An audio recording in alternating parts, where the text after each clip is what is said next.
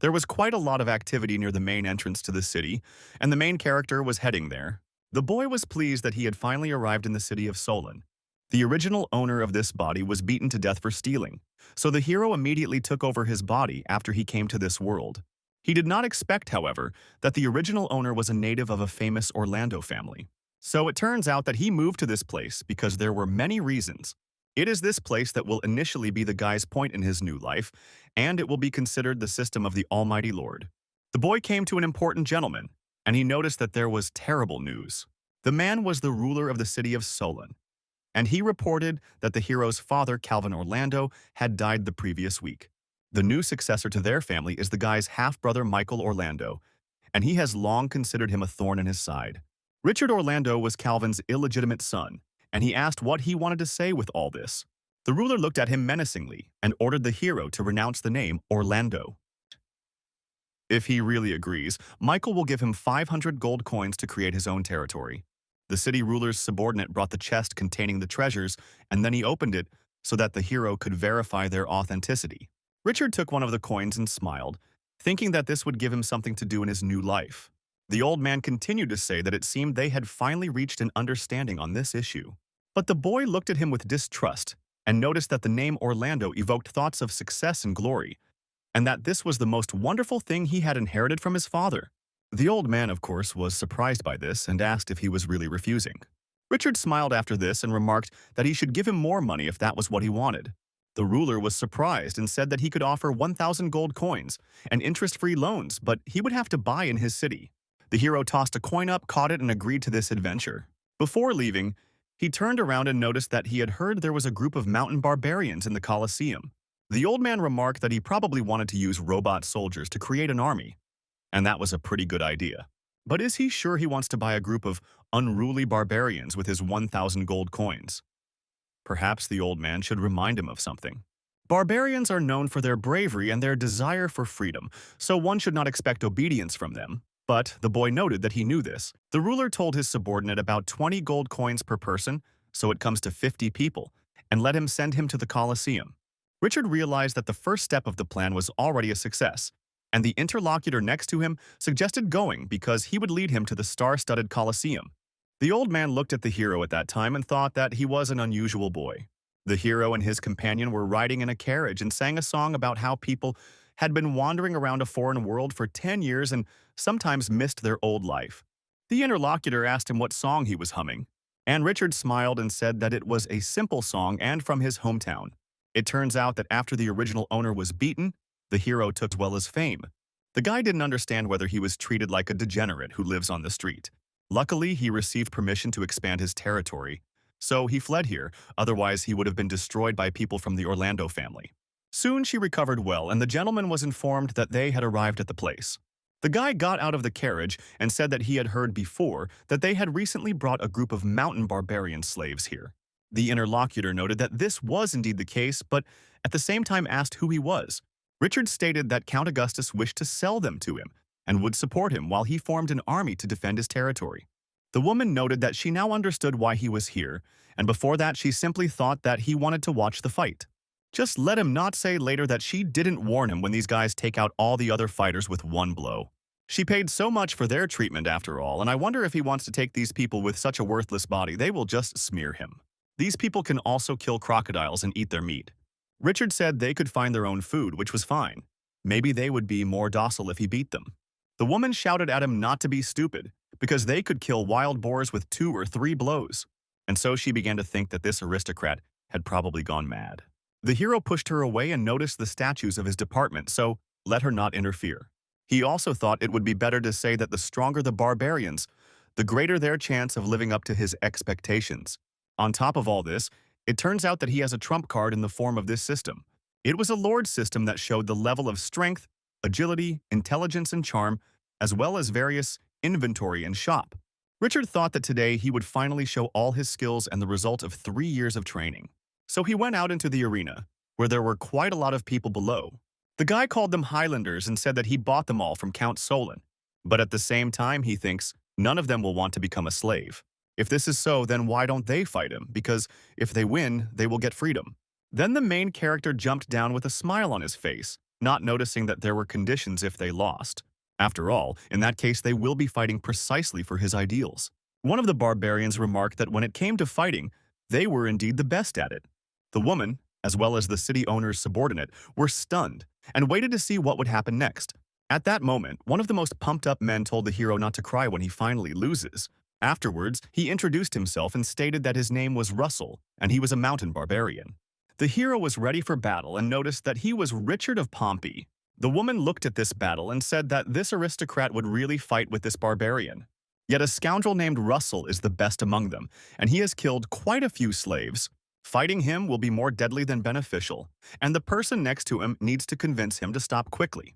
The interlocutor stated that his only task was to carry out the Earl's orders and bring this guy here, so he had no right to control Sir Richard's offspring. The woman was surprised because she understood that she had worked here for more than a lifetime to find herself in such a situation. If this aristocrat who is below dies, then her arena will be cursed. The barbarians began to laugh and said that this boy had indeed chosen Russell, and with a little effort, that man would kill him.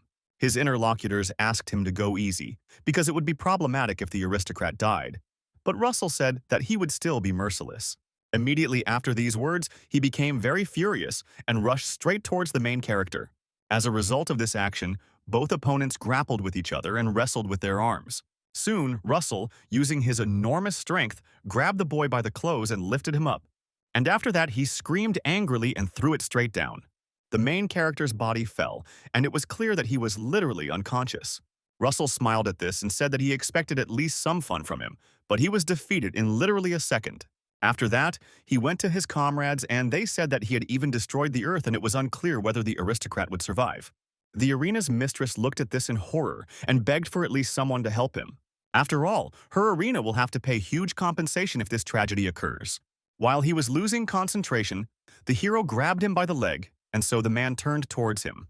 He was very surprised when he saw the hero and asked what was going on. The owner finished.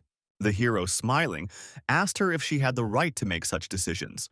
But the interlocutor noted that she simply needs to defeat him, and then, when he loses, they will be free. So she asked if he would really keep his promises, to which the hero stated that he was a man of his word. And the opponent shouted that it was time the hero managed to dodge. The crowd rejoiced after this, but the owner of the arena was worried about her. The count's subordinate thought that this barbarian chief was unexpectedly quite strong, so it probably wouldn't end well. At the same time, Gunther lifted a huge boulder, and her subordinates shouted for her to kill it, because no person should stand in the way of the boss. After this, the opponent shouted that it would be a stone strike, and immediately threw it towards the hero. Richard only noticed at the last moment that the stone was flying at him and tried to dodge. A column of smoke rose from the place where the boulder landed and nothing could be seen. So the owner of the arena ran down and screamed that everything was bad, because this was the end. Gunther said that the girl killed him, and now it is unclear what she will do with her arena. The rest of the barbarians were truly jubilant and shouted that their boss was simply wonderful because she had given them all freedom. Russell, who was also there, noted that his abilities were not sufficient and therefore he was disappointed. At this time, the stone under Gunther's feet began to rise up, and the heroes there declared that she had enormous speed as well as remarkable strength. So it turns out that this is actually good material for him. The barbarians were stunned by what they saw and wondered how he had not died yet, since he was still standing on his feet. Gunther was also very surprised, but after a moment she smiled and said that she was interested, so they should continue their fight. The protagonist smiled and noted that being the barbarian's boss by brute force was still not enough, and she would not be able to defeat him in this way. The girl rushed to the attack and asked what he was saying, and at that moment she chained his neck with chains. After that, she threw his body on the ground and apologized, stating that he had lost after all. Richard was conscious, and stated that it turned out that she had used the stone as a distraction after all. He then broke the chain that held his neck and, smiling, declared that she was amazing. The barbarians were again stunned by such actions, and Russell stated that he did not understand how this was possible. These iron chains were forged by the finest anomalous craftsmen and were used to bind beasts. Gunther was also amazed and thought that the chains had kept her in a desperate situation for quite a number of years, and this man had just broken them with his bare hands. The heroes at that moment continued to say that this girl was really fast and strong and used a certain strategy, so she was perfect for the role of a subordinate.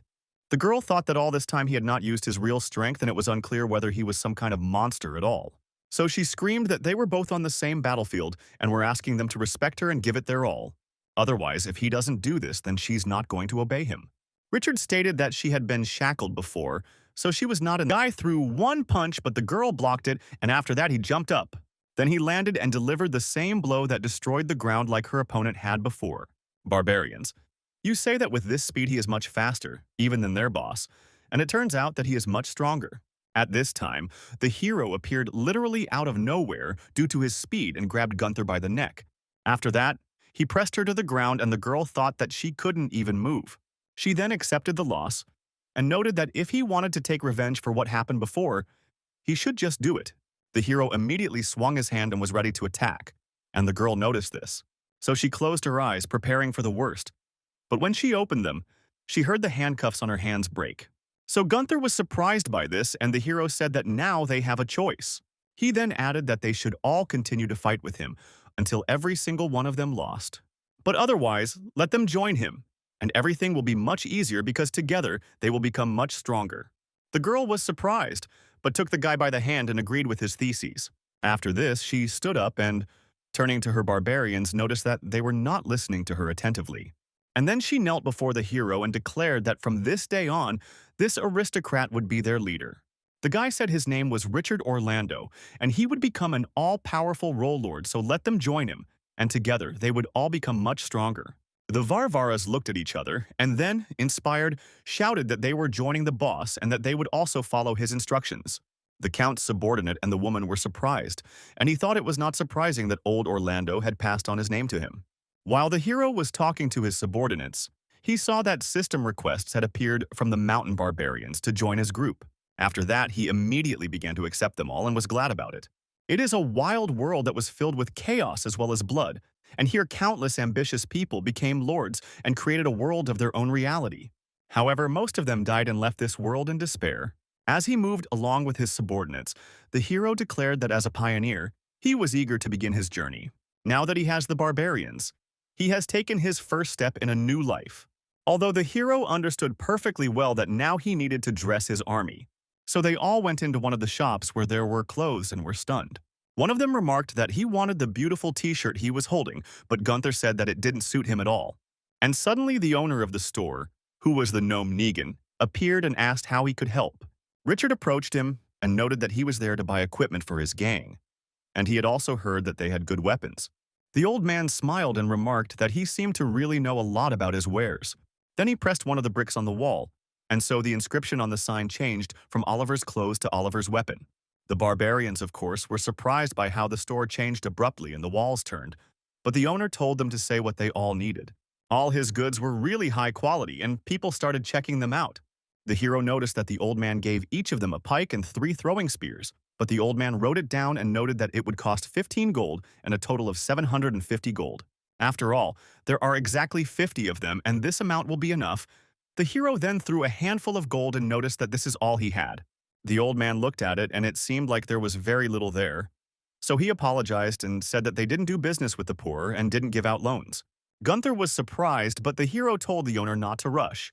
After this, he took out a sword and asked what would happen if he added this weapon to the deal.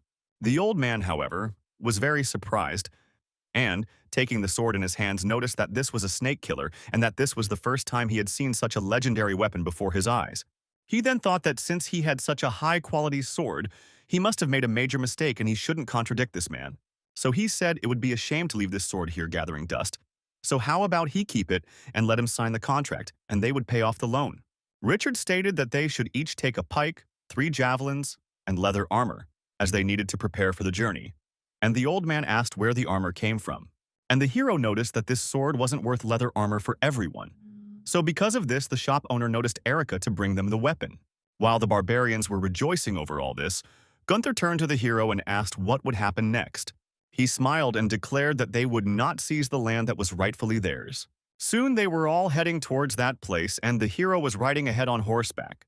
Already at that moment, someone was watching them through a telescope and saying that it had been a long time since pioneers or caravans had passed through here. It was the Goblin chieftain named Luke, and he noticed that this time their victim had a lot of things, as well as materials. The leader of the jackals, who was nearby, shouted that they should not give him at least half of the weapons.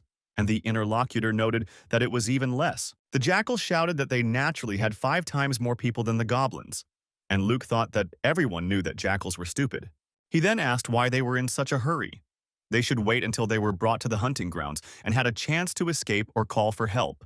And the chief of the jackals declared that the main thing was that he and his brothers had a good battle, and that the rest did not bother him. Since they were at the top, and the hero's caravan was walking at the foot, Gunther heard their laughter. That's why she told the boss that they were being tailed and that it looked like a gang of bandits, but the hero smiled and said that he knew all about it. Then the interlocutor asked the boss if he really had this plan from the very beginning. Richard shouted to the others to stop and surround the wagon, and also to bring in the animals and put things inside that were not needed and prepare for an attack. Then he turned to several people and told them to come to him because he needed to tell them something. Taking out a small bag, Richard announced that they should distribute it to everyone and tell them to swallow one for each. Gunther took out one of the things from this bag and looked at it in surprise, and the hero noticed it. So he also took one of them and opened his mouth and said, "In the state of the pill from the east, it does not make people stronger, and let them hurry up and prepare for battle." One of his subordinates was surprised and asked if such things seriously existed, but Richard said why would he lie at all? At the same time, he thought that, of course, he had lied to them because these were just dumplings, but he would use his system. And then, he began to use them to strengthen his army before battle. Soon a menu with all the fighters' stats appeared in front of the guy, and it was a guide to upgrading the mountain barbarian soldier. Most of the thieves he has are defined by the system as soldiers, and only Gunther is defined as a hero. Richard was well aware that barbarians would gain experience after battles and be improved by the system. All this happens because the system is too powerful, and in a short period of time the overall power will increase, and they will feel that something is wrong. It was precisely because of this situation that the hero used dumplings as a deception. Therefore, he continued to tell his subordinates that they would feel the power of the magic pill. The Goblin chieftain declared that they had stopped, and the Jackal chieftain remarked that these idiots would now die. The interlocutor hit him in the chest and asked if that really made him so happy. But the Jackal did not understand whether they were really scared and thought that the group had stopped. But Luke smiled evilly and noted that it was simply because they were scared of their power and decided to just give up. But despite this, they were told not to care and were told to move forward and not to take prisoners. The hero heard this and declared that they were advancing, so his subordinates should prepare for battle.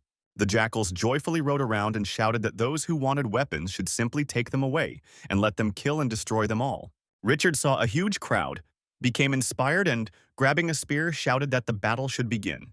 And so the guy with great force launched a spear, which flew towards the attackers. This spear flew through the entire crowd and was heading straight towards one of the leaders. The Goblin chieftain deflected the spear with his hand, and the spear struck towards one of his subordinates. He noted that it was quite powerful, but not threatening enough for him. Then he shouted that they were several times stronger than them, so they had no choice but to die and needed to go on the attack. Small as well as huge goblins and wolves were heading to fight the people there. Some barbarians were even a little scared and said that they were attacking, no matter how powerful they were, but they would not defeat such a huge army. The jackals also rushed into battle with great speed, ready to fight to the death. Soon a very strong fight began between people, as well as various creatures. In some one-on-one fights, people waited, and in others, animals won. A huge number of goblins as well as jackals suppressed the forces of the barbarians. So soon people started shouting that they were surrounded, and it was pretty bad. The few people who fought to the last were killed by the overwhelming number of jackals, as well as a huge goblin. Gunther saw this horrific picture and so turned to the boss, asking what they should do. The hero asked her to give him another spear directly, but the girl noted that the boss would not finish them off like that, because there were too many of them. But the guy took a spear in his hands and noticed that there was absolutely no need to kill them all. First of all, they just need to find the right target and attack it. Richard looked at his huge crowd of creatures and then began to accelerate. Because he slashed so hard across the roof of the carriage, a fire appeared at the tip of the spear. Gunther was surprised and asked what kind of fire was on the tip. But the hero did not answer because he was focused on his target, who was in the crowd. So, swinging his hand quite forcefully, he directed this spear straight towards his target. After this, the head of one of the trolls flew into pieces. The creatures that were there with the gap fell into panic and did not understand how this could have happened.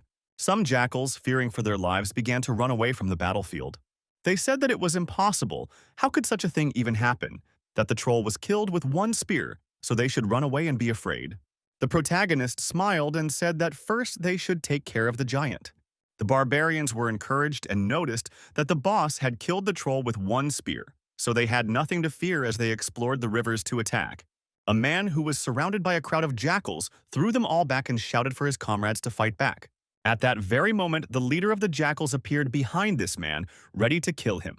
Of course, the barbarian felt his presence and looked at him. He thought that perhaps it was jackals, but he had no time to defend himself. And when the death of this man was already inevitable, a spear flew into the leader's chest. The man who released it turned out to be the protagonist, and he defeated the creature.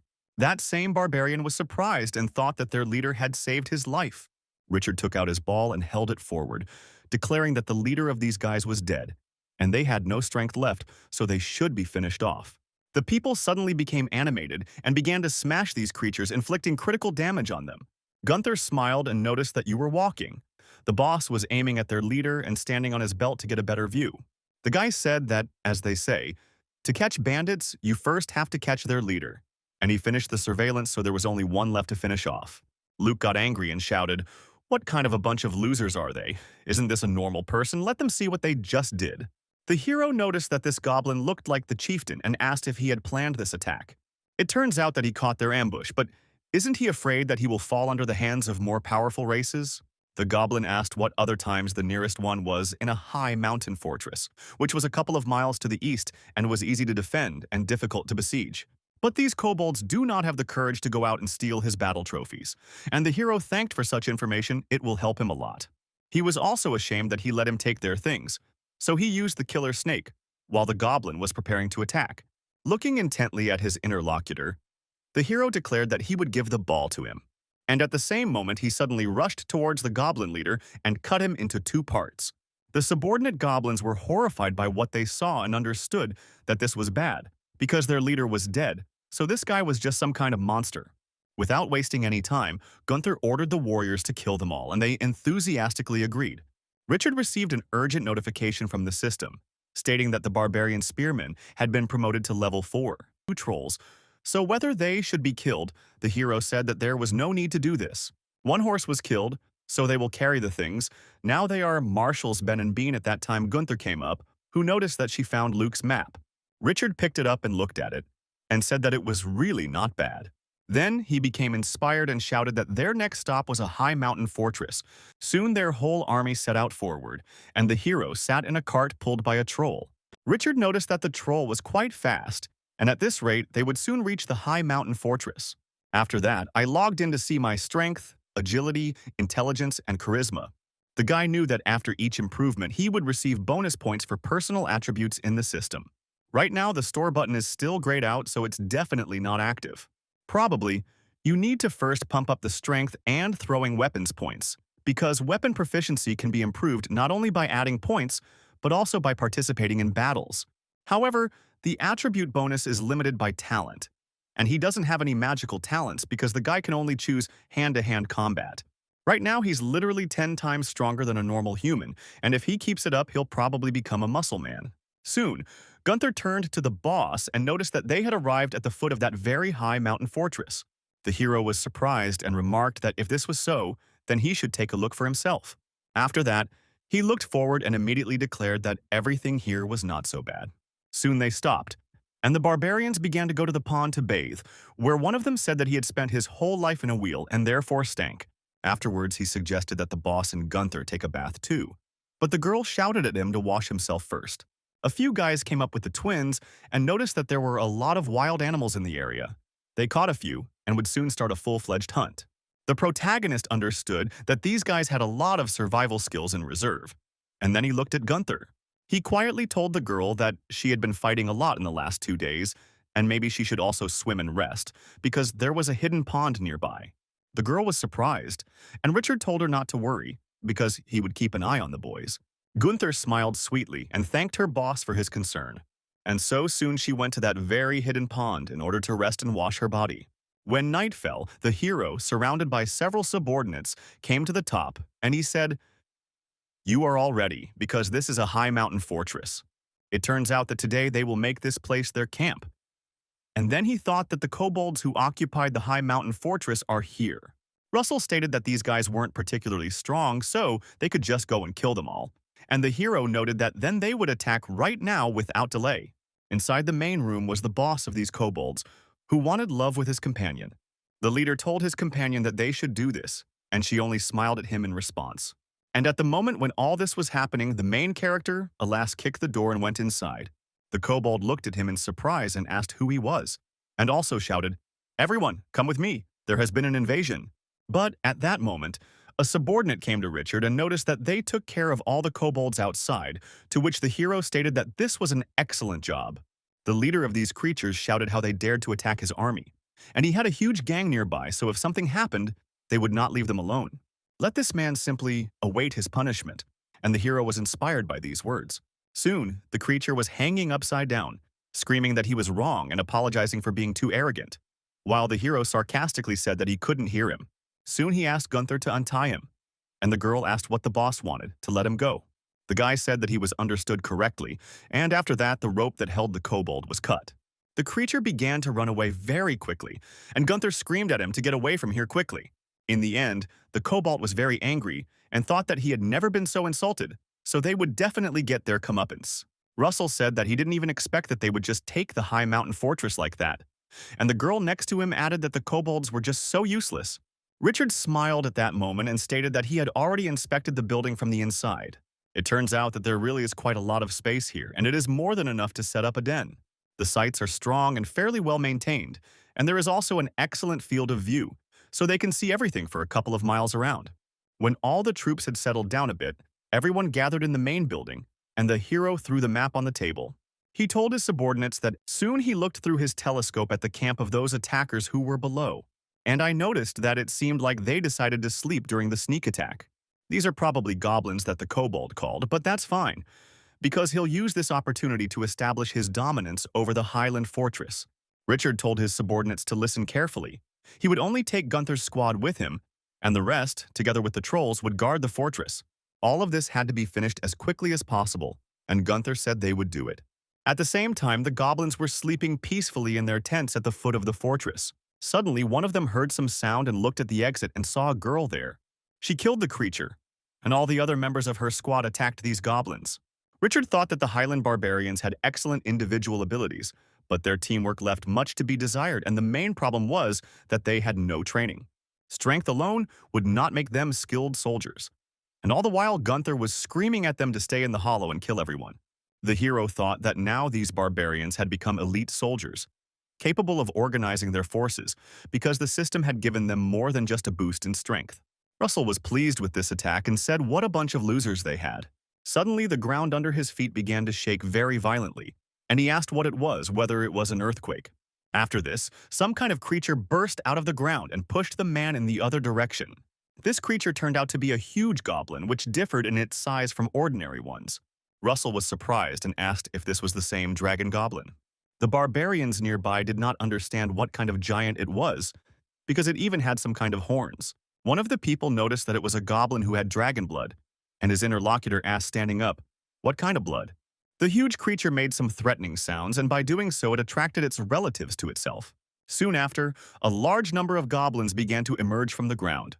The barbarians noticed this and said that they were cutting out of the ground, but it is unclear why so many of them appeared. Gunther told the boss to be careful, because they weren't that easy to deal with. That same goblin with the dragon's blood shouted for his huge beast to come out. After this, the earth opened up and some huge creature appeared from there, on which this big goblin was now sitting. The barbarians were stunned and said that this monster was simply enormous. The goblin chieftain said that he was not a stupid loser and let the dragon's blood punish them all. Gunther didn't want to listen to all this, so she shouted that he should shut his mouth and threw a spear at him.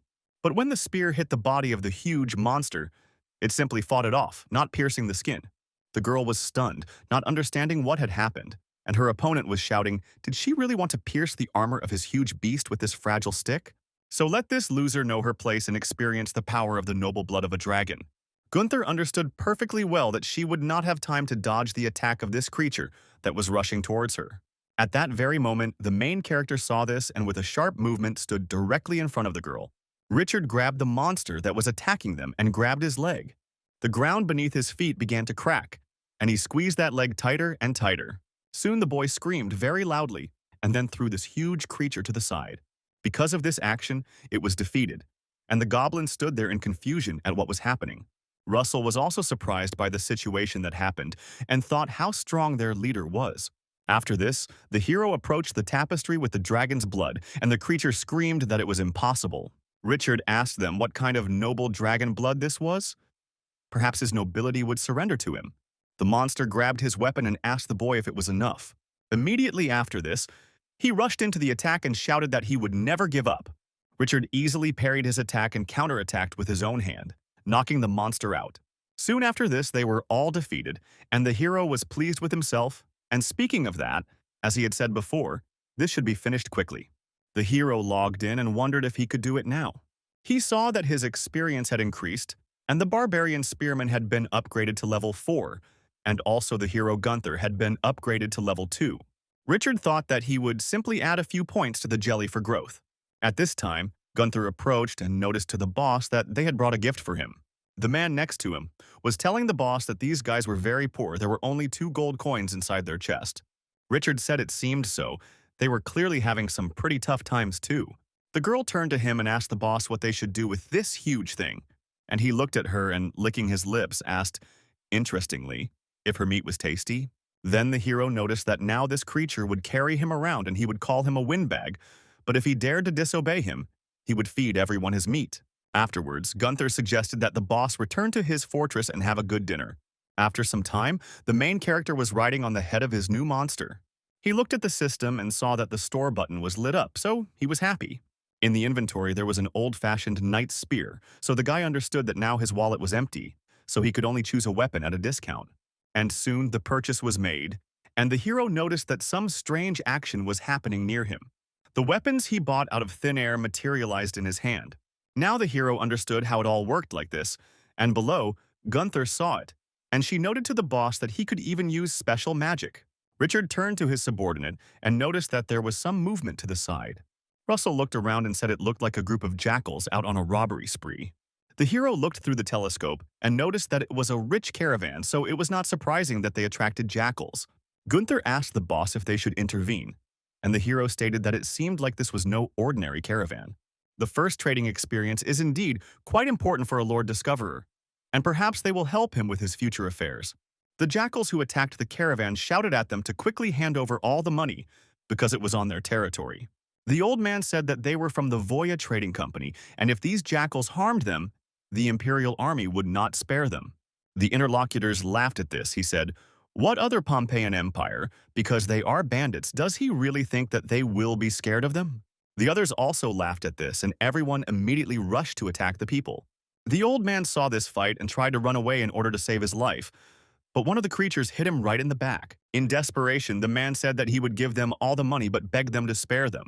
But the jackal told him that it was too late to ask for mercy because no one could save him. Literally immediately after these words, the body of this jackal was pierced by a pike.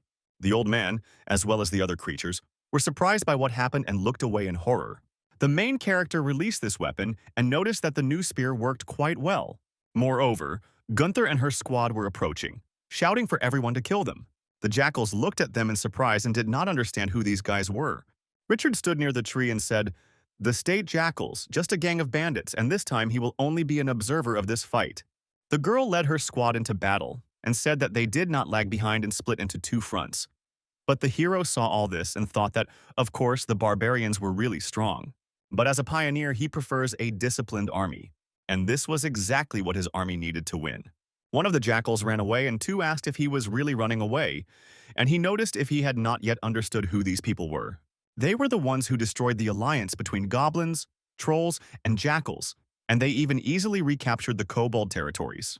It was this man who appeared rather unexpectedly, already the legendary noble lord of the wildlands, and at this moment they looked at the protagonist.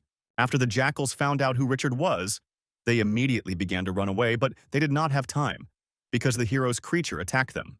The guy saw how his pet literally dealt with these victims with ease and realized that this time his army could finish off the jackal without his intervention. So now, they are not the confused and scattered bunch they were before. Soon the slaughter was coming to an end, and Russell remarked to the boss that he had killed the last jackal. After this, Important members of the crew who were in this caravan approached the hero. There was also a priest who thanked the warrior for his help and noted that he would sing his praises. The hero smiled and said that if they wanted to pay him, they would simply give him money. Suddenly, a girl appeared, got out of the carriage, and noticed, as expected from a greedy aristocrat. In the end, he really is quite an interesting person. The girl got out of the carriage and noticed that she was a warrior merchant, and her name was Annie. Then she turned to the subordinate route and asked if he was okay, to which he replied that everything was okay with him. Soon they bowed together before Richard and thanked their squad for their self-sacrifice, salvation, and the hero declared that his soldiers were brave. So these jackals didn't hold a candle to him, but at that moment Russell wondered why he never praised them under normal circumstances. Then she said that she would like to ask them for help, and the hero asked what kind of help they were talking about. The interlocutor stated that as he could see, they had suffered great losses and many people had been wounded or killed, so that they could not complete the deal with the remaining caravans. That's why she hopes that they will be able to stay with them at least for a little while. Richard noted that living on his estate costs a lot of money, and in his homeland it is called a 5-star hotel. Annie said they wanted to use money and guns as payment, so she asked Robin to bring that thing, and he agreed. The girl saw some kind of ball in her hand, and the guy asked what it was, but she said that he looked at it carefully. Then she commanded this ball to increase in size, and it went straight to the top, and soon it swelled to a large size. She stated that it was a communications crystal, and she was using it to send messages to their trading house for help. Richard asked when reinforcements would arrive. The interlocutor sadly stated that they needed at least 3 days, and this place was too far from the city of Corin. Richard smiled and made up his mind that this was an unusual caravan, so his business would start and he would be able to make a lot of money after all. Therefore, he agreed to the offer and remarked that they should come with us. He is Richard of the Highland Fortress and will never refuse friendly guests. Annie then asked them to take good care of them, and soon everyone was on their way. After some time, they arrived at a high mountain fortress and settled there. Annie helped her subordinates and asked him to give them this potion, to which he immediately agreed. The main character watched carefully what was happening and wondered if this was the legendary healing potion. The description said that it was unavailable due to its low level and that it required a high-level Maya to create, and it also cost 50,000 dinars per bottle. At night, Annie asked his subordinate if he had checked all the victims. The man stated that they had no problems with finances or things, but half of their group was either injured or dead. After this, the girl sadly noted how they, poor people, were treating her. But the interlocutor added that fortunately Richard saved them, otherwise the consequences would have been simply colossal. The lady asked what she really thought about Richard. The man stated that he was, in fact, indeed, a great lord. Indeed, at the moment when the jackals attacked them, they were already in a desperate situation. The man did not know what they should do and was already prepared to die from these creatures. But suddenly the knight soldiers appeared and immediately turned the situation upside down. This man's soldiers were indeed quite strong, as they were defeated very quickly. The man is afraid that their troops are not standing next to them, and the girl said that they survived only thanks to them. At this time, the main character thought that the caravan soldiers were well equipped, and perhaps it looked more impressive. And next to him at that time, his soldiers were fighting for the hatchet and saying that this weapon would go to them. Richard looked at them and thought that this time he not only got the caravan armor and didn't pay a penny, and on top of that, he also has Fred's battle axe as a reward from the system. His soldiers have also grown as a result of these battles, and so the guy is quite happy. After some time, Gunther turned to her boss and noticed that something had happened. He looked at her and asked what the panic was about. Let her tell what happened. The girl said that she had just seen a large group of armed half-people, half-horses heading towards them. The hero was surprised and therefore asked if it was true that these fat people were half-horses. Quite a large number of these creatures actually belonged to them, and they were led by one girl. These people were representatives of the Storm Clan and were led by a girl named Lily. A few moments after they all reached the place, a huge number of spears and arrows flew from there. Most of these weapons landed right on the approaches to them, without hitting anyone. The girl was surprised by this attack and noticed how powerful the throw was. But all this did not bother her, so she ordered her men to continue advancing forward. The protagonist then asked if they were continuing to ignore his warnings. That is why soon he and his men again launched a series of copies in their direction. Richard aimed his spear straight at their leader in order to strike him down outright. Of course, the girl easily blocked the spear, which was flying from a great distance.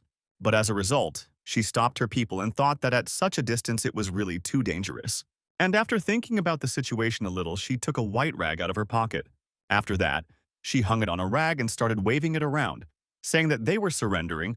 Gunther saw this and told the boss that this was a pretty smart centaur. It turns out that they seemed to have given up, and the hero declared that he would not meet them then.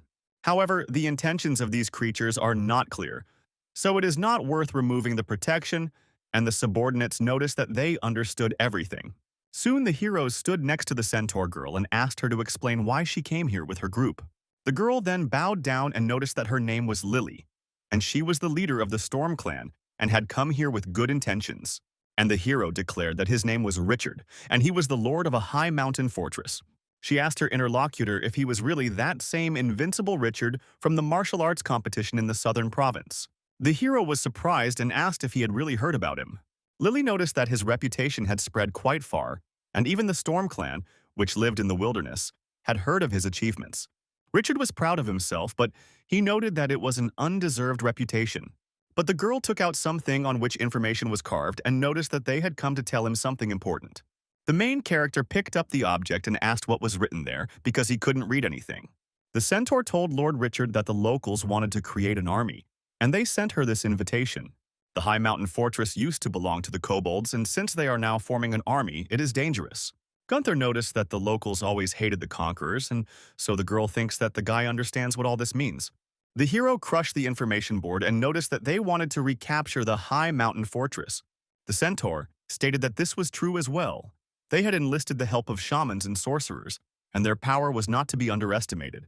The main character asked in surprise, but then what? Otherwise they are from him. Lily, in turn, bowed and noted that since he would face great difficulties, their clan was offering its help. But Richard continued, wondering why they weren't helping him specifically and not those other people. And the interlocutor stated that the Storm clan once belonged to the Orc Kingdom, and they never joined the locals and will not become bandits either. Before this, it turned out that they lived a simple, calm, and peaceful life. Indeed, their people had good manners and a wonderful culture of poetry and chronicles. Now they want to count on a powerful lord to bring back the glory days of their clan. The protagonist looked at the information about them and thought, the old system receives their requests, then this means that they really want to join him. Then he looked at the information about the hero Lily and realized that these centaurs could fight from a distance. Soon their offer was accepted, and they all entered the main building where the hero said, "You all met. This is the leader of the Storm clan, and her name is Lily." To be honest, she brought some pretty bad news to them. Annie and everyone present were surprised and asked what the bad news was. The hero sat down on a chair and declared that soon enough the kobolds, as well as the jackals, would declare war on them again.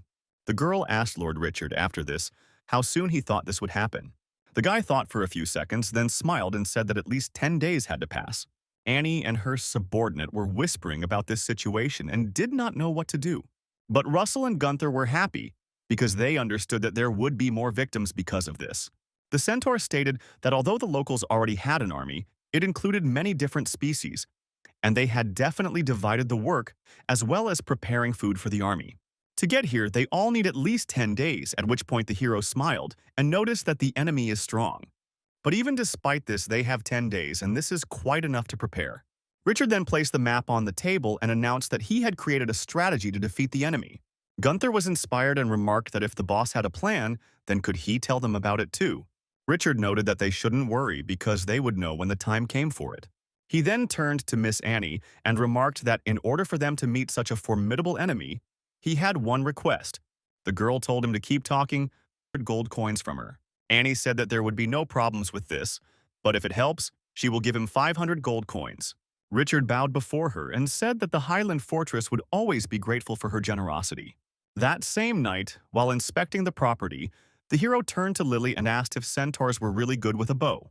The interlocutor stated that he understood correctly because the Storm clan literally had the best archers, and the hero at that time was looking at his system of bows and arrows.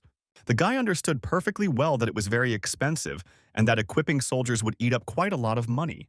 He soon acquired a weapon and a purple bow, and a pointed arrow with a white feather materialized in his hands, so he told his interlocutor to try it. The girl was surprised and asked if the Lord really used magic, but the hero said that it was just a little trick that he could pull off, after which Lily took the bow and arrows to herself. Then he closed his eyes.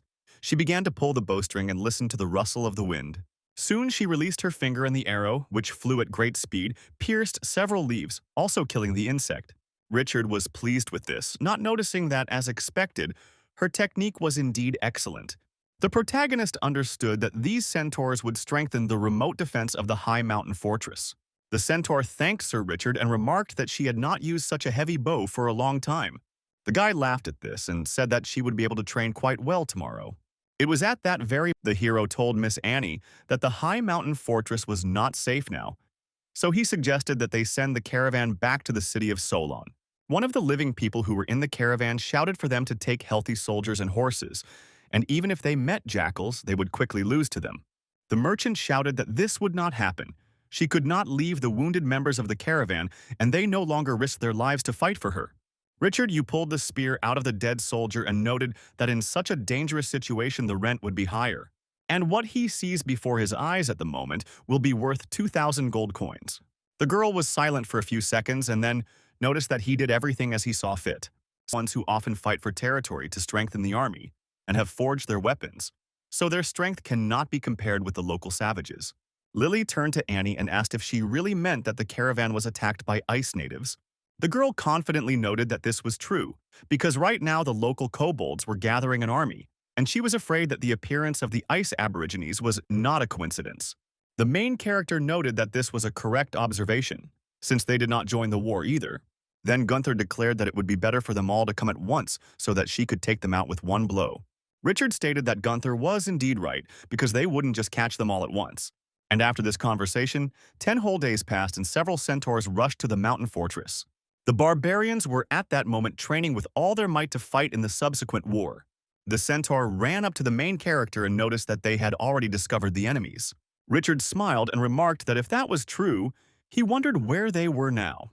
And the interlocutors stated that they had settled at the foot of the mountain about 50 miles from here. Besides, it looks like they are going to attack their camp tomorrow. The main character smiled and said that they had not been waiting for this for so long, and that time had finally come. Soon, several thieves began to inform the others that it was time to fight. Richard grabbed his weapon and shouted to the army to get ready, for it was time for a fight. They should all gather and cut off the heads of the attackers and then drink from them. The warriors gathered and became inspired, preparing for battle, and they also had the weapons that the hero had bought. Richard, in turn, also prepared for battle and put on his armor. When he was already in full gear, he looked at himself and thought that this armor was really very heavy. Annie approached Lord Richard and asked him what the plan was and how he wanted to proceed. The hero noted that first he would not shoot all the arrows, and then let them attack, and if they killed 100 people, the rest would fall by themselves. The interlocutor's subordinate asked if this was really the plan he was talking about, and the interlocutor herself noted that there were at least 600 soldiers on their side, so she is afraid of it 6 times more than the people in their fort. But the hero stated that everything is fine, and they should not worry. There were countless people in the opponent's army who plunged into the valley altogether. The chief of the jackals asked if these were all soldiers, since they were asking for death if that was the case, and then he turned to the dog-headed leader.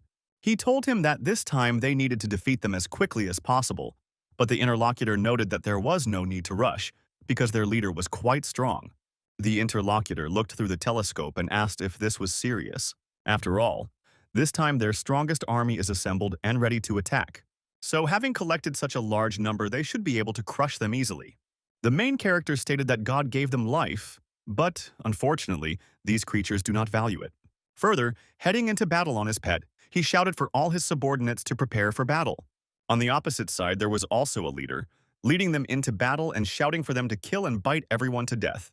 The head of the Centaur clan, armed with a bow, started fire. She ordered her subordinates to shoot, and after that a hail of arrows flew towards the opponents. Some arrows hit the shields of the defending individuals, while others killed defenseless creatures. 2 huge military forces were heading towards each other, and they were shouting that they should kill one and the other. The goblins, who were armed with spears, also shouted in response that they would shoot and through them. But a large amount of this weapon crashed into the head of the creature on which Richard was moving. Gunther, as well as Russell, also fought fiercely, killing the creatures in front of them. During this battle, after some time, the ground opened up and a goblin with dragon blood began to crawl out from there. The main character noticed this and immediately ordered his pet to show how good he was. The creature obeyed his order and immediately after that jumped up and then rushed down, crushing a large number of opponents. Richard did not sit on the sidelines and attacked the goblin with dragon blood, and he easily killed him with his weapon. Russell also joined in, using his axe to land a critical hit. The final cut to this creature was still made by Gunther, who killed it into pieces. Richard, continuing to move on his pet, shouted for them to kill everyone and leave no one alive. A few moments later, several goblins with hammers jumped up to him and greeted him. The hero realized that he had to defend himself, and so he spread his weapons like nunchucks. Soon he tried to parry a blow from one of the goblins who was attacking him. But that blow was so strong that it knocked him off the creature. After Richard landed on the ground, he thought that these guys were really quite strong. Several of the same representatives continued to follow him and jumped down from the monster. Richard was prepared for their attack, so he moved to counterattack and hit several back. Swinging his weapon, he killed the creatures in front of him. Gunther, as well as Russell, looked at this and said that Lord Richard was too strong because he was almost like the devil incarnate. The leader of the Jackals looked at this whole massacre through a telescope and said that it was terrible because he did not understand how this could happen. He then shouted to the sorcerer to use his spell, and the kobold standing nearby confirmed this and asked for help. The sorcerer they had turned to began to cast his spells at that time. There were several subordinates next to him, and he was calling upon some magical powers to come to him. Soon after, a magical fireball shot up from the fire ahead. The jackal and the kobold, who saw this, were joyful and said that now their opponents would definitely die. A few seconds later, the hero turned his attention to the sky and saw a magical fireball. He asked if this fireball was really the magic of a shaman, and that same shaman was the one who controlled it. Soon this ball changed its shape and looked like some kind of dragon that was heading towards the wars. They asked if it was really flying towards them, and the hero shouted with "You." They were careful with this weapon. A moment after these words, the fireball hit the ground and the impact was quite strong. Due to the enormous heat, Richard's weapon broke into pieces, and he wondered if this magician was really that strong. The guy understood perfectly well that this shaman's spell was really very strong, and he got hurt the first time. Still, we need to find some way to fight her. Looking at this sorcerer, the hero decided that it seemed like she was controlling the fire with a cane. Soon, the leader of the Centaur ran up to Richard and asked the master if he was okay. The hero turned his attention to me, and then noticed that Lily had indeed arrived on time. Pointing his hand to the side, the guy asked if she could shoot the shaman at such a distance, and the girl noted that she would do it without any problems. She then ordered her subordinates to listen to her command carefully and soon ordered them to fire there. Moreover, she asked them not to stop under any circumstances and to continue shooting. The leader of the Jackals saw this attack and remarked that it was a rain of arrows, so the shaman should be protected. Several goblins then grabbed their shields and approached the shaman, protecting him with their bodies. The main characters used their spear and threw it in that direction, noting that they should simply take advantage of the opportunity and organize a surprise attack. The jackal was distracted and told his subordinates to protect the shaman, and then everything would be fine. While he was saying that they could turn their defeat into something else for him, the spear flew away. Of course, by the time he saw the spear flying towards him, it was already too late, and so it pierced his chest. The jackal did not understand how this happened, and therefore he, as well as several of his subordinates, were struck down on the spot. Moreover, the jackal hit the shaman with its falling body and his cane broke. The goblins and jackals who were on the battlefield said that the fireball in the sky had shattered. Because of this magical weapon went out of control and began to attack its own allies, falling down. There was great confusion on the battlefield, and the warriors ran in different directions trying to hide from the fire from above. Richard was very pleased with what was happening there and noticed that this was friendly fire. The kobold saw that the general was defeated and was therefore stunned. Then, in desperation, he turned to the shaman and asked what they should do. After that, he went to some bowl and began to use his papers with it again, but now it was already dark. The main character, looking around the battlefield, noticed that they should clean up after themselves. Suddenly, something from the side caught his attention, and he looked there. And there he saw that with the help of magic, dead creatures were rising. Because of this, the guy was discouraged and asked if this was really blood magic in front of him. Indeed, this was the case, as the creatures that had recently been defeated began to rise and charge. Richard realized that a fight was inevitable, so he immediately rushed to attack with his sword. Having attacked one of these creatures, he cut it and inflicted quite a lot of damage. Soon after this attack, the creature flew into small pieces on the sides. But the opponents did not end there, and then a fierce goblin attacked the hero. But Richard did not despair and continued to fight these creatures, cutting them into pieces. after his rather aggressive as well as sharp, and so only parts of the bodies of these creatures flew across the battlefield. Gunther also fought desperately with the creatures and killed them one by one. After a short period of time, the heroes jumped onto the slope where the opponent's leaders were standing and declared that he had finally caught these guys. The kobold and the shaman were stunned, and he declared that it was all over. In despair, they began to run away together, and the hero asked if they really just wanted to leave here. Immediately after that, he threw his helmet towards them and hit them both. The sorcerer who was on the creature's back immediately fell to the ground. He said that he was in pain, and the hero angrily approached and declared that he had finally caught him. This sorcerer turned out to be a girl in the end, and the hero smiled and said that he didn't think that she would turn out to be a witch. The main character, along with two enemy leaders, approached Gunther and asked what was wrong with Arnold. The girl told the boss that he had a very serious wound and that the man needed a doctor. The guy threw the witch to the ground and noticed that she had killed many people, and he told her to save them. The interlocutor stated that she was forced and asked not to call her because her name is Jessie. Richard asked if she was arguing with him. Maybe she didn't believe him, but he would make her suffer in every possible way, and the girl noted that she didn't need it because she would do it. After that, she sat down next to the wounded warrior and began to use her magic. Soon he opened his eyes in surprise and began to rise on his own. Those present looked at the wound in surprise and realized that it had been removed, and this was amazing. After the treatment, Jessie sat down on the ground and sadly noted that she was tired. But the barbarians looked at the man who had been wounded before and said that he was completely healthy and the wounds were gone. Richard thought that this girl was not only strong in destruction, but could also heal people, so she could be useful to them in the Highland fort. Gunther asked the boss what they would do about the jackals and goblins, and he stated that they would bring people to clean up the battlefield.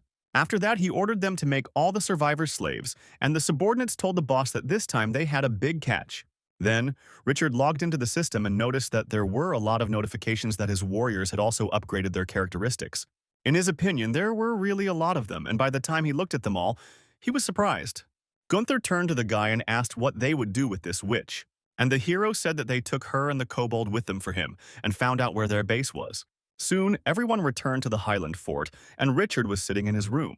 He manipulated the system and stated that he divided Lily's upgrade points between strength and speed. Further pumping up her attributes, I noticed that I would probably do it this way and improve her. After this, the leader of the centaurs came in to him and remarked to Lord Richard that they had been unable to learn anything from the magician. Richard asked if she had tried to torture her, and the girl noted that they had tried all kinds of threats and torture, but she had said nothing. Then the hero burst out and added that catching a phoenix is not as easy as catching a chicken, so he will show you how it should be done. Jessie screamed like a barbarian that they were just bastards, and if they hit her, she would turn them all into insects.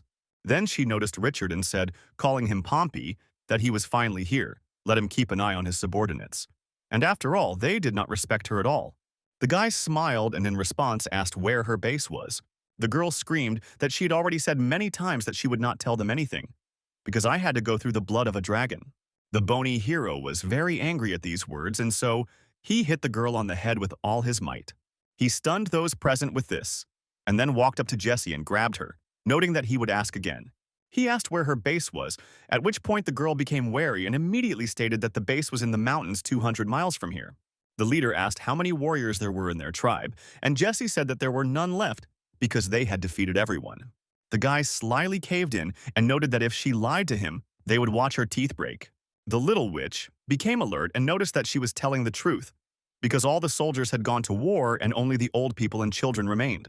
After this, Richard asked her to tell him how many spells she knew, and the girl, with tears in her eyes, stated that there were many different shamans in the wild.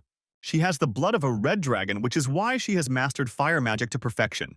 Also, for example, the Minotaur shaman can control the element of earth, create avalanches, and destroy the earth. And various shaman trolls who control trees and plants kill all living things. The hero stated that it seemed that the wild environment was much more dangerous than he had previously thought. After that, he told Lily that they should go to Gunther and make a plan to attack the enemy base. One of the subordinates approached the boss and asked what they should do with these prisoners. Richard said that they were useless anyway, so let them bury them behind the mountain. Jessie was stunned and remarked to her lord that she was still useful, because she could definitely be useful to him. The interlocutor stated that if this was so, then how could she help him? The girl became embarrassed and then said that when she came to the high mountain fortress, she saw two huge monsters.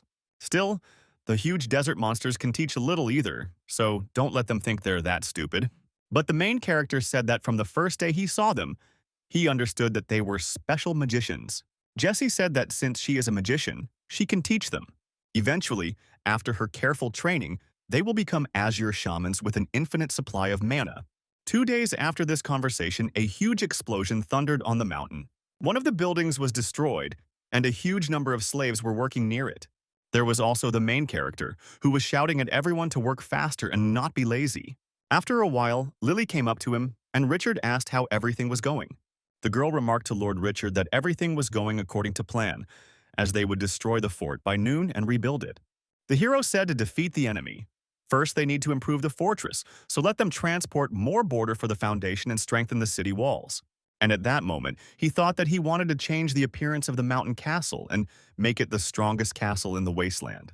Then he told his interlocutor that he needed to discuss something with her because the shaman said that their headquarters were in the mountains 200 miles from here, and he wanted to go with you. The girl checked this. The centaur asked Lord Richard if he really wanted to destroy the remnants of the enemy. The guy said that this was not true, because she would do it, and the people there were weak and old, but they needed to be careful. So he told Lily and the rest of the people that they would now be faster than ever. The interlocutor told the staff that it was true, but for some reason she suddenly felt the wind under her feet, as if she were flying, and they were moving out right now. Richard noticed that you didn't remember that if something went wrong, they were to come back immediately. The subordinates then left, and he thought it was time to see the results of the shaman's training. Somewhere around this time, in the forest near the fortress, several trolls were training under the guidance of a shaman. Jessie sat on the sidelines and said that trolls really are that stupid. Suddenly she heard some sound and looked there, and there was the hero approaching, who noticed that she had already been training them for 2 days. But he doesn't understand whether there is still no progress, because the trolls are somehow strange. Jessie indignantly stated that he did not call her by her name. After all, her name is Jessie.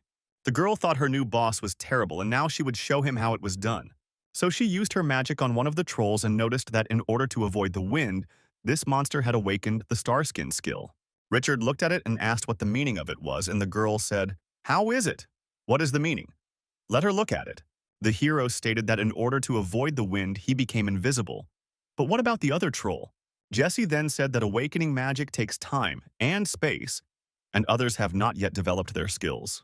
And then the guy said that the invisibility technique is not very strong, but it still increases their magical power. Suddenly, Miss Annie approached them and asked the Lord what they were doing. Richard noticed her and remarked to Miss that they were training trolls. But why did she come back so early?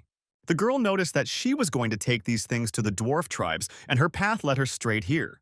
The hero approached her goods and looked in, seeing that there was coal there again. He then turned to Annie and remarked that he had always wanted to ask her ever since they first met why she needed so much coal. The girl said that they would exchange coal for gold coins and peat, and then the guy asked in surprise what the gnomes would do with this coal. And the interlocutor quite confidently stated that they would smelt iron because of it. Richard asked how much iron she needed with that much coal. Annie noted to the Lord that there were gnomes 150 miles to the west, and that last year they had found mineral veins in the clear lake of Kamo. It was they who contacted them and asked them to deliver coal, the more the better. An eagle flew to the guy and landed on his hand. And then the interlocutor asked if this was really a letter, but what was in it? Richard claimed that this was a warning from Lord Caravan, and he asked the nobles to return to the city and say that a great wave was coming. Soon several centaurs returned, led by Lily, and approached Lord Richard. The hero paid attention to them and noticed that the country returned from the mission quite quickly. Suddenly he saw a wound on the girl's body and noticed that she was wounded, but did they really meet enemies there? The centaur stated that there was no danger in the tribes of the shaman or jackals. But it turns out that on the way back they found a whole mountain of dwarf corpses. The entire place they saw was littered with corpses, and they didn't even know who these creatures were fighting. But that was until the very moment she saw it in person. The hero interrupted her and asked if they were really talking about a bear man. His interlocutor was surprised and noted that this was true. But how did he know? Richard noted that what she was talking about was written in a warning from the crown, because a huge wave of bear tribe was moving here, and the aristocrats could suffer. Annie asked what they should do. Did they really want to go back to the city with her? and the guy noticed as if he was running away from danger and told Lily to rest. She, of course, agreed to this, but the traitor continued to ask what he was going to do now. The hero said that he didn't think they would make a deal, but why not give the coal to him? The girl didn't understand what was going on at the time, and the guy took her to Richard's armory. The girl noticed what was happening ahead and asked the Lord if he was creating his own weapon. He stated that everything was correct, because a mountain castle should have enough weapons to fight its enemies. Soon the hero approached Gunther and asked if his weapon was ready. The girl told the boss that it was done the way he had wanted it. There was some kind of weapon under the cover, and the guy grabbed the cover and told Annie to look at his handsome man. The girls were stunned when they saw a gun in front of them, and the guy said that this weapon was only available in his homeland. After some time, the main character and his subordinates arrived at the battlefield where crows were gnawing on corpses. The hero asked the centaur if she had seen the bearmen here, and she said that everything was correct. Annie looked at the tracks and noticed that they were indeed huge and frightening. But Lily continued to say that there were quite a large number of these creatures. The moment they met them, some of them ran away in despair just to survive. Richard thought at that moment that, fortunately, he had shouted to the centaur and thereby increased their speed. If he hadn't done this, they would have been as unlucky as these gnomes lying here. He then told his subordinates to see if there was anything useful left in their camp, and Gunther agreed.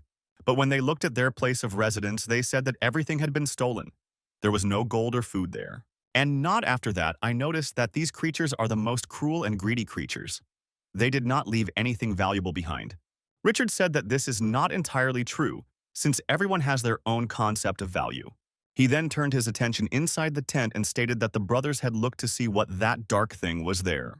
After that, the hero stuck his finger in there and picked it up, saying that it was soy sauce. So it turns out that the bear people really don't understand the value of soy sauce. And Annie noticed that the gnomes are good at pickling vegetables and making quality soy sauce, so why is he so happy? Richard said that you are the first to see soy sauce in this area, so it will be a great addition to the food. He will open restaurants in the city of Caravan and feed the aristocrats of the city, and thus their fort will have more money. The interlocutor was surprised and wondered if he could really handle the business. Soon the hero announced that it was getting quite late, so they would spend the night here. Annie's subordinate turned to Lord Richard and asked if they weren't just there to scout out the situation. The hero noted that, of course, they were scouting, but they could not return without even seeing enemies. Annie asked the Lord to tell them what was on their minds now. After all, now the army of bearmen is heading south towards the dwarves, and they should keep away from these creatures, but now he is resting, and it is unclear what he is thinking about. The hero remarked to Miss Annie that she should know why bears start wars. The girl was surprised and asked if he really thought they were starting a war because of iron ore. Richard said that she had made a good point because iron ore was simply irreplaceable. In such an era of war and blood, the one with many more resources has the initiative. It turns out that in the end, this ore does not belong to us or the bears, but why shouldn't he borrow it then? The interlocutor noticed that he had really gone crazy, since hundreds of people from the forts had dug deep and had not seen even a glimmer of iron, and the hero asked if it was dangerous. He also suggested joining and stated that, in addition, the Highland fort was now much stronger than it had been before. His subordinates at this time became inspired and told the boss that they were ready. The jackals, as well as the other slaves, dragged the cannons and prepared for the duel. Also, Shaman Jesse and his trolls came here. The hero smiled after this and noted that he even had a squad of magicians, and asked Miss Annie if she thought his army was stronger than 1,000 warriors. The girl asked him if he was so sure about it, and the guy said that he was absolutely sure. That's when he thought that if he saw them, he would be able to get closer to the dwarves, so he declared that when it was all over, he would split the work with them equally. Because of this confidence, the girl shook his hand and noted that they had come to an agreement then. Soon the whole army was called to line up and await the order. Richard, speaking from the heights, said that this time they were fighting a battle for the Highland fortress and for them themselves. It turns out that in this war, they must be the sword that cuts down the enemy. The warriors became inspired and shouted to the Lord that they were ready to destroy the enemy at any cost. Soon after, the main character and his army were heading towards the castle. There were quite a lot of people there who were moving quietly, and suddenly the hero said that you didn't stop, because there was someone here. In a nearby body of water, the guy noticed some strange tubes sticking out from under the water. Soon the creatures that were hiding in the water crawled out and they turned out to be rabbits. Richard noticed this and ordered his subordinates to be careful and hide. He went on to say that similar rabbits were preparing a secret attack on the dwarf's fortress. Of course, this is all really strange because shouldn't bears fight gnomes, but If so, then why are the rabbits here? Annie asked what was wrong with that, since they had made an alliance with the bears. Richard was surprised and remarked, "That's how it all works out." Lily stated that strong races like bears rarely use all their strength to attack, and Gunther added that this is why the rabbits will help them in battle. Richard asked if they knew everything, but no one told him anything. Then, Jesse remarked to the venerable lord, who would have thought that he did not even know this. The hero, enraged, hit her on the head and told her not to think that because of her small stature, her enemies would never notice her. Around the same time, several rabbits were crawling on the wall and the gnomes were standing there, falling asleep. Soon, one of them heard some sound and looked to the side and was stunned, because there was a rabbit with a weapon standing there, and he told the dwarf that this time they were attacking.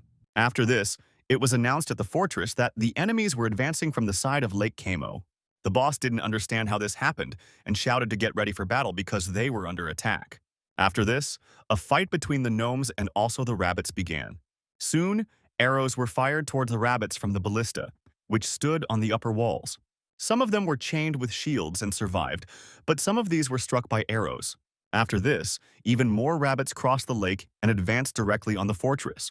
Look, the gnomes ran out there to protect and said that this needed to be done faster. One of the main rabbits noticed that they were just in time and ordered his subordinates to kill them. But when this creature said all this, an explosion thundered, which amazed his subordinates. He was stunned by what was happening and turned around to see who did it. There was the main character, the subordinates who were shot from the barbarians also rushed to attack them and shouted that they would destroy them. In addition to all this, Richard, who easily cut down his opponents, did not remain in the country. Gunther, as well as Russell, also fought quite fiercely, killing rabbits. The protagonist soon stated that these rabbits are quite strong, and there are also a lot of them, and it is quite risky. At this time, on the other side, some creature was approaching them, which was crushing the earth. The hero looked to the side in surprise and asked what it was. What kind of earthquake was this? But when he saw this creature, it was a Shirashkin, because its shadow covered the guy's body. And soon he realized that this creature was indeed a bear man. He became angry at the carnage he saw and began to scream and attack. Richard knew how powerful this creature was, so he immediately blocked it. But the power of this creature was so great that the guy was thrown far to the side. When he landed, he assessed his opponent and realized that he had enormous strength.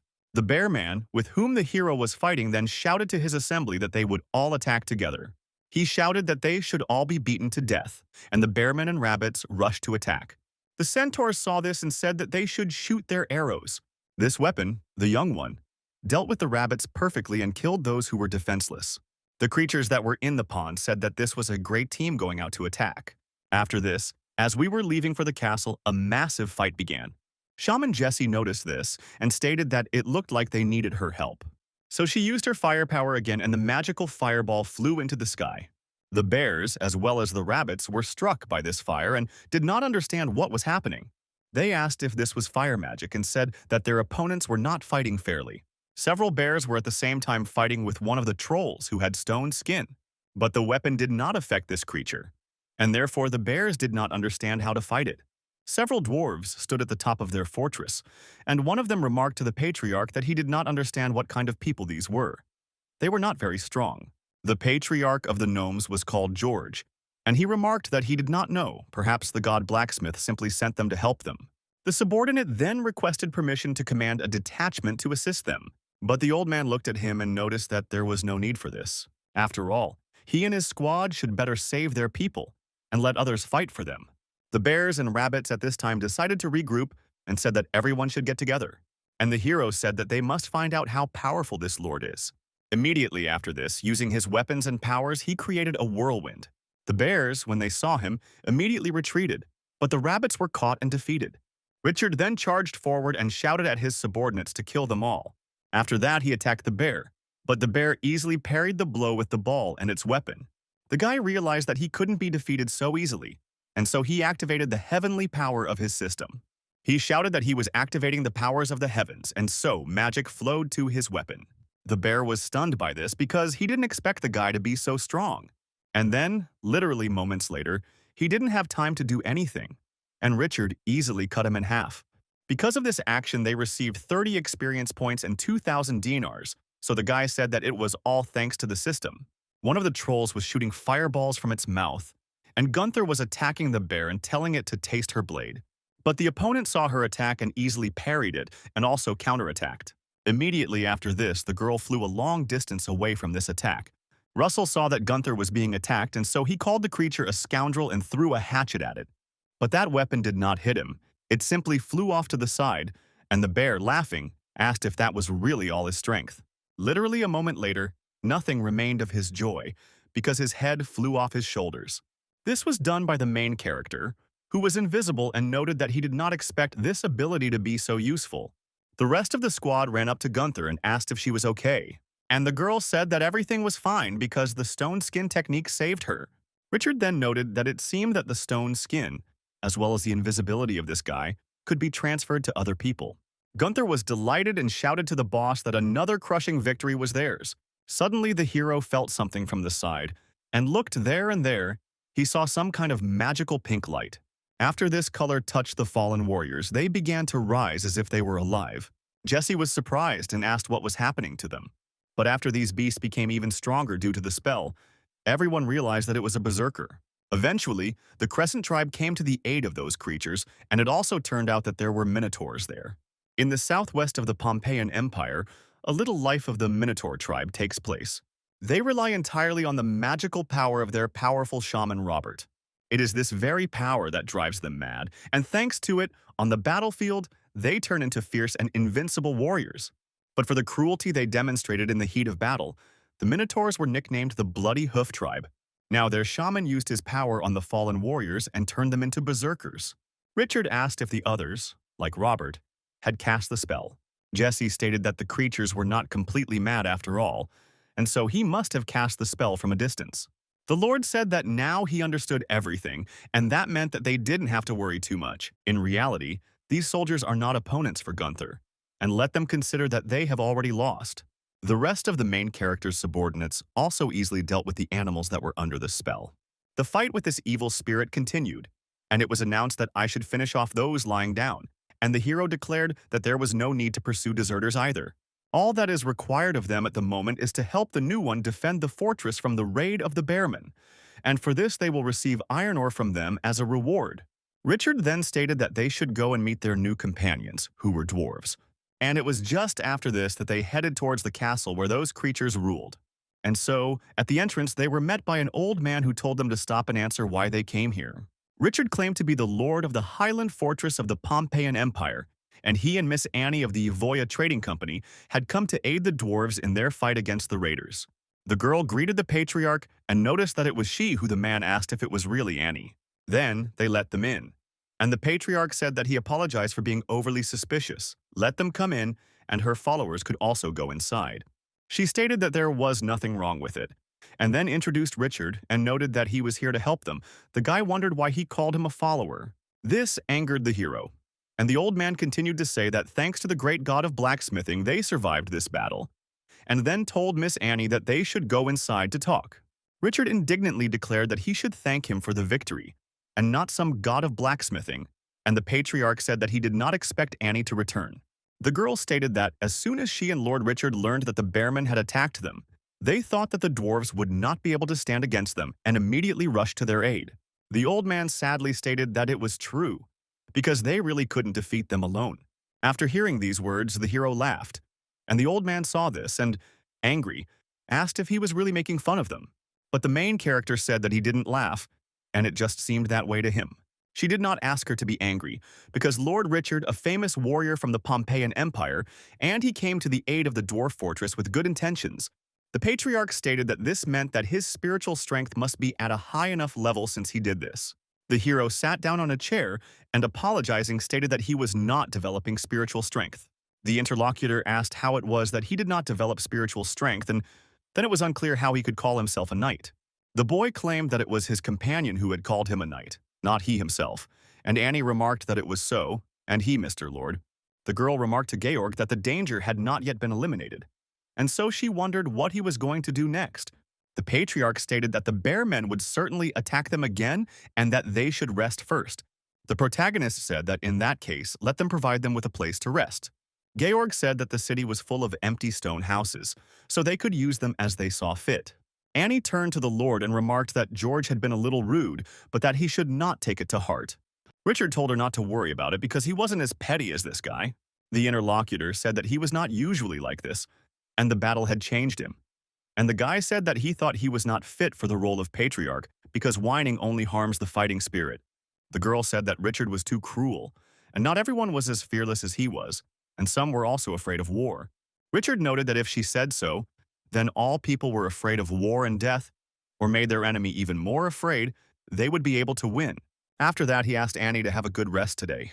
The gnome bandaged his compatriot and asked if he was okay, and he told him that if he was more careful, then he would get hurt less. The man sitting nearby said that they should be quieter, because it was better not to disturb the orcs or the monster. At night, the main character turned to Lily and asked if she was sleeping. But the girl said that the ceilings in this room were too low and that it would probably be better if she slept outside. Suddenly, she heard some sound and asked what it was. Was it an earthquake? Richard also didn't understand why knowledge shook as if it was made of shit and sticks. Of course, he understood perfectly well that this was not an earthquake, but then it was unclear where this vibration was coming from. Of course, at that moment he was afraid that this was a new offensive and that bears and minotaurs were attacking. We noticed the impending threat and immediately prepared to report it. They shouted that the bears and the minotaur were already near their walls, so they should run faster and not stop. And when all the gnomes ran out into the street, they saw that the people of the Pompeian Empire were already here, but it was unclear how so quickly. Richard noticed them and asked him if they had arrived too. The patriarch got angry and said that this meant that in a few minutes other creatures would come here with their pack. They would fight, not sparing their lives. The hero told Georg that this time Robert himself was here and that was why he asked how he was going to fight him. One of the old man's subordinates stated that the bull-headed tribe was very impulsive and therefore they would lure them into a trap and then attack them with the whole crowd. And the patriarch noticed that they were also too tall, and therefore, in order to attack them, they would have to bend down. The dwarves came forward and told the Pompeians that they would be their reserve army and that they, the dwarves, would try to hold back their onslaught. The hero thought that these half-grown women were so magnanimous, and Gunther told Lily that she was tall, so it would be dangerous for her to fight, but the girl replied that she was also not small. Soon after the battle began, a fairly heavy downpour began to fall from the sky.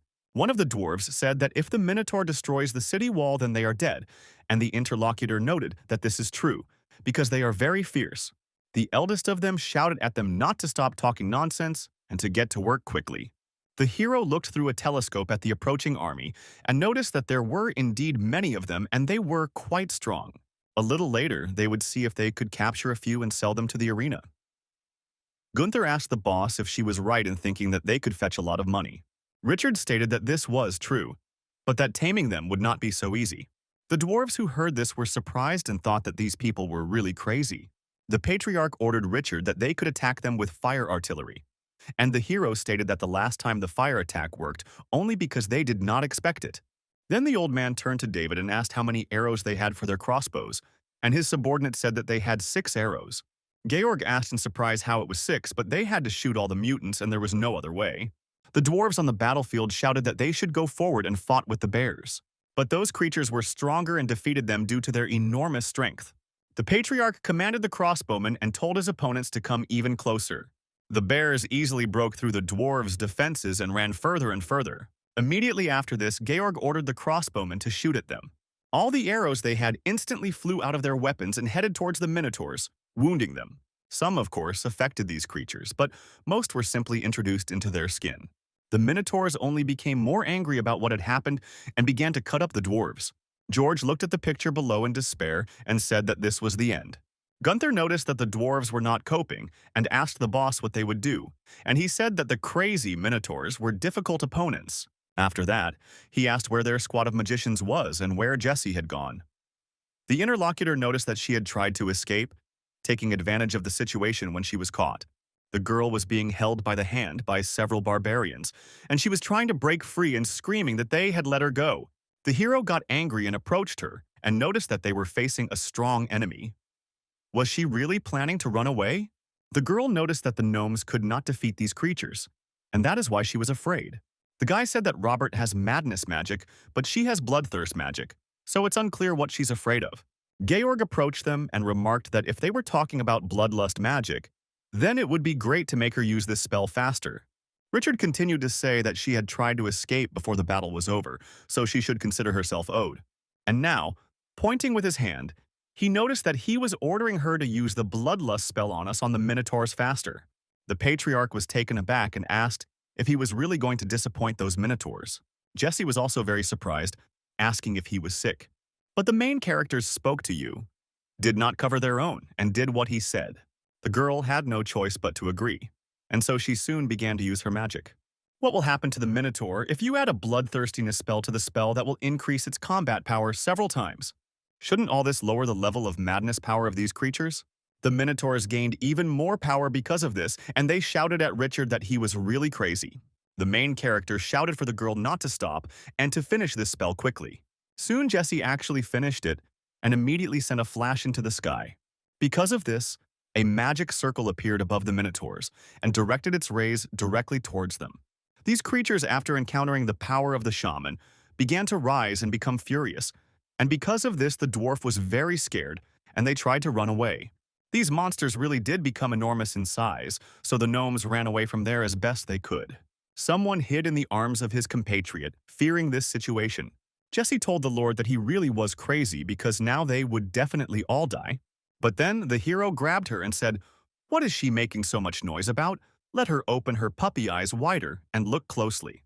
The huge creature that carried her Maya was behaving strangely. The Lord noticed that the more power a creature had, the greater the burden on its heart. As a result, the power of madness, as well as bloodthirstiness, strengthened the physical strength of these Minotaurs. However, this increased the load on the creature's cardiovascular system several times. Ultimately, after all this, when this load exceeds the permissible limit, something will happen. Results.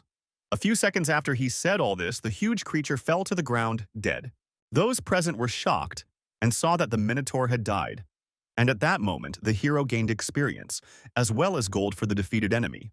Georg didn't understand how this was possible and asked what the hell was going on here, but the Minotaurs fell dead on the ground one after another.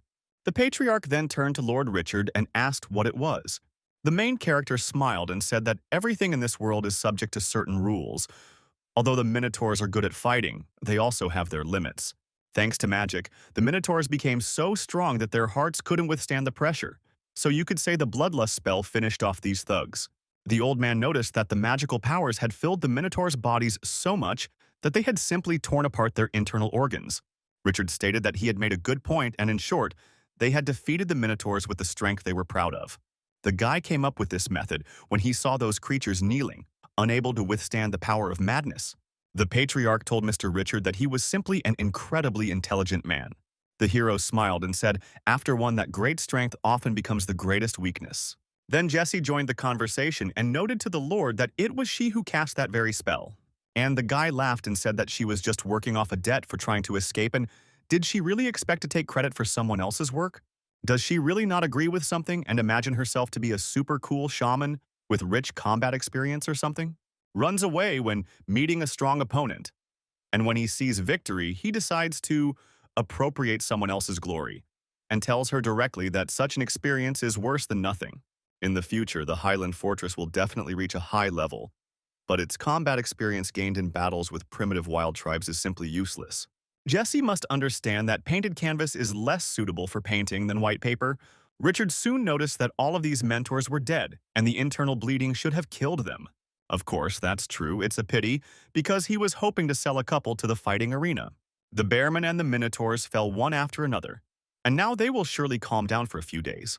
However, after the calm, a storm inevitably follows, and he thinks that now the dwarf castle is in danger. The hero noted to Georg that these arrows were forged from iron that was mined in their mine, and he stated that this is how their crossbows were also forged. Richard knew that he was not afraid of the system if the battle continued, and the iron ore would sooner or later belong to them. But they would still have to help win. So the guy told his interlocutor that they needed to make as many crossbows and arrows as possible, and they would be useful to them in the future battle. Georg stated that it was possible to make arrows, but crossbows were much worse. Then, one of the dwarves came up and remarked to Brother Richard that he wanted to show him something. Together they headed to the tower, and the hero declared that this was a shooting tower, quite low. The old man smiled and said that they just didn't think that people would ever help them. After this, he announced to Brother Richard that in front of him was a new crossbow that they were now building. He then removed the cloth that covered him and told him to look. The hero was surprised and after a slight hesitation, asked if they had really done it. And the patriarch said that, of course, this is so. They have preserved several bronze engravings, and on some of them, the secret of creating such crossbows remained, and he did not simply follow it. Richard asked what their range was, and his interlocutor replied that this little one was capable of hitting an enemy at a distance of 500 or 800 steps. The hero then held out the thing he was holding in his hands and noted that if they used this sight, they would be able to shoot much further. The power of the forward fire from 3 of these crossbows would be simply incredible, and even he doesn't know who could resist it. George told his brother Richard that the problem was not really the range of the crossbow, but that the problem was now with the bowstring. The guy asked what the point of a bowstring was, and the other guy said that the tension from using a solid metal crossbow was too strong. So the ramwool bowstring they used before just couldn't take it anymore and was breaking. So he wanted to try making a net bowstring out of Monica's giant leech. But unfortunately, he couldn't buy it. Then the hero said that it meant they didn't have a bowstring that would go away, and he understood why the dwarves didn't use it in the recent battle. The old man continued to say that those same leeches of Monica are very rare, elastic, and incredibly durable. Ultimately, if these leeches are dried and processed, they can be used to make very durable wood. The main character thought for a moment and said that if we are talking about these creatures, then this is a rather difficult task. By the way, he asked if they had any gold at all, and the interlocutor said that if we were talking about gold, could Brother Richard really sell them a few Monica leeches? The Lord apologized and stated that he still did not have these creatures.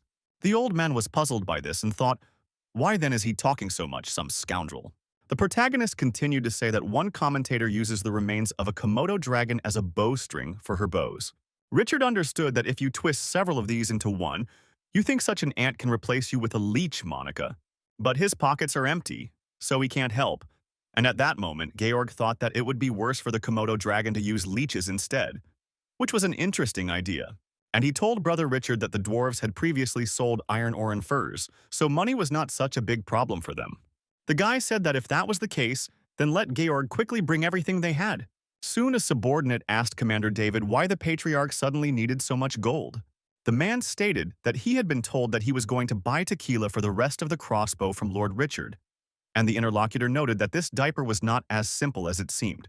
He is sure that the man is helping them not out of good intentions, but solely to achieve his own goals, and the guy next to him said that he also thinks so, but you can't fool them. The commander noted that despite this, he was still helping them, and they should remember that those failures were not so far away. Brother Richard may be their last hope of winning this war, and so the interlocutor stated that he knew it. David added that in their entire clan, there was no one stronger than this man. After some time, the dwarves took apart the bows and removed the string from the Komodo dragon. The main character observed this process together with the patriarch, and the latter addressed him. The old man remarked to Brother Richard that if too many enemies attacked them, the bowstring would not last long. The hero asked in surprise, "What's wrong with that?" He was really afraid of losing. Georg began to cry and then said that it was not a matter of whether he was afraid of losing or not, but that they had been fighting for more than half a month. So most of the dwarves in their fortress were wounded or killed, and they do not express another defeat. The protagonist noted that he had a smarter tactic for this battle, and the interlocutor asked what tactics he was talking about. The guy stated that as far as he could understand, the reason for this war was the iron ore that they were protecting. So they can retreat, leaving them Lake Como, and wait until the tribes start fighting for this territory and then just finish off the rest. But the interlocutor categorically noted that they could not leave this lake. Richard was surprised and asked why this was so. George remarked to his brother Richard that he was actually not just guarding the iron ore. The Lord stated that if this was so, then did they really mean to say that the gnomes were hiding something other than iron ore at the bottom of the lake? And from this, it follows that some secret is hidden there. Soon, there was a meeting of the gnomes, and one of them said that this was the most important secret. It turns out that he is categorically against revealing it to strangers because it is a secret that is important to them, and maybe not so important to others. Georg noted to the dwarf that Lord Pompey was not a naive boy at all, and he needed good reasons to help them. Another old man remarked that Reno was right, and he thought they should not trust this Pompeian. Another dwarf shouted that they were all strange, because without Lord Richard's help, the dwarf castle would have already fallen under the onslaught of the Minotaur. The interlocutor remarked to the other that his words made sense, and the gnome sitting nearby remarked that the diapers had done everything possible to save them. The man noted that getting help from them and revealing their secret to them were quite different things, and no matter how hard they tried to convince him, he did not agree. The patriarch remarked to the elders that they must be clearly aware that the war was not over yet, and they could still suffer defeat. Right now, their people are unable to independently resist the onslaught of the evil enemy. That is why he fears that Brother Richard is their last hope, and after that the meeting is declared over. After some time, the hero watched as several trolls were training. One of them screamed quite loudly at that moment, and then hit the ground with his hand. Richard looked at this and asked if Jesse had seriously trained for so long to show him this useless move. Annie told him not to worry because the technique seemed useless, but might come in handy.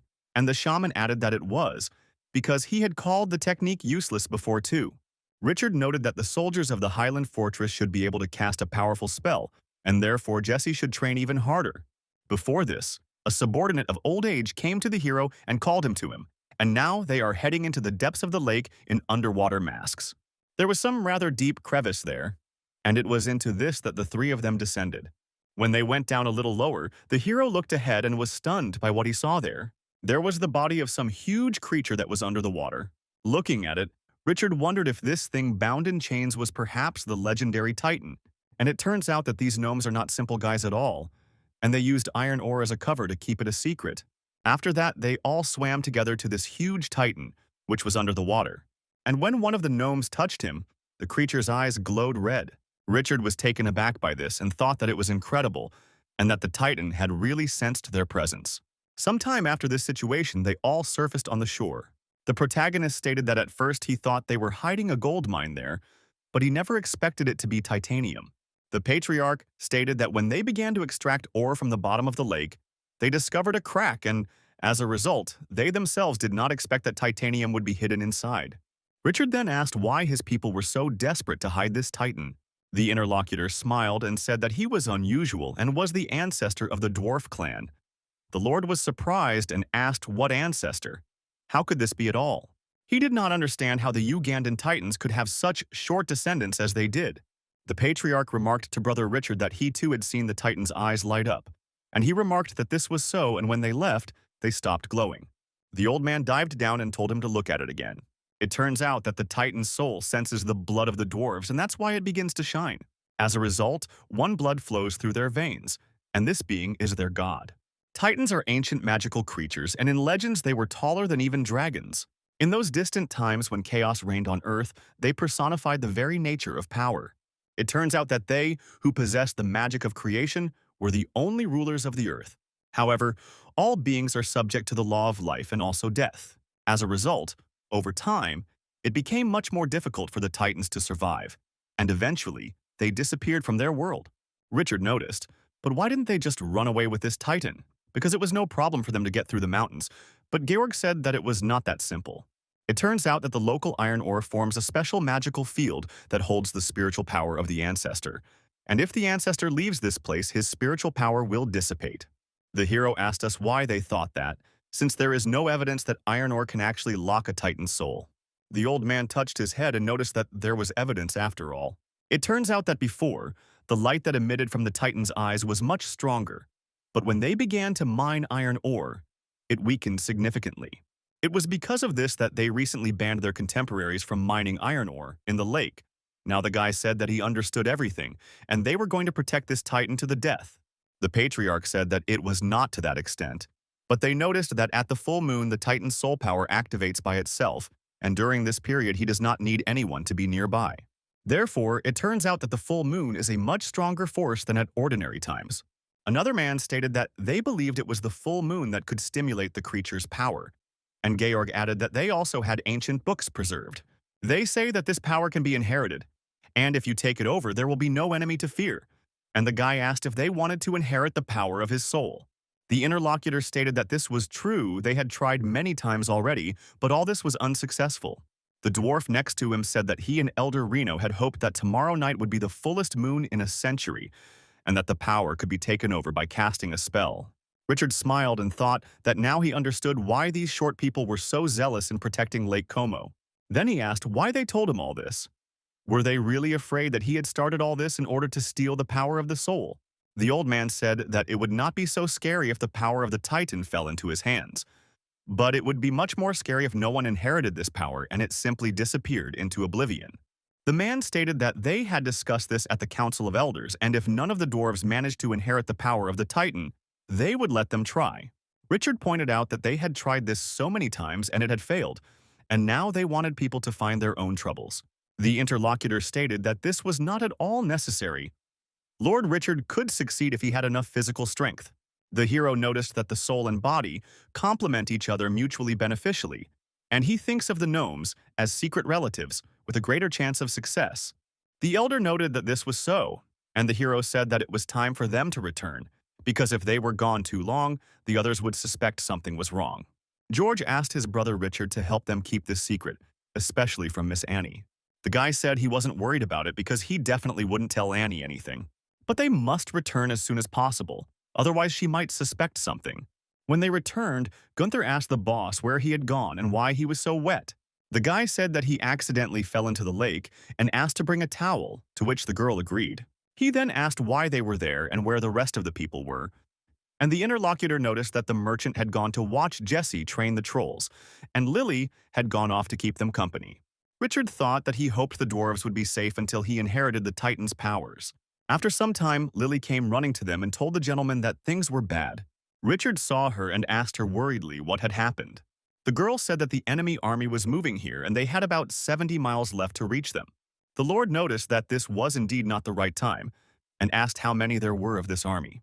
Lily said there were about 4,000 or 5,000 attackers. The protagonist smiled and said that they would not stop until they reached their goal. And that is why he was afraid that tomorrow, on the night of the full moon, there would be another battle. After some time, but we reported that everyone should prepare for battle. Warriors lined up at shooting positions, ready to shoot from a crossbow. Also preparing for battle were warriors with shields, who thought that Hephaestus would bless them. One of the attackers, who looked through a telescope, noticed that they were trying to resist like wild animals driven into a corner. Now they must destroy this dwarven fortress before sunset. The subordinates declared that they would obey His Majesty and do all this.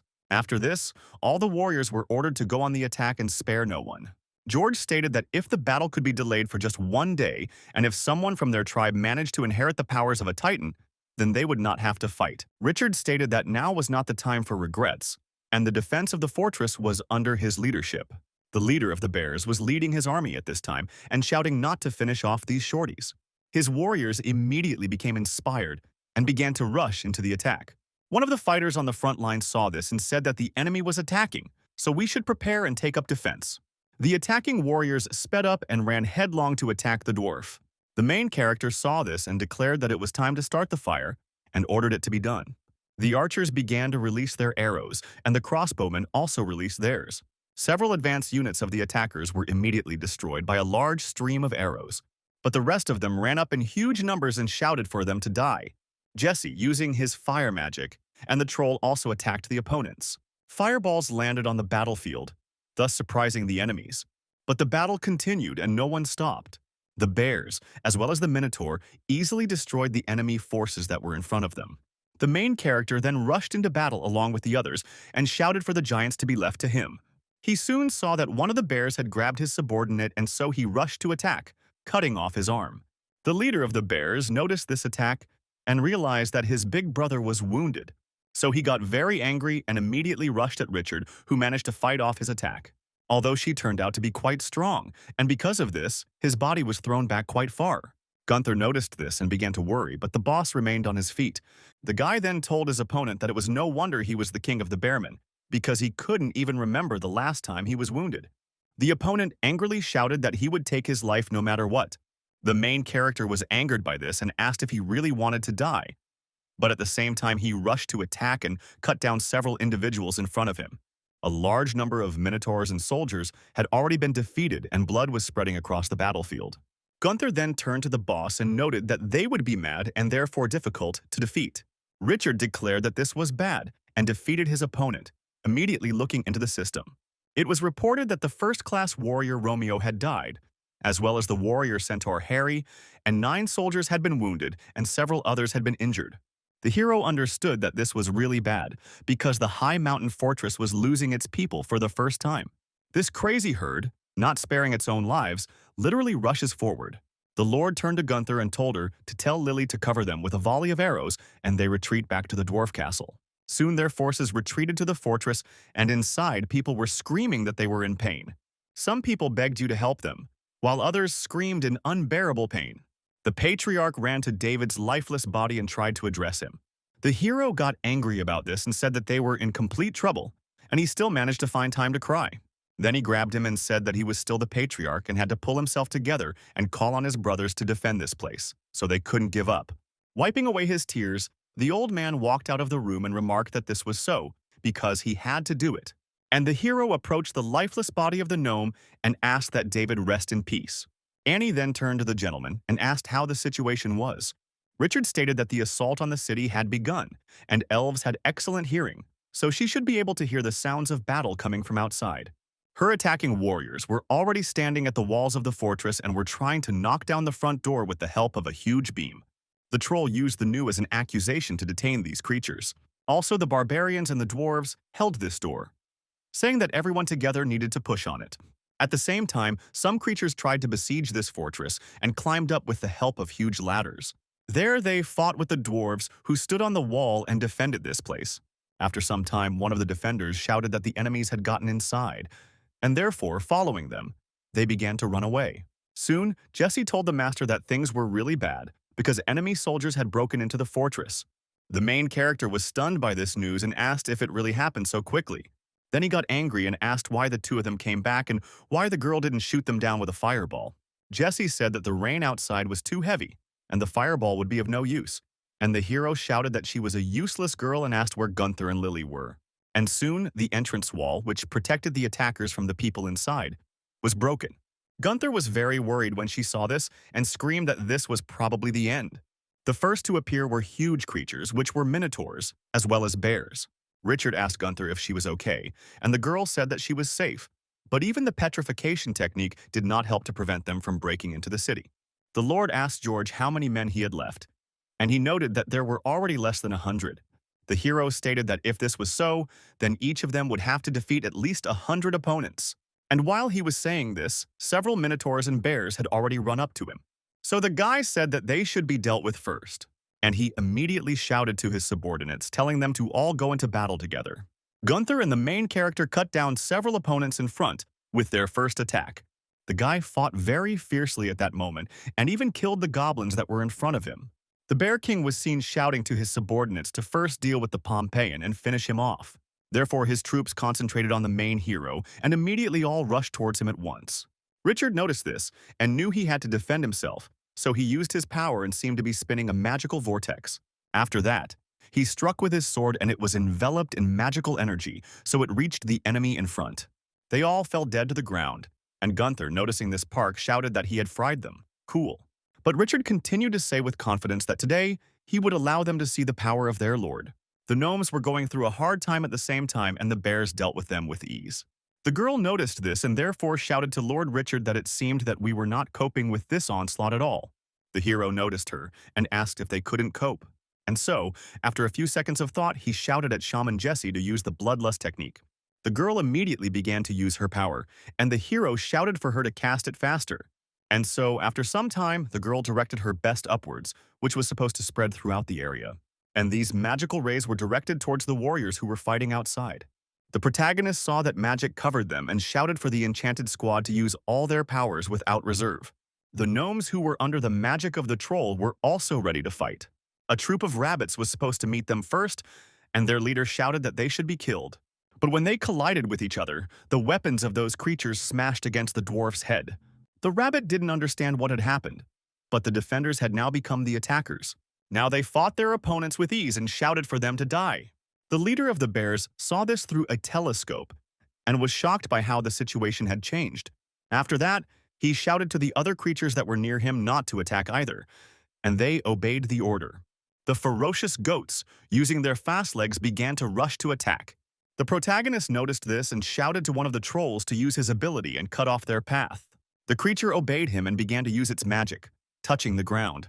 As a result, a dense forest appeared in front of the goats, blocking their path, and they did not understand what was happening. The road in front of them was completely blocked, and so no one could get forward. The leader of all these troops noticed this and shouted that the Pompeian was a cunning scoundrel. Richard remarked that this was just fine, and now there was only one king of the Bearmen left. The hero then ordered the troll to use his invisibility technique. The subordinate did so, and after some time they made their way through that dense forest together. And then they headed towards the Bear King, who was left alone. Soon the heroes turned to him, and he turned to see who it was. And the guy was already taking out his weapons and his legs. And then, a moment after that, he declared that his life had come to an end and pierced with his sword. The king did not understand how it happened, but it was too late to take it. He literally died instantly, and the hero said goodbye to him with a grin. The creature's subordinate army noticed this and shouted that their king was dead. This caused confusion among their troops, and the vanguard shouted that the king was dead and that they should flee. But the warriors under the main character's command did not stop and ran after them, shouting for them to die. During such events, quite a lot of rabbits, as well as other creatures, were affected. Richard looked at that army with contempt and declared that as soon as their leader fell, they fled like rats.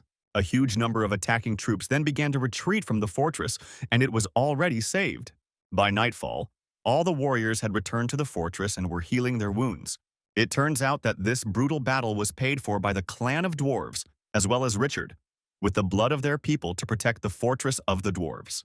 But even despite this, for Richard this battle turned out to be quite fruitful. He sat and looked at the system notification that announced the increase in levels.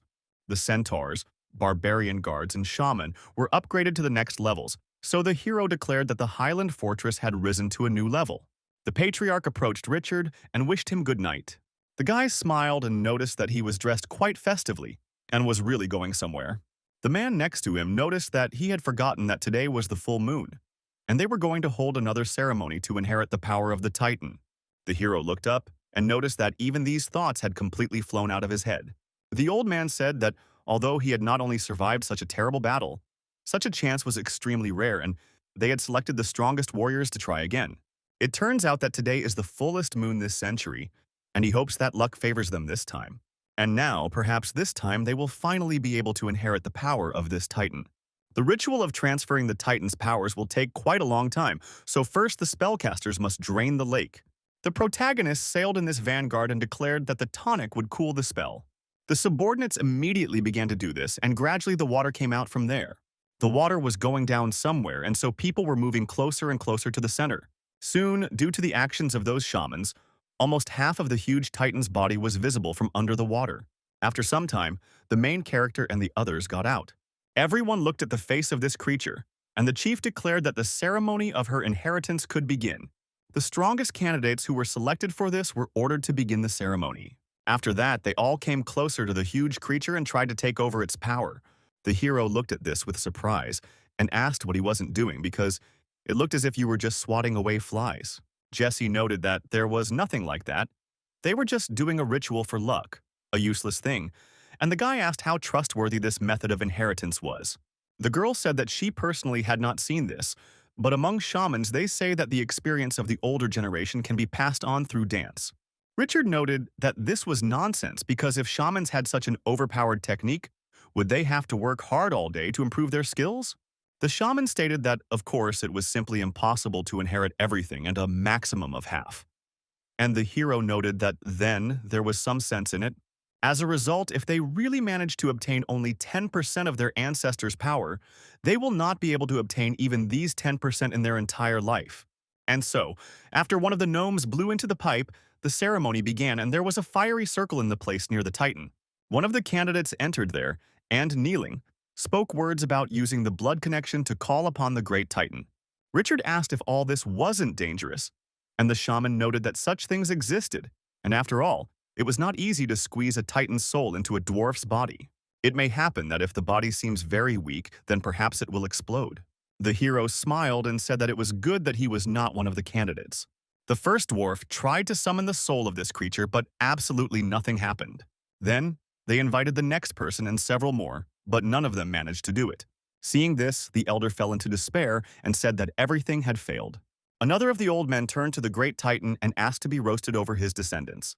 But despite all their requests, nothing happened, and the dwarves were in despair, saying that this was the end. George approached his brother Richard and remarked that he could also try his hand. The hero noted that he was not a gnome, and therefore did not think that it would be possible to do what his interlocutor asked him to do. The guy then noted that he agreed, and since he was asking so much, then he would try too. Then Richard came into the circle and got down on one knee, asking how they did it. It seemed like this. Literally moments later, a magical light appeared, emanating from that circle, and it surprised the guy. The hero saw that the Titan's eyes lit up, and he asked if he had moved so that it turned out that he was also a dwarf or something. The huge stone body of this creature began to glow and crack. A small silhouette appeared from inside, but the body was completely destroyed. The main character noticed all this and shouted to the others to run away because it seemed like the Titan was about to explode. The gnomes were stunned by what was happening, but they did not run away, but looked at him, and some kind of silhouette of an animal appeared there. Eventually, this creature emerged from the eye and it looked like a cat. When you had dispersed a lot and the magical light had died down, everyone saw this creature, which was making some strange sound. When the hero saw it, he wondered what this thing had to do with the Titan and whether he had really been reborn into this. The gnomes asked the ancestor not to hurry and not to fall, and one of them said that it was impossible for him to get hurt because he was the descendant of the great Titan. Richard said it was quite touching, and Jesse remarked that perhaps they should cook the creature and eat it so that its powers would pass on to them. After this, the small animal jumped out of the Titan's eye and, in fairly large leaps, descended straight down. We were stunned by how fast this creature moved. The hero also noticed this and said that it was no coincidence that he was the descendant of a great Titan, since he liked to rise above everyone. The little animal then jumped onto the hand of one of the trolls. They looked at him kindly and were happy that he had come running to them. But suddenly the hero grabbed him. Examining this little animal, Georg declared that it had membranes between its forearms and ribs, as it should be. With their help, it can soar. After this, the gnomes came up and asked the guy to quickly hand it over to them. The hero noticed that the creature began to behave strangely, and electricity appeared near it. So he threw it to the gnome and ran away shouting for them to catch him. Moments later, an explosion occurred and all the agronomist's hair stood on end because of it. Richard smiled and stated that it was really not bad, because who would have thought that he had inherited the Titanic Thunder technique? Georg turned his attention to the Titan and shouted to everyone. With you, they didn't look at him. And at this time, the huge stone body, the creature itself, began to fall apart.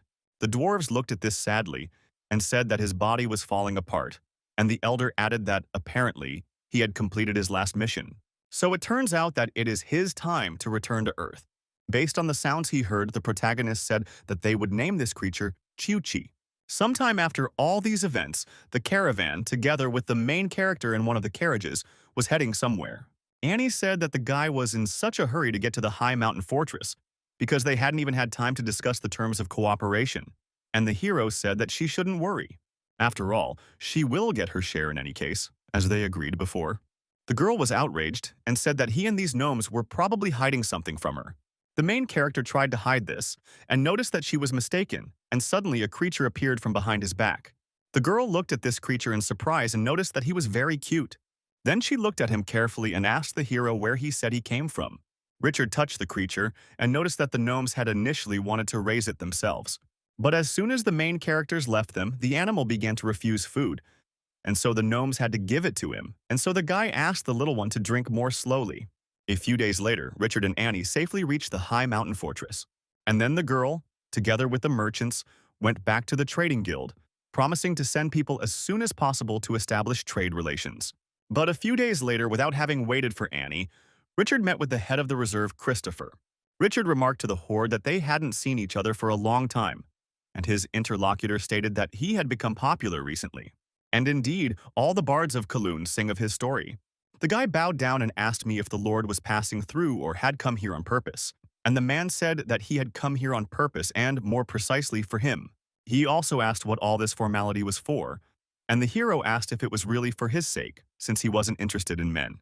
The old man was taken aback and said that he did not mean it that way. It turns out that he brought a rare delicacy, and how about a little chat over food, and the hero smiled and agreed to it.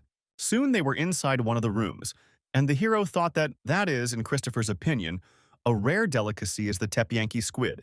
And while the guy was thinking about this, his little animal ran up to him and jumped right into his arms. Richard asked the little boy if he had crossed over again to bother him. At this time, the little animal handed him some kind of nut, and the boy took it in his hands. And then he crushed it in his hand and ate the nut that was inside. The creature was upset about this, and the old man who was sitting next to him said that he was quite cute. There were vibrations of elemental energy coming from him. Could it really be a demonic beast? Richard said that he is not a demonic beast. He is a descendant of the Titans. Then he told the kid to call the cook, the gnomes, and here is his reward for this. After this, the animal ate all the treats and quickly ran away. The guy stated that despite being so small and tiny, this baby has inherited the purest essence of a Titan, and believe it or not, it is true. Soon the squid was ready, and the hero thanked the Lord, because if it were not for his permission, it is unlikely that his expedition would have gone so smoothly. The old man asked if he wanted to know why he had done this before. And the main character thought, how is this possible? He is just trying to intrigue him. My lord then said that he knew that in Pompeii there had been two factions for many years. Richard stated that if he was talking about those same two factions, then he knows them very well. The guy understood that the first faction is the minions of the Holy Church of Light, who sleep and see all the power in Pompeii will pass into their hands. The other faction is the followers of the Ice Goddess, who are at odds with the Holy Church. It is at this moment that the Holy Church of Light is the main religion in the human world, and almost 1/3 of the countries on the continent have the prefix holy before their name. However, despite this, Pompeii is the northernmost country of people on the continent, and therefore many people believe in the goddess of ice. The old man said that in winter in Pompeii, various kinds of natural disasters often occur, which contributes to the spread of belief in the goddess of ice. Richard asked if it was true that he and his half-brother belonged to the same faction.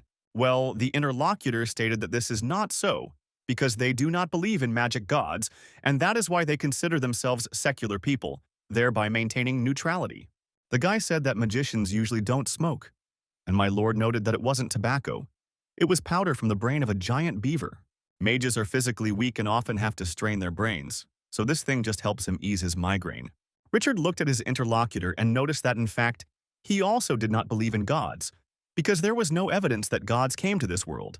So no one could force him to believe in something he had never seen with his own eyes, and the old man noticed that he had been watching him for a long time. It's not often you meet people who are as unbelieving as he is, and the man decided to help him because rare species of people need protection.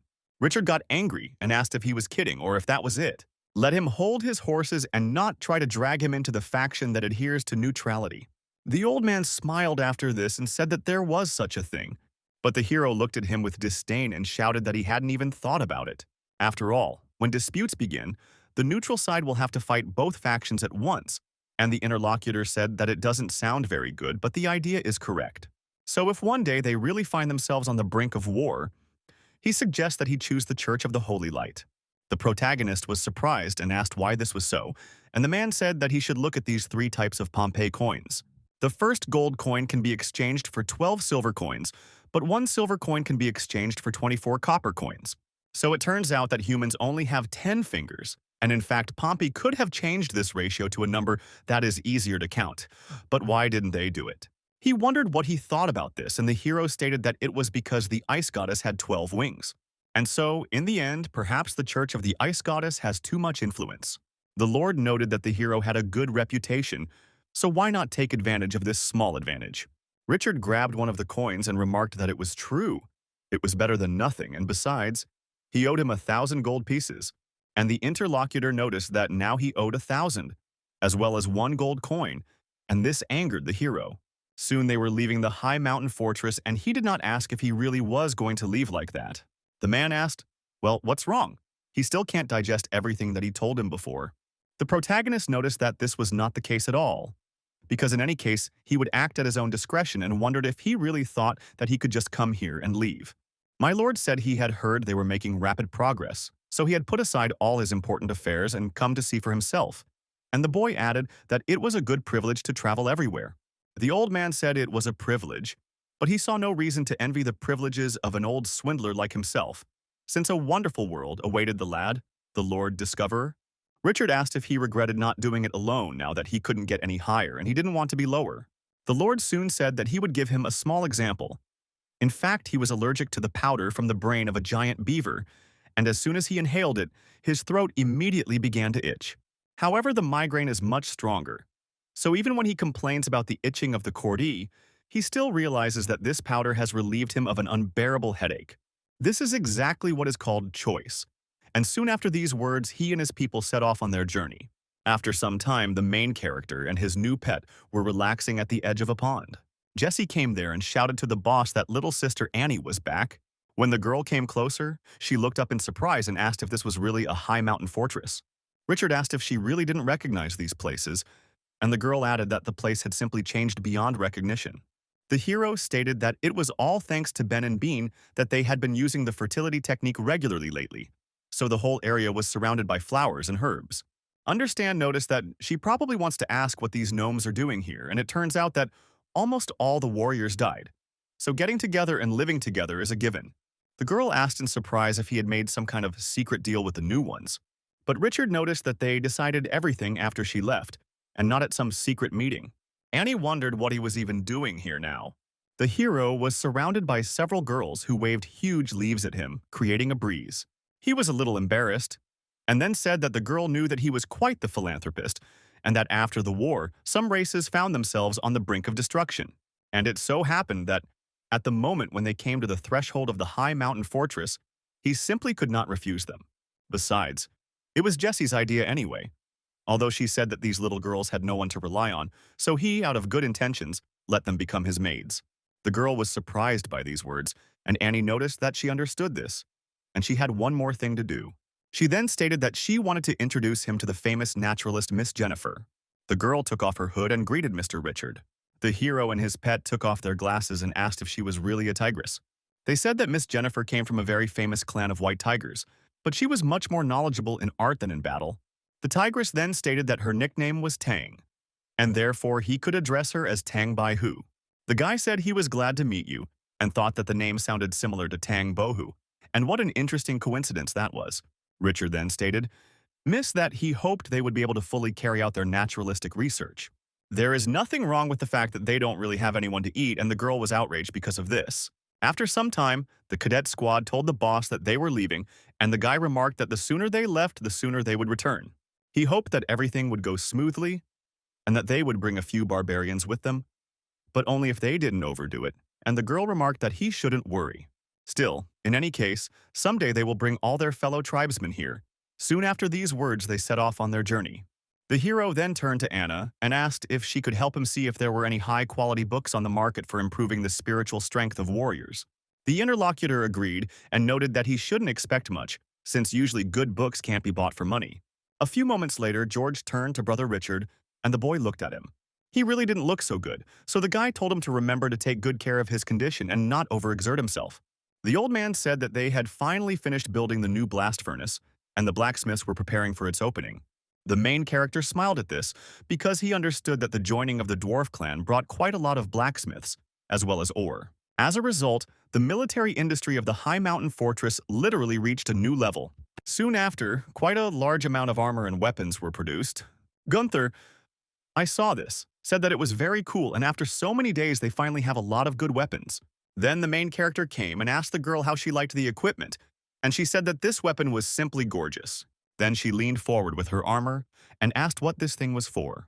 And the hero came up to her and, pressing the button, declared that this event was Georg's invention, so you just need to press this button. And after that, the armor opened up and was ready for someone to enter. The hero declared that this was fast armor technology and let her say that it was very modern. The guy said that the blacksmith still called her a little differently, and Gunther asked him how. Georg proudly declared that it was titanium armor, and the girl noticed that she really liked the second one better. After that, they looked at each other, and the hero said, "What are they doing there? Let them help remove this armor." Soon, with some effort, they finally got it off, and Gunther asked if they were right about it being fast. Kuznets noted that there are still some minor problems with the removal. A subordinate came to the main character and noticed to the master that the lizard men had come here and said that they wanted to see him. Richard noted that if it was about them, he asked to give him a telescope. Then he looked at him and noticed that again these dwarfs, it seems they have weapons, and they can detain them. The subordinate said that they were just passing through, and the hero asked, "So what?" And Gunther said that it was unknown why they were there and they would have to arrest them. But Lily said that they should behave calmly because only fools would worry so much about it. Suddenly, that same new tigress came up and noticed that the war had to wait because these creatures were going to Pompeii. The hero was surprised and asked that if this was the issue, then why should they go there? Miss Jennifer noticed that His Majesty Stephen had begun to gather a powerful army of beast races many years ago. The boy asked what this had to do with them. They said that they should not be underestimated. This people of lizardmen call themselves Centaur, but they have another name for dragon tamers. The main character was surprised and asked what other dragon tamers there were. The interlocutor noted that he should not start talking about real dragons, but about a dragon-like beast, which is called the Dragon of the Lands of Centaur. Richard said she hadn't told him about it before, and the girl became angry and asked what he was talking about. Miss Jennifer then stated that the life of the Psyker people is special and begins from birth. It turns out that each of the lizards is born together with one dragon. This is precisely why they gave dragons a not entirely correct name, because they are relatives and not master and pet. Richard asked who was in charge of reproduction, and his interlocutor stated that the spirits of the lands were sterile, so the people of Centaur were definitely in charge. The hero asked her to wait and asked how big these earth dragons were. The girl adjusted her glasses and said that they were a little smaller than his armadillo, and besides, they were even-toed ungulates, which was useful when leading. Richard then crushed his telescope and shouted for his subordinates to bring them here and provide them with a place to stay for the night. The lady asked what he wanted to do, and the guy noticed what it was like, what he wanted. After that, he smiled slyly and remarked that he was going to let them stay in the fortress. The interlocutor said that he still dreams that the people who do not elect a king will choose his Lord Pioneer with an uncertain future. And after some time, the girl was stunned, because she saw that they had come to an agreement and realized that it seemed to have worked out. Richard said that they could bring all their people here and they would discuss matters later, and the interlocutor remarked to the gentleman that, of course, they would do that. The girl was stunned and wondered if they really called him master. So she turned to Richard and asked if it had really worked, and he smiled and asked if it could have been any other way. Jennifer asked if perhaps he gave them some kind of potion, since even young girls are harder to deceive. The hero said what kind of product. He simply noticed that he had magic herbs. The herbs increase strength, and that the creatures can stay if they want, so they were happy when they heard this and immediately agreed. And the girl thought he was an idiot. After some time, the main character and the trolls were sitting at the table and playing cards. Soon, Richard heard some strong shaking and so declared that his unwavering team of dragon lords had arrived. Together with his subordinates, he went out to the gate to meet them. His little animal, after hearing a loud noise, hid right behind the guy's clothes. Gunther turned to Lily and asked if the centaurs could stand up to them, and the girl remarked that they were so stupid that they wouldn't stand a chance. Richard joyfully looked through his telescope and shouted that it was his cavalry. A large number of lizards were riding on their dragons and rushing straight towards him, and the hero noticed that this was a worthy name for the detachment of the Great Lord. And the guy noted that it was a pity, of course, that the people of Centaur were so physically weak and they could use a stronger rider. They can easily change riders, but the blood connection that creates trust between horses and riders will not be preserved. Miss Jennifer noted that there must be a balance everywhere, and that if nature had given them greater strength, they would not have been such good riders. However, the Centaur people are always twins, but due to physical weakness, it is sometimes difficult for women to become pregnant and give birth to children. The chief of the lizards greeted the master and stated that his name was Chris, and that he was the leader of the Centaur people. Richard also greeted them and asked how they were enjoying themselves here. The leader of the lizards looked at the entire high mountain fortress for us and noted that it looked quite promising. The hero noted that he would make sure that the medicine he spoke of went to everyone, and the interlocutor thanked the Lord. Soon the main character figured out the system and did not expect that dragons would appear in it, probably because lizards and their earth dragons are blood relatives. After Richard's medicine, both of them will start to gain experience together. The white tigress turned to the hero and noted that Annie had told her that he wanted to buy a book of light magic. The guy said that there was a movie and asked her if she had one. The girl replied that she was not there, and the hero got angry, wondering who she thought he was. But the interlocutor added whether he had heard about the art of sacred prayer, and she would advise him to try it too. Richard stated that it seemed that this art was connected with the strength of the voice, and, compared to physical development, could hardly add power to it.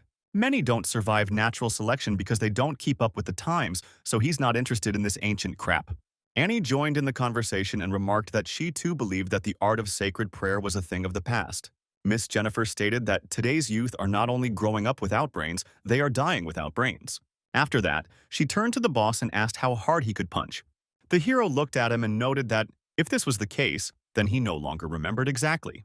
Immediately after that, he used his enormous strength and thrust his fist forward. Due to a fairly strong wind flow, He extinguished the candle in front and then noticed that it was probably a blow of about 2 tons. The interlocutor asked if he knew what the effect of the art of sacred prayer was.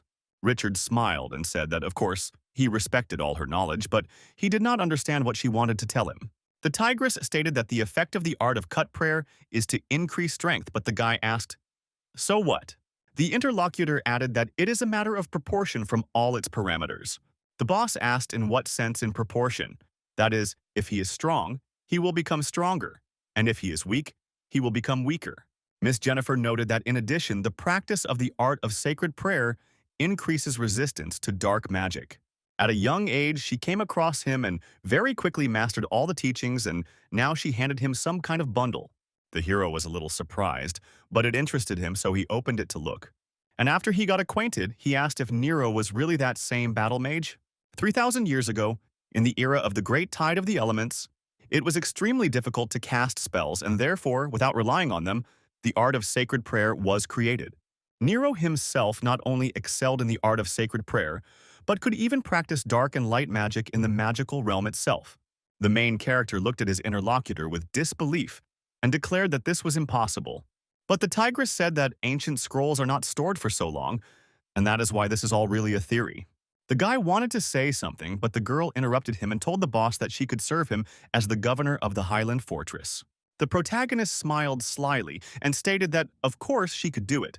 The High Mountain Fortress is currently experiencing stagnation, but such an organizational woman will be able to turn this backwater into a wonderful place. The tigress finally screamed that it had finally happened, and now the fortress was a village full of vitality and great prospects. She hasn't felt this good for a long time and is so happy at the moment. After some time, the main character was sitting in his room and looking at that scroll with sacred power. He looked into it a little and realized that this art of prayer has 5 levels of energy: dawn spell, star twinkle, moonlight, sunlight, and daylight. The lowest rank is the dawn spell and is cast once per day. The effect lasts for half an hour and increases the power by half. It also turns out that with each subsequent rank, the duration of the effect increases. After this, the hero threw away the scroll and declared that enough theory, because it was time to test everything in action, and he would start with the elementary. Soon the heroes actually used this power and shouted that he was very cool. It turns out that this scroll says that it usually takes almost a whole month to learn the basics. If the feeling of warmth reaches the heart, then the spell really worked. With a sly smile, the hero thought that perhaps he should use it right before going to bed. Then he decided that it was all nonsense and would think about it tomorrow. But now he would look at the troops in the system. After that, he went in there and was stunned by what he saw there. It was there that there was information about the art of sacred prayer, and the skill level was level 1, the hero thought. Is progress really going so fast? So maybe he should throw a few points into that skill. He got these glasses quite a long time ago, but new ones are becoming increasingly difficult for him. If he continues to practice, this level will soon increase quite slowly. So Richard became inspired and decided that he should never stop improving for a second. And now the guy wants to increase the skill level to its limit. The guy started doing this, and then the system announced that he had reached the maximum skill level and only spent 30 points. At that moment, the hero felt as if a small sun had appeared in his heart. Richard was surprised and did not understand whether this was the power of this light. Magical power began to envelop his body, and somatic light also poured around him. The guy was stunned. And now he saw everything, and all the details of his past appeared before his eyes. The hero felt that he could discharge the air and change the density of water, as if nature itself had become subject to him. It is not surprising, however, that in the States the White Tigress spoke so much about this art, and it will really be useful to him. So I decided that I needed to pack the remaining glasses as well, and I started doing it. Soon, subordinates were amazed and told the boss that he had managed to master this art in just one evening. The guy thought he would hear from the White Tigress that he was really very smart and that she was proud of him. That is why, the interlocutor said, he thought he would hear praise in his honor. Gunther, Lily, and also Georg said that the boss was great, and they even lost their breath because of how cool he was. Hearing their praise, the hero was a little upset because he realized that someone had remained silent. Then he looked at the White Tigress and noticed that he had already mastered the scroll that she had given him. The girl smiled and said, "If he really read it, now let him continue trying to cause streams of heat." Not hearing any praise, the hero became disappointed and thought that he was some kind of country bumpkin. The blacksmith approached the city lord and asked for permission to ask him about the fact that this bronze weapon was still lying in the warehouse and what he should do with it. Miss asked what the bronze weapon was about, and the hero said that he had almost forgotten that there was such a thing, that when wild peoples dig up ancient weapons, they will seize them. Richard remembers the sword, and judging by the decoration, it dates back to the time of Nero's rebellion, and it must have cost quite a lot of money. The girl asked if he could take her with him, and the boy remarked that he would go too, since if there were more than a dozen bronze treasures, they would most likely be sold quickly. After some time, they all went together to that very warehouse and saw a whole mountain of weapons. The hero was stunned by this and asked why there were so many of them here. This figure is some kind of nonsense because a bird in the hand is worth two in the bush. Bronze is not some kind of junk, and its high price is evidence of its scarcity. The tigress took one of the balls and noted that she was surprised, because this weapon was quite well preserved. After that, the girl licked the weapon and noticed that the smell of the earth of an ancient mausoleum or armory could not help but please. She had only heard about it, but she didn't expect to be able to try this thing out for herself. The guy didn't care about this at all, and in his eyes there was only a desire for wealth. He then told his subordinates to go and call Jessie for their master, as she knew the wilderness better than anyone. Soon the girl was dragged in, and she, not understanding, asked why they were arresting her here, since she had not stolen the second general's milk. The hero turned to the dear shaman and noted that from now on he would ask questions and she would answer, and the girl agreed. Pointing to the mountain of weapons, the lord remarked that when she was in the tribe before, had she seen this bronze? The girl noticed what she saw, and the guy became inspired and asked where she was from. It was also interesting what time it was and how many there were. Jessie said that about 6 months ago they were exchanged with their eastern neighbors. At that time, many tribes bought them because they were much cheaper than iron weapons.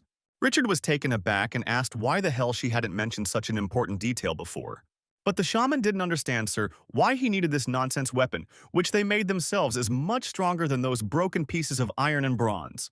He looked at his interlocutor in surprise, and then asked himself to calm down, because Jessie was probably ignorant and shouldn't be blamed. After this, the guy touched the girl and noticed that the organization had now decided to give her the most difficult task. The boss said that he would give her 10 fighters and let her go and find out where all these things came from, and the girl asked with chagrin if she could refuse. The guy said that, moreover, she shouldn't even ask, otherwise the question would be like this. Jessie with 10 warriors went in search of the source of bronze. Fortunately, after several heavy battles, the famous golden sign of the Scarlet Order castle was erected near the fortress. As soon as Jessie entered the rough, the natives began to flatter her and madly show their affection. As a result, bronze items circulated along the entire route in public, and soon the girl found a deposit of ruins. And on the way back to the fortress, the team's number had already increased to several hundred people.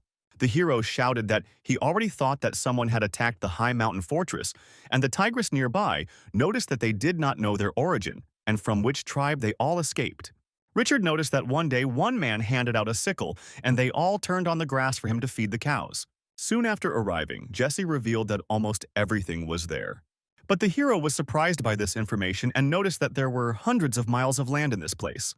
Then he told the girl to choose a reliable guide and bring dozens of people, and he should understand the situation with his own eyes. Soon, when the time comes, it will be sold and exchanged for wheat beans, and he will return several hundred tons. These earth dragons are even more terrible than the parasites because their mouths are just some kind of bottomless pit.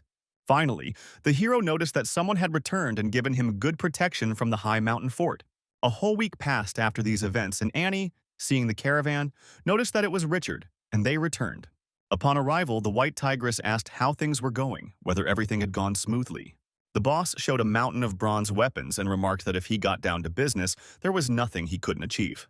The merchant saw this and said that such a large quantity would suppress the price of ancient weapons in the market. Miss Jennifer added that, however, where did the free people go? Richard stated that he thought there was a beautiful fresco on the wall, so he let them keep it and figure out how to destroy it. The interlocutor asked if he was afraid that something would happen to them, and the guy asked what could happen, that someone would get bored and attack the rabbit or something like that. At the same time, the massive leak of bronze also attracted the attention of another legion. This man's name was Jake, and he was the commander of the Brown Bear Roar Legion in the Kingdom of Stuart. He and his subordinates arrived at one of the places and noticed that they had finally found ruins. Jake is a man from the Stuart Kingdom, one of the 3 great states. As a kingdom comparable in strength to Pompeii, Jake is in the true sense the grandson of an imperial marshal.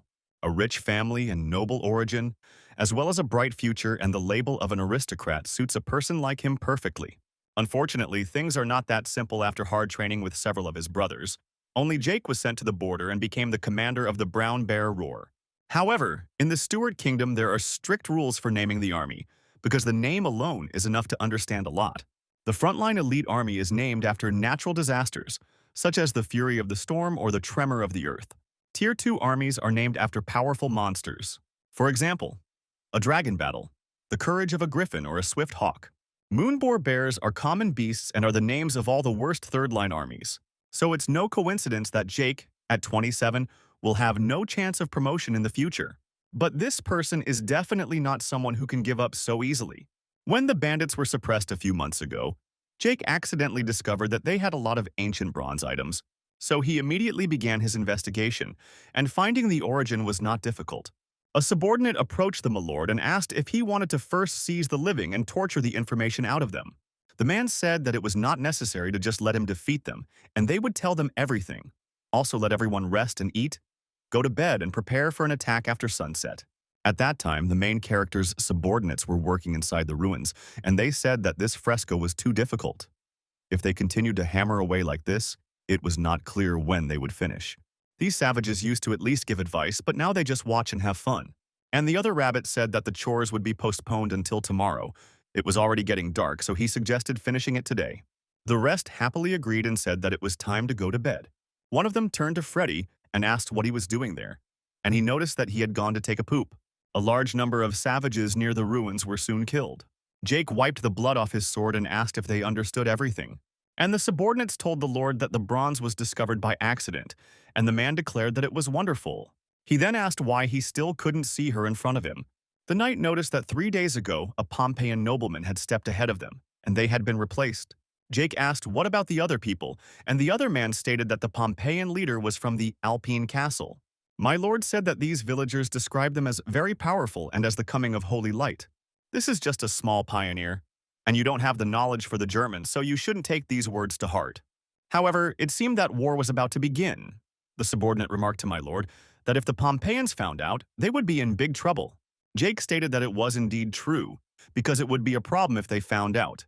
But if the pioneer leader is destroyed, how long will it take to be discovered? The interlocutor hesitated and asked if it was 1 month.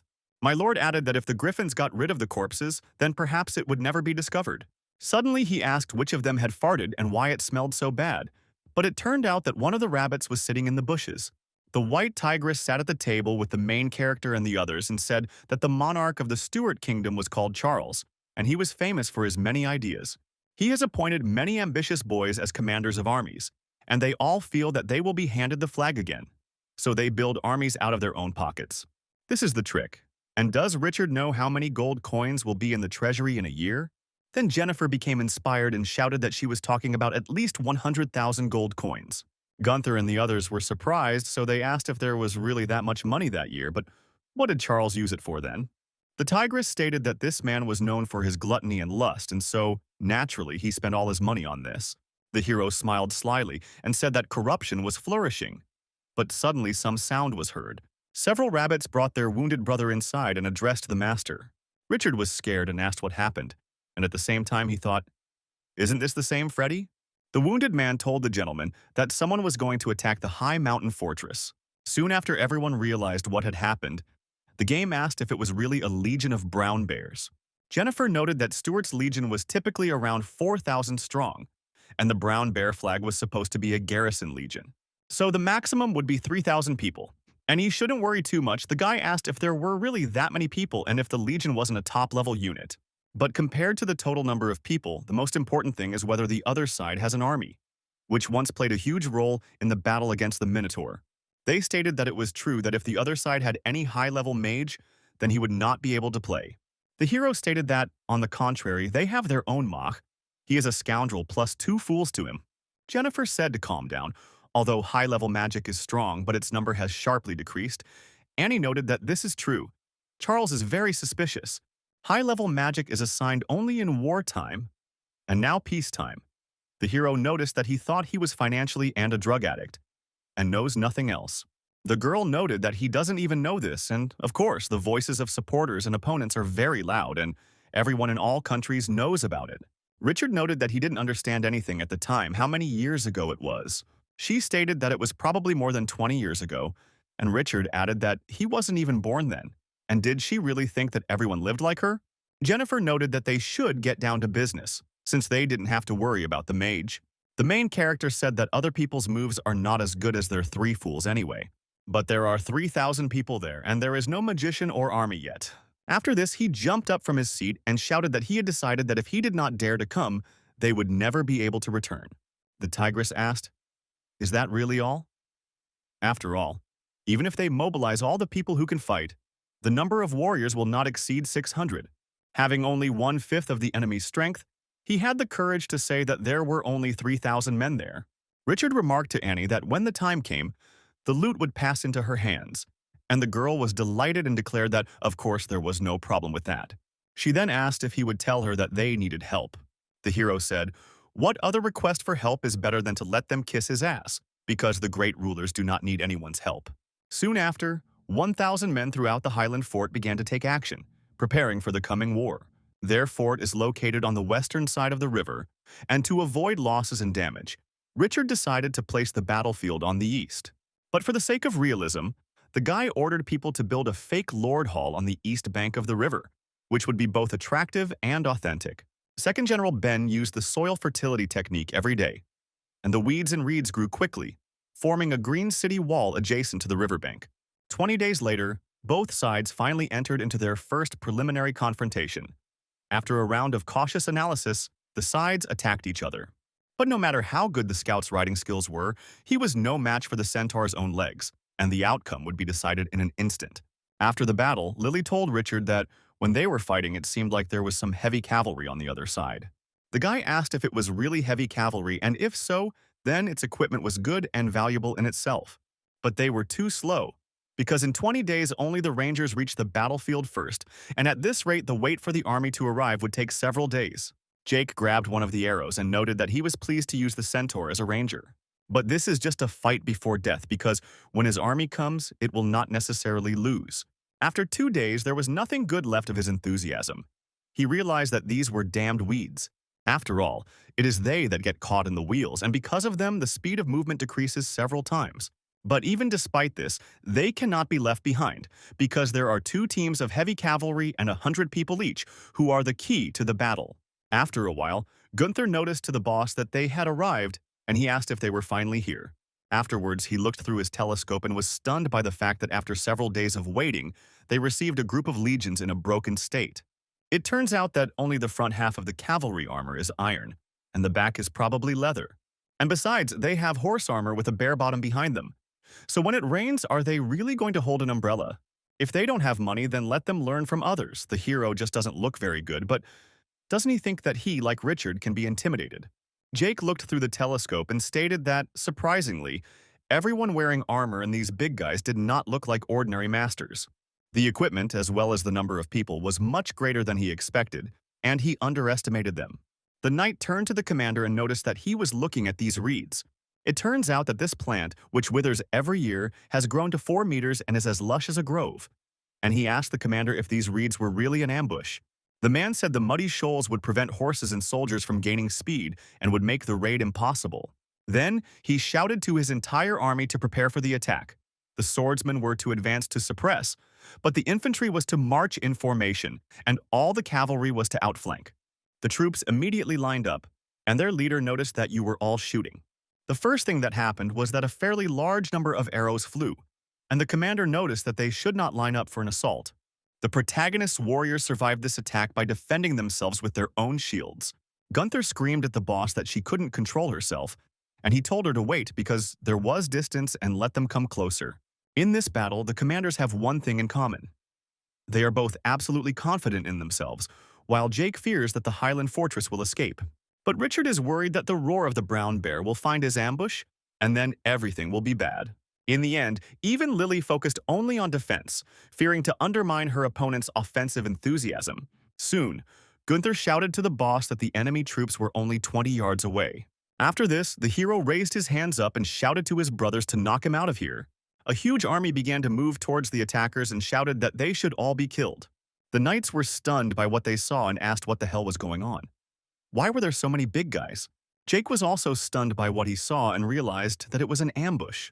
After that, he began to worry about his legion, the roar of the brown bear, and thought that with all his heart and hope he could not be defeated. So he immediately ordered the heavy cavalry to attack. The warriors on horseback with lances rushed into the attack and shouted, "What to the Lord, they will accomplish the task."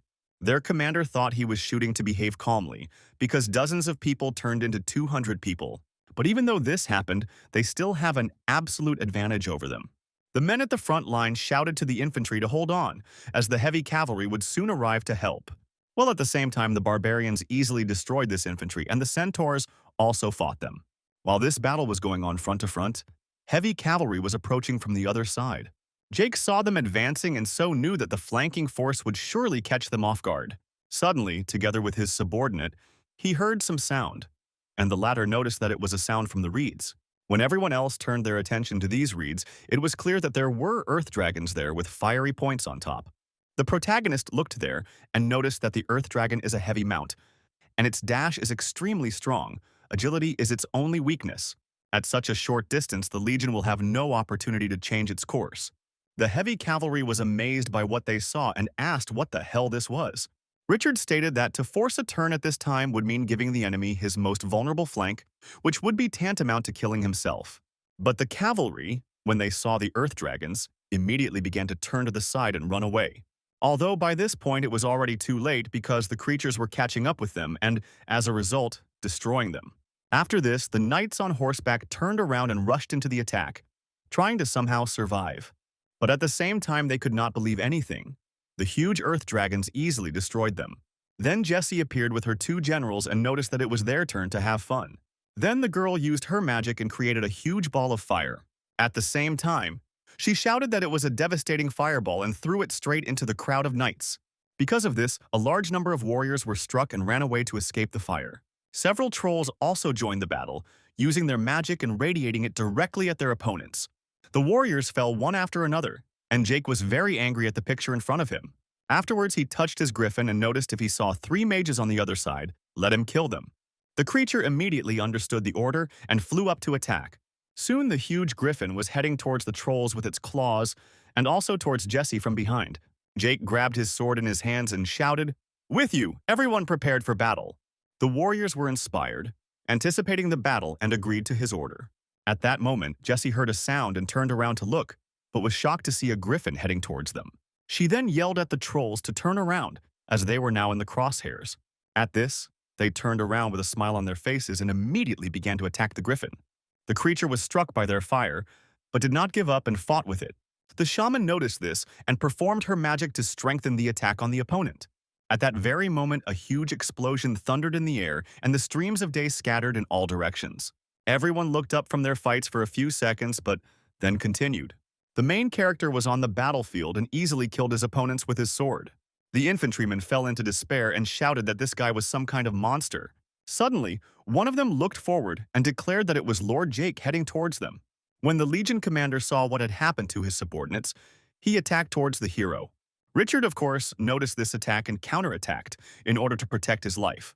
After that, there was a huge explosion, and the hero realized that he had such a strong fighting spirit, so perhaps he was their leader. Jake stood there proud of himself, and his subordinates shouted that this was expected of their lord, so now they would definitely be able to win easily. Then their commander turned to the main character and noted that his name was Jake, so let him introduce himself too. Richard took a deep breath and then smiled, noting that he didn't deserve this, and here is the recording. The causal invasion of the Highland Fort.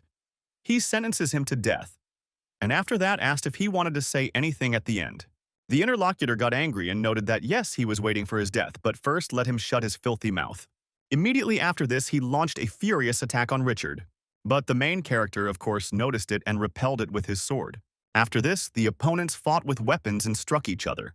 Richard's strength proved stronger in this fight, so he delivered powerful blows. After one of these, Jake was rejected a short distance. The hero then stated that he actually blocked his one hit and he was well prepared. And Jake thought that it was really good that he had the power of the unloading effect. Otherwise, he would not be able to withstand the opponent's sword attack. although he smiled at the same time because he saw his subordinates who were flying towards the hero and understood that despite everything, this was definitely his end. The other infantrymen also noticed this and were glad that the leader would be struck. Richard saw the attack and said that he thought they had a regular army, but it turns out that it was capable of one surprise attack.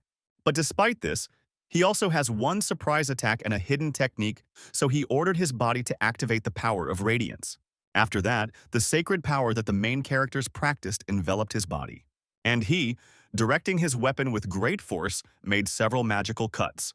And with the help of this magical weapon, he struck down the warriors who were attacking him from behind. The Legion's infantry were stunned by this attack and did not know what to do. At the same time, Jesse and the trolls were running away and begging the boss to save them. After all, it was then that the griffin, which was supposed to kill them, was rushing after them.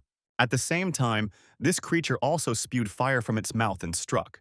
Jesse ran with the general and said that he would soon catch up with her, so she begged him to save her. A few seconds later, an arrow flew into the griffin's open mouth and struck him. Lily released her and shouted to her centaur subordinates to attack the griffin. A huge number of arrows flew at the same time towards this creature and hit it easily. The Legion's foot soldiers were stunned and shouted that this was the Lord's griffin and that this was all very bad. Jake himself also saw this and was discouraged by the situation that happened. What he saw made him furious, and he shouted that they were all scoundrels, and then he rushed to attack. No matter how powerful his attack was, it was Richard who still contained it with his ball. Then he noticed that Legion 1 had suddenly attacked them, and for some reason it turned out that they were the freaks.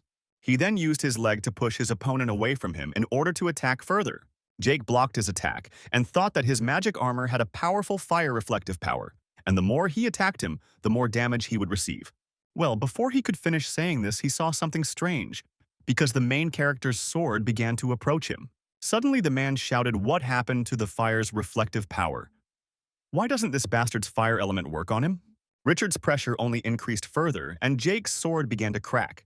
Soon his weapon was destroyed, and so the man fell to the ground talking about his sword. At that moment, he was distracted, and the main character came closer and kicked him with his foot. And then he stood right in front of him and declared that a weapon is just a weapon. If he cannot judge and fight without his sword, then he is not worthy of the title of leader. The fire-reflective element of his magical armor is certainly cool, and his hands are covered in blisters. Jake asked what he was saying. 5 times the fire element attack is enough to incinerate a person, but he only burned his hands from it. Of course, the man did not want to do this, but he knelt down and said that he was admitting his defeat. The subordinate knights were discouraged by this and turned to their master, saying that this was indeed a defeat. But Richard's warriors were very joyful and said that they had won this battle. Gunther asked the boss if they should all be caught, and the hero noted that it was definitely necessary to do so, but first Jake and he would take his magic armor. After some time, that armor was indeed removed, but there was a huge dent in the middle. The hero was sad because he understood that he himself had broken it, and therefore he couldn't weigh himself like that. He came to his darling and noticed that she had suffered because of him. Then Annie ran up and asked Richard if he was okay and if he had been hurt. The guy showed the mutilated armor and noted that this is how the heart was wounded and it hurts a lot. The girl realized that he was not wounded, and it was good that she had not wasted the remaining half bottle of holy water on him. Jennifer came closer and asked if it was a magic crystal in her. It is said that magic crystals are so expensive that their value cannot even be measured in gold coins and are considered a necessary material for magic equipment. But this has already come to an end, and let the guy ask the blacksmith to make progress again, and then the crystal will work again.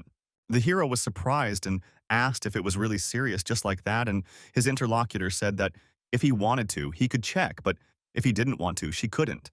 But let him not say that she did not remind him that even if he wanted to fix some armor, he still would not be able to use it, because this armor was not for him. Richard threw it down in disappointment and remarked that Georg should deal with it. But he had things to do and a situation to deal with right now. These prisoners would probably be given a hefty ransom, and so he ordered Jennifer to deal with them herself, and the girl obeyed her master. Annie turned to the guy and noted that they still needed to resolve the issue with the remaining military spoils, since it seemed like they could sell that baggage and horses and make a lot of money. Richard asked if that was true, as he wanted to cook some horse meat for himself. The interlocutor said that these prisoners could also be sold in a trade union specializing in the sale of prisoners, and that it would be much more convenient. Each of these people could be sold for about 4 to 5 gold coins, and the hero asked with a stranglehold, Was it really that much? After this, the girls left. The hero thought that compared to these two, his knowledge of commerce was very superficial. However, besides military power, there are still many laws and rules in this world that he needs to learn, and it even gives him a headache. And even more so, bronze weapons are enough to completely fill the palace storage and forget about the problem of poverty forever. Besides, it turns out that after this battle, the lizardmen improved their strength quite a bit. The guy's system reported that the upgrade of the twin scars to elite warriors had been completed.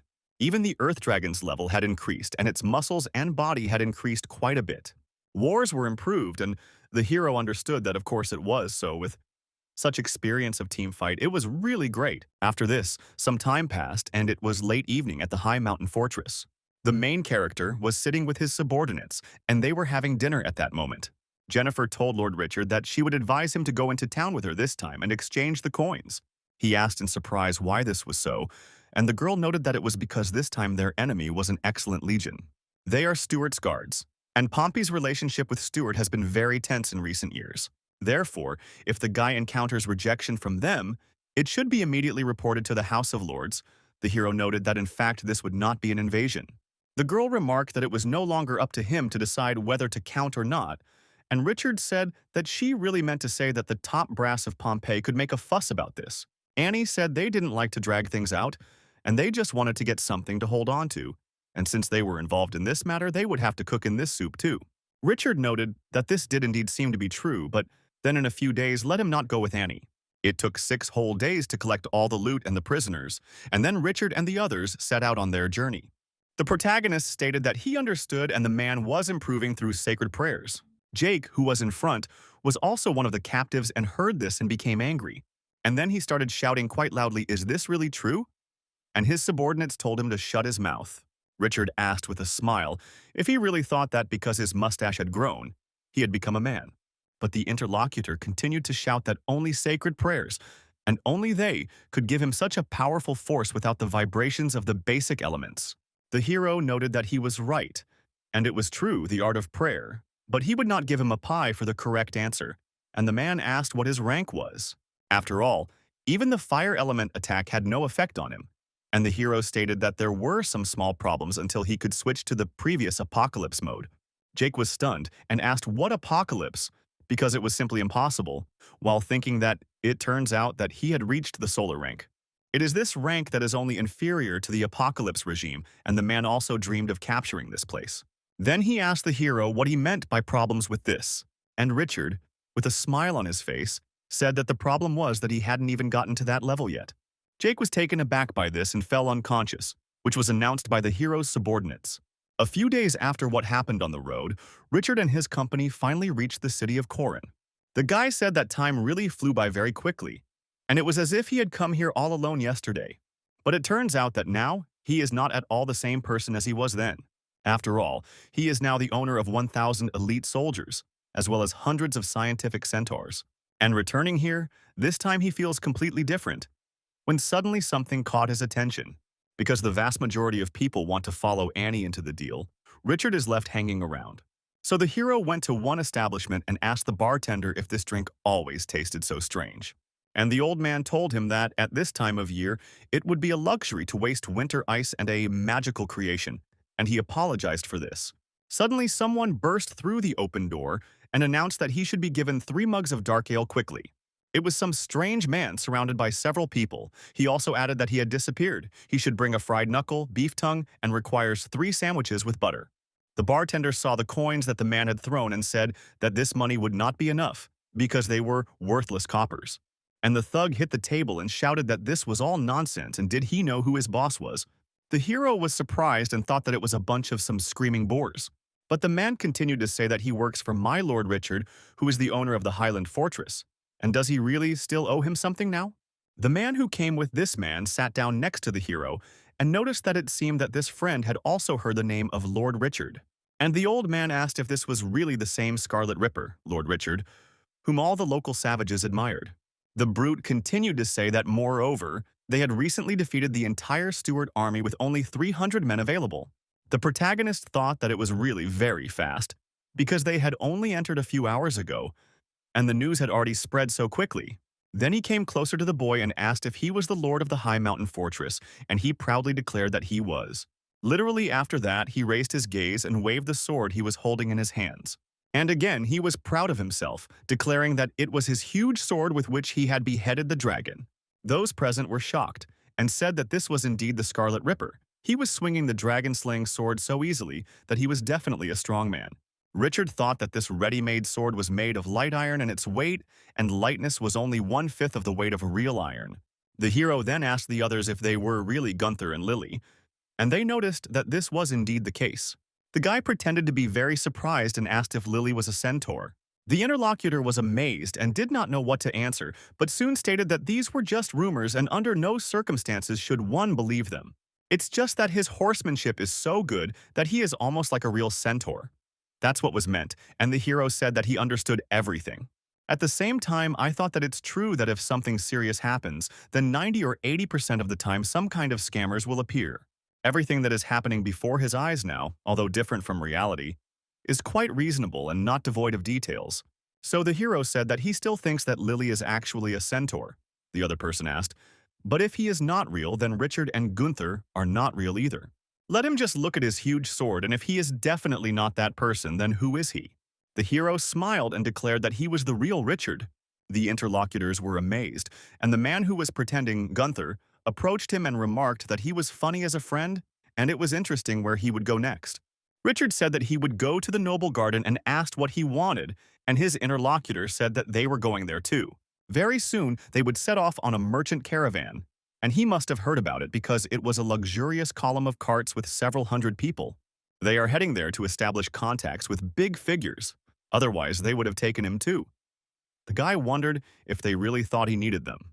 After a while, those people left, and she was next to the hero and asked who they were. The guy said that they were just a few acquaintances. Finally, the hero declared that the caravan would wait for now, and he would go to the noble garden in order to find Christopher. And now he was heading towards him. The maid saw the boy and asked Lord Richard what he was doing there, and he asked where he needed to be. The woman noticed that Lord Christopher had gone to the Highland Fortress to see him a few days ago, and the hero was amazed and asked if she was joking and when he left. She said that it happened 4 days ago, and the hero screamed how he could have made such a mistake. The guy felt that someone had addressed him and asked if he was calling him. Richard paid attention and saw that it was Christopher, asking what had happened to him. The old man said that he must know. In order to return from the high mountain fortress as soon as possible, he did not drive 6 high-class horses and use acceleration magic. The hero asked if it really took them 4 days to go there and back, but why so urgently? Did something really happen and Christopher declared that their Pompeys had started a war with the Stuarts? Richard asked how this was possible. Was it really true that Pompey had started a war with the Stuarts? Christopher did not respond to this and simply called the protagonist to follow him. Soon they came to his office together, and he opened the curtain. The room became more lit, and the old man, pointing to one of the envelopes, made Richard look at it. The guy took her in his hands and asked if he really wanted to create a more atmospheric environment, since they weren't in such a close relationship. The document itself spoke of a decree from the executive chamber of Pompeii, and it said that the country would take revenge for the vile attack on Lord Richard, and that war would begin. The hero got angry, and throwing the document, asked if it was only because of this nonsense that they declared war on the kingdom of the Stuarts. The guy's hands were shaking, but even so it flattered him a little. That's why he smiled and didn't think that his high mountain fortress would ever be connected with such a historical moment. So he told his interlocutor that His Majesty was indeed correcting his mistakes, even though his fortress was attacked, but not seriously damaged. Christopher asked what kind of correction of errors he was talking about. He didn't think that the war with the Stuarts actually started because of an attack on them. Richard asked him what he meant, that he was just bait, and the old man said that in fact the Stuarts had declared war on them first and let him see for himself. The hero opened the document again and saw that during a standard military patrol, Jake had come across an unprovoked attack from Pompeii, ultimately while putting up tough resistance to the attackers. He unfortunately died. Richard was stunned and shouted that it was clear that the Highland fortress was simply defending itself. But here it was set up as if they were the ones who had attacked. He couldn't understand how they could not even know that Jake was still alive. Christopher said it didn't matter at all, until the Stuarts themselves admitted it. No one would be able to prove that this was Jake. This old grievance has long since reached the boiling point, and now everything can only be resolved by war. The hero asked what this old grievance was. The old man noted that 5 years ago the Pompeys and the Stuarts discovered a mine with magic crystals on the disputed border. The reserves there were simply impressive, but they never determined who the mine belonged to.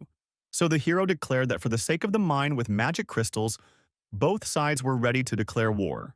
The interlocutor said that a storm was approaching and asked if he was afraid, and the hero said that he would not be afraid because it was nothing. The man stood up and walked over to the window and then said that my boyfriend was staying here for a few days because someone wanted to meet him. Richard asked why they couldn't see each other right now, and the old man said that it was because the gentleman was very busy. The main character asked, but who is he? Is this the person he is talking about? And this is the governor of the Northeast. Christopher replied that the man was His Majesty, and they were now at his front door. The old man knocked on the door and asked His Excellency if he could come inside. The man replied that the gentleman should pass through, and the heroes, together with Christopher, went inside. The old man then told Richard that he had heard that he had kept him for several days and was asking for forgiveness, and the boy smiled and remarked that he was very polite. The interlocutor added that the two countries declared war on each other and, as a nominal party, what he thinks about this. The hero asked Christopher what side he was on, and he replied that His Majesty meant that in this war, their Pompeii needed a hero who would inspire the people's military spirit. The guy said that he understood, he was talking about something, but he thought that every hero was destined to die and begged him not to even think about dragging him into this. His Excellency then inquired who, in his opinion, would be happy to come. And the hero declared that, of course, this head of the court was Lord Christopher. The old man remarked that Richard should not talk too much, since he was the one who was suited to the role of the hero. His name is written in the decrees of war between both states, and he is the master of the high mountain fortress. His lordship remarked that they should not take this as something too heavy, and he asked Christopher to pour everyone a glass of wine and only let him choose a 50-year-old bottle. He agreed, and the man went on to say that the military corps was ready to give Richard the title of Knight of the Eagle, a rare honor in peacetime.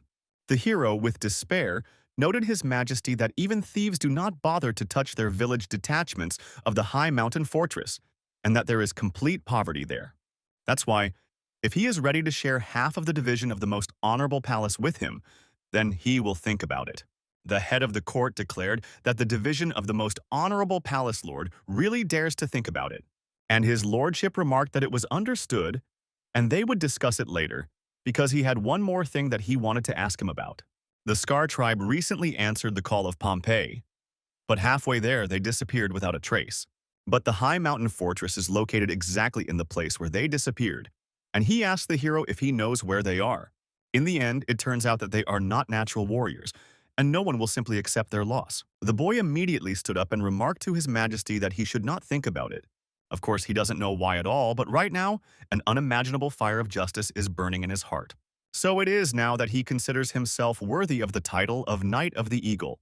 His Excellency asked if he had changed his mind, and the hero remarked that he was selflessly ready to serve this country since this was the duty of every Pompeian. Of course, he would take it upon himself, and the interlocutor noted that, in addition, being an Eagle Knight, he would receive great honor and respect. And his soldiers can also be enlisted in the Dragonclaw squad out of turn, but they will not be obliged to obey because they will have greater autonomy. Richard knew that the Dragonclaw, he remembered this squad, and they were known for their bloody and brutal battles. She understood that he didn't care whether they were good or bad troops. This battle would not be easy for both sides. Christopher said that Richard should not worry too much, since His Majesty was also currently serving in this legion. The hero was surprised and asked if His Excellency's son was also here. The old man noticed that this was reality, and so Leo was here too. Richard understood that this was, of course, wonderful, because the unit in which the prince served would certainly suffer the least, and there would be many merits. Then His Majesty declared that since he had not discussed everything so well, then he would not detain them, but let them rest, and the guy thanked him for this. Christopher and Richard came out of there, and the hero asked that perhaps the king's eyesight was not very good after all. The man noted that this was not even true, because it was not that it was not very good, he hardly saw anything at all. Despite this, his sense of revenge is very deep. The ability to understand the world with this feeling and spiritual strength is no worse than the eyes. The guy remarked that it was really cool, and Christopher went on to say that the strength of the past rulers was actually average. Despite this, all this does not mean that they were stupid. It's just that power requires double the expenditure of energy, as well as time. but their most respected majesty was able to cope with all of this. The hero was surprised and thought that this old man was so furiously praising another man and that it was just some kind of snot. Then the head of the yard began to say something else. The hero's legs interrupted his. And he said that perhaps he should go to this dragon's claw to meet everyone, and his interlocutor said that perhaps that was really what was needed. Then he suggested going right now, and soon they arrived. When they entered that very building together, a large number of warriors were already training there. One of the main knights noted that this was the location of the Dragonclaw Legion and let them be allowed to ask what happened to them. Christopher noticed that this boy was Richard, the master of the Highland Fortress, and he had come here by order of His Majesty. The interlocutor read the instructions and asked who else was the owner of the High Mountain Fortress by order of His Majesty. After this, he turned around and asked the Lord to follow him. Richard asked what was wrong with this guy and why he was acting so weird, and Christopher said he didn't know and he shouldn't have reacted that way. The chief swordsman approached one of the doors and asked to come with you. The lords were not too angry with him. After that, he opened the door and noticed. Immediately, he did not make a reservation that it was Richard. Then perhaps they would still find out this truth. He and the hero turned their attention inside the room, and there were 3 acquaintances who pretended to be his squad. So he got angry and shouted, "Is this really that same bunch of freaks?" The old man asked if he had misheard what he had just said, and the hero said if they were so brave that they did not believe that he could finish them off. Then he went to the largest of them and noticed that the knight respected the eagle very much, that they were apologizing for this little joke because they did not mean anything bad. Richard was surprised but asked who they were anyway. The interlocutor was a little embarrassed and scratched the back of his head and noticed that he was actually Leo. Both men were stunned, and after that, Christopher asked if this big man with dark skin was really His Majesty. Leo hesitated and stated that it was true. His father had probably already told Mr. Richard about him.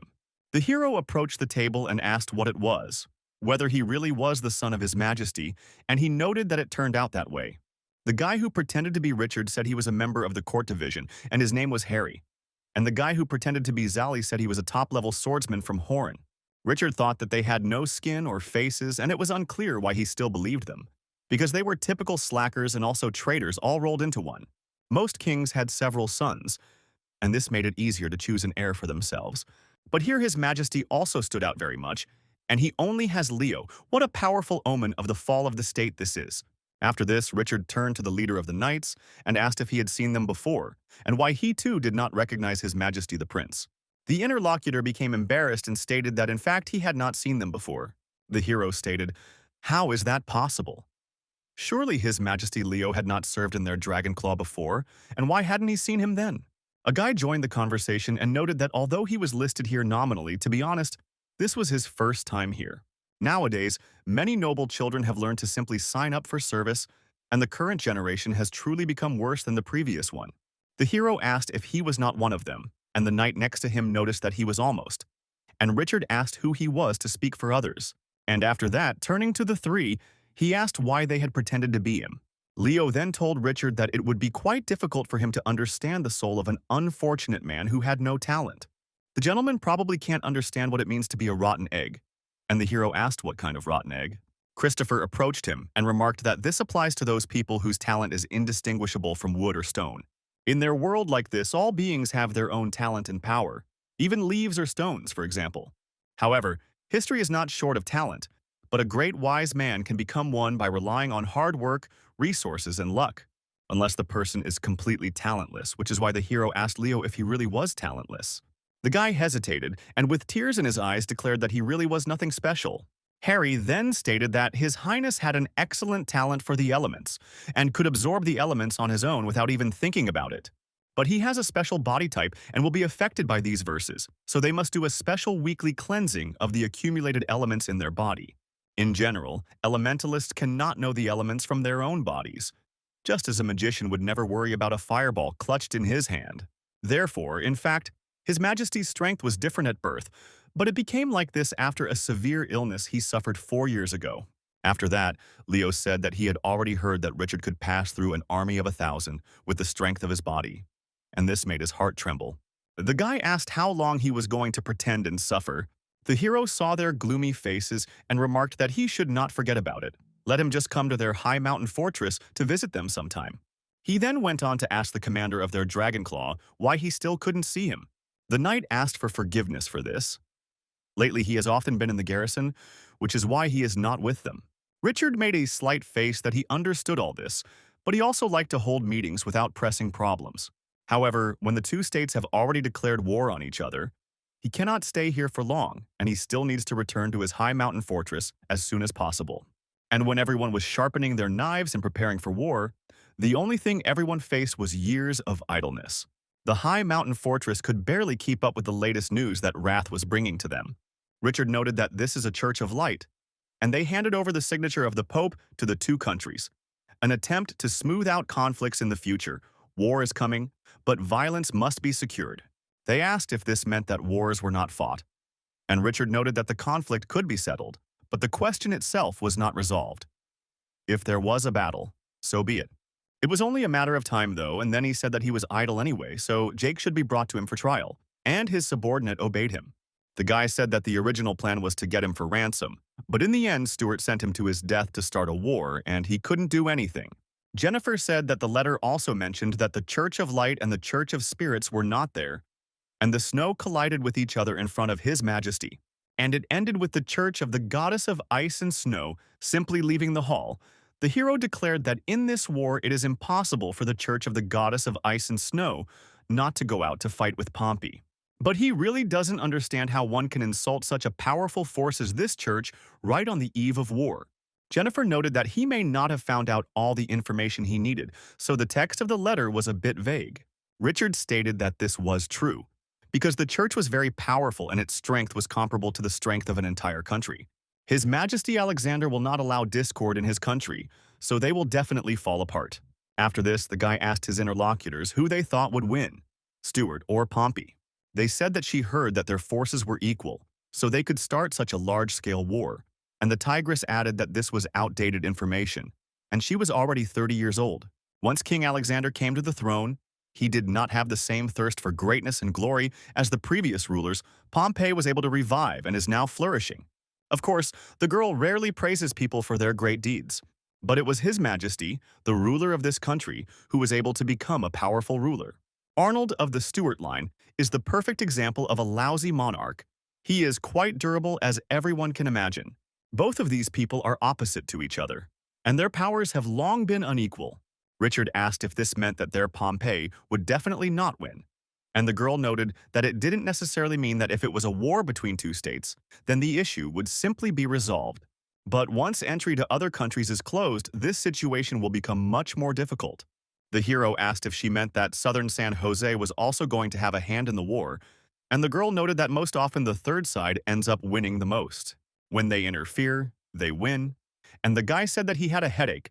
Suddenly, subordinates with Jake came into them. The guy turned his attention to him and noticed that the Roaring Bear Legion commander had finally arrived. Jake stated that he was no longer of any value to him, so just let them judge him. And the hero noted that whether he was valuable or not was not up to him to decide. So it's better that he asks for what? Let him say what interests him and what doesn't. Otherwise, his sword will decide everything for itself. After this, the hero used his weapon and cut the man's chains, and then said that before revealing his secrets, let him look here. The commander noticed the document and asked if the Stuarts had really declared war on Pompey. Richard said that he should be more concerned with the fact that he was already dead to everyone, and the man said that this was how his country had disowned him. The hero smiled slyly and noted that in that case it would be better for him to tell what interested him. Still, if you think about it now, his life is worthless, and no one will even notice if he accidentally dies here. Jake understood the situation he was in, so he stated that he knew where one artifact was. Richard asked what other artifacts sounded like some kind of nonsense, and if he was sure it wasn't fooling him. The man said that to be precise, this brew was from the era of ancient titans about 10 years ago. He and his father went to the Winter City. He did this in order to attend a banquet on the occasion of the coming of age of Lord Magellan's daughter. The Lord was young, being a famous explorer. He brought back more treasures from different countries, and that day he opened his treasury for visiting, so Jake also visited there.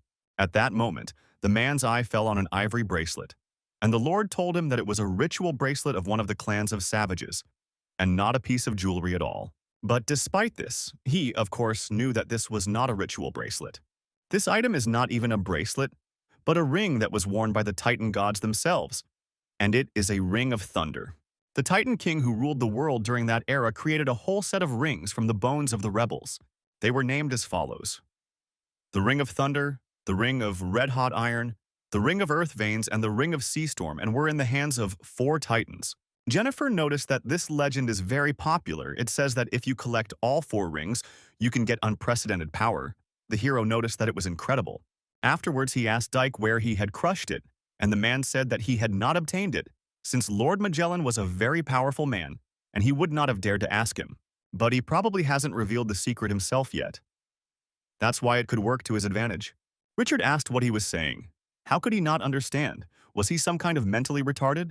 Jake said that the higher the level of the magic items, the more imperceptible the fluctuations of their energy are, and that is why the energy of the Thunder Ring cannot be detected, even if it is an artifact. Titan artifacts can only be used by Titans themselves. The hero looked at his pet and noticed that if we were talking about Titans, then he had one of them. However, no one could find this artifact for a long time, and how did he manage to understand that it was him, as a child? And he declared that he was kissed by God. Richard was surprised, and Jennifer noted that, as the name suggests, this is a lucky person, blessed by the gods and possessing special abilities. The hero asked what abilities he had, since he felt nothing. And the interlocutor added that he could not see with his right eye in the usual sense of the word. The guy asked if he was blind, but his interlocutor said that this was not entirely true. He cannot see things, but he can distinguish the brilliance of color and the vibrations of different energies. And this is precisely the reason why he is sure that it really is a ring. The reason for this is that it emitted an unusual golden glow, accessible only to his eyes. The main character said that it was cool, and it was probably something like a golden pupil. Then asked to wait. He urgently needed to look at everything here. Suddenly there was something valuable lying around here. Jake noticed the pet, and noticed that it seemed a little unusual. Richard, inspired, asked us what else he could say, and the other man remarked that he could not see anything else. The guy was upset at first and then said that he definitely hadn't told anyone about his talent, probably. Jake noticed that this was the case, and by the time he realized what it was, he was old enough not to tell anyone about it. The hero asked why this was so, and the interlocutor noted that he had studied history, blessed by the discovery of his talent to people with relatives, the beginning of the countdown of life. Annie noted that it might be anatomical research or alchemical experiments or something like that.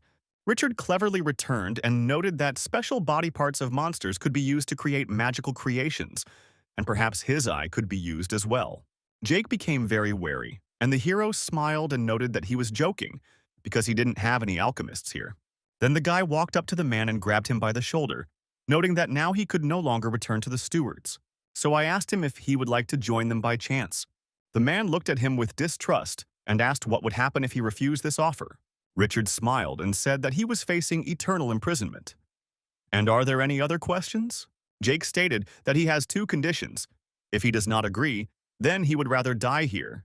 And the hero stated, "What a tragedy this is, let him speak." The man said first not to mock his eye, like hitting it or gouging it out. And the guy said that he had always been kind to his subjects. The man noticed that too, although he was a prisoner of war, he refused to join them as a slave, at least as a citizen.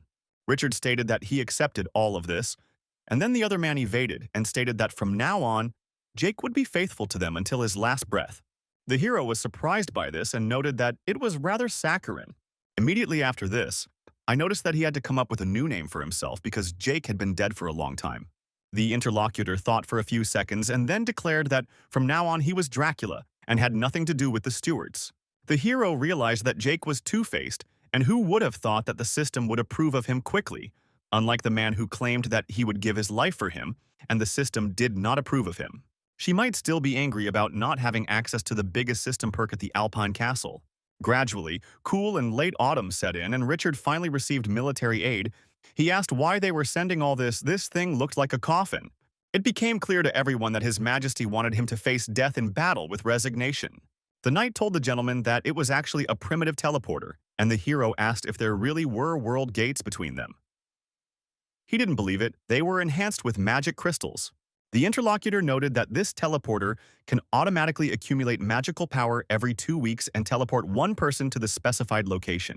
Richard said, however, they are waging a massive war and teleporting only one person every 2 weeks is very insignificant. The knight noted that one should not be ungrateful. If you did not constant request Leo, he would not be able to get. And it was so simple, and the guy understood who was being talked about. The interlocutor then stated that His Highness asked him to convey a message so that he could boldly kill enemies and achieve success. He said to tell Brother Richard that if he could not win the victory, he should run away when he had the chance, because the war was the country's business, and his life was his own. The main character found this quite funny, and he noticed that soon it was November and the church was no longer able to resolve the conflict successfully. Richard led the group to the city of Corin to meet up with a larger army. He knew that he had chosen such a beautiful name, the Ripper Army, and he had been given a disgusting banner. The Great War was coming, and the once barren lands beyond Corum were now occupied by a few legions. Somewhere on those streets, Lily said that such weather is not suitable for war, and in the wave, you can stay home and eat barbecue. Gunther noted that this was true. When the war was declared, no one thought that it would be so cold this year. The hero noticed the big beast, and noticed that this thing was so big, and why was it bigger than their local dragons? Suddenly, Jesse joined the conversation and told the guy to look. There was a sorcerer there. They immediately turned their attention to him. And Leo approached and noticed that he was a priest of the Church of the Ice Goddess. Richard became wary and noticed that this guy was some kind of undead. Where did he just appear from? And the interlocutor asked if he really scared him. The hero then said that he said it was the priest of the Church of Ice, and he thought they had problems with them in Pompeii. And Leo noticed that he was indeed right. Previously, each region was supposed to have 20 people, but this one has 2 times less. Then he said that we should go to a pre-war meeting and we shouldn't forget the banner. Before they headed there, the hero noticed that he had a meeting, and Lily should start taking the guys to lunch, and she agreed. Soon they got there and he got his banner out of the game, so Leo asked him if he really got the banner out of the trash. Richard noted that, of course not. He had made them in an alpine castle. The guy added that they would come back later and take the banners to replace them, and the hero asked why this was so. Leo said that when the meeting was over, there would be a procession of all the legions with the banners of the detachments, and the hero noted that he lacked more problems in this kind of situation. Soon after, it was announced that the leader of the Dragonclaw Legion had arrived on the scene. Leo then noted to the hero that it was Oscar, who came from a famous Western family. However, in military circles, he was always characterized as a wise but indecisive man, capable of taking responsibility for his actions, but not for the overall situation. Richard then asked why he became commander-in-chief this time, and Leo said that several years ago Oscar took over the responsibility of commanding the troops.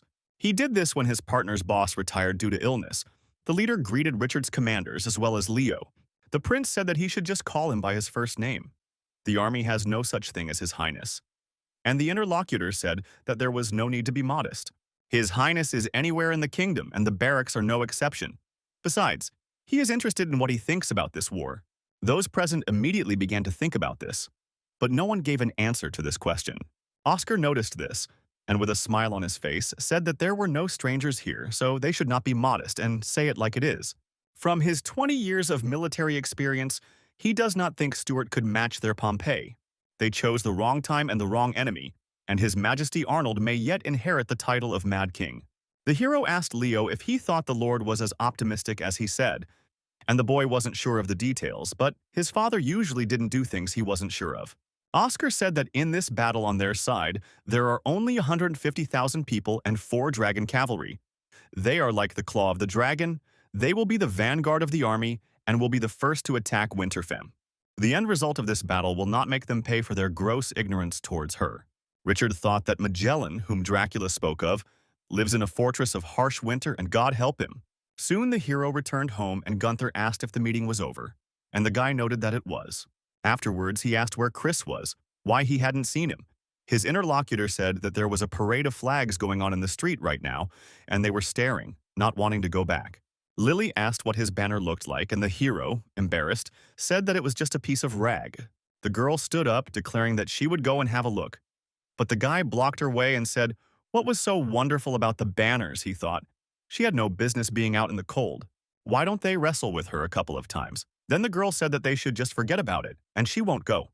Suddenly, one of the centaurs ran into their open door and told the master that something bad had happened. Chris and the others had started a fight with the people, the Dragon's Claw. They were at that very parade. The banners and the lizard said that he would spare no one. Before this, several lizards were at the parade, and one of them remarked that this was such an event and it was majestic. The interlocutor said that you saw that this was the military banner of their Alpine fortress. Several people laughed and pointed at them, shouting, "What kind of crap is this?" Another person said, "Just look at this flag with a broken chicken leg. How are they not ashamed to show such poverty?"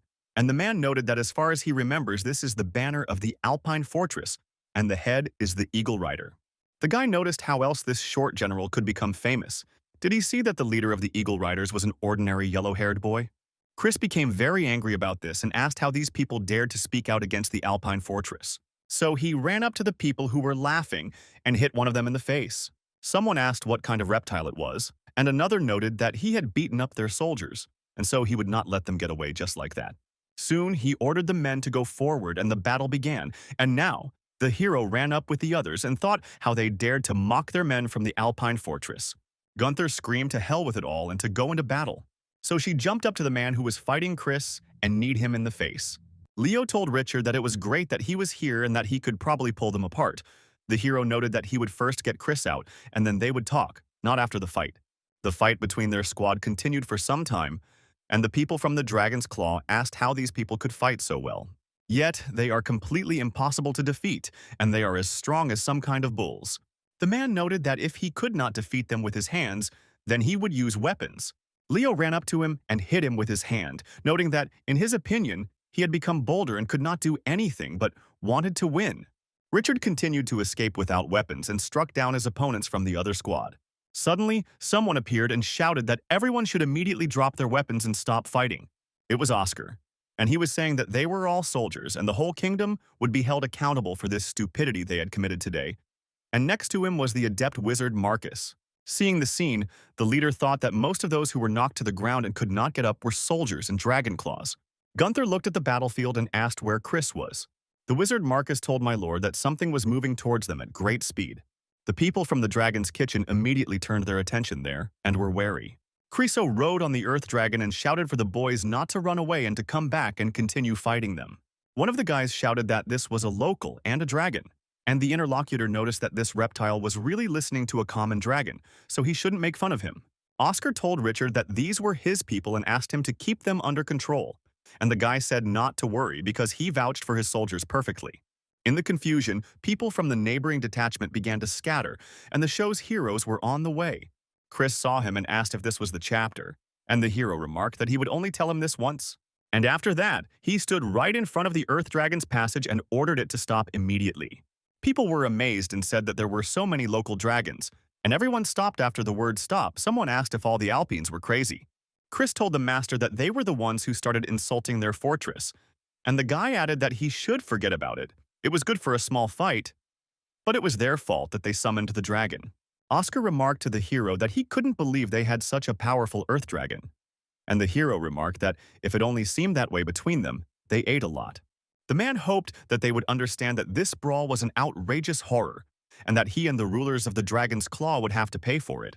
The company commander, King Dragon Jonathan, noticed that the Lord's soldiers were just new to the city, and they were being too cautious in their new surroundings.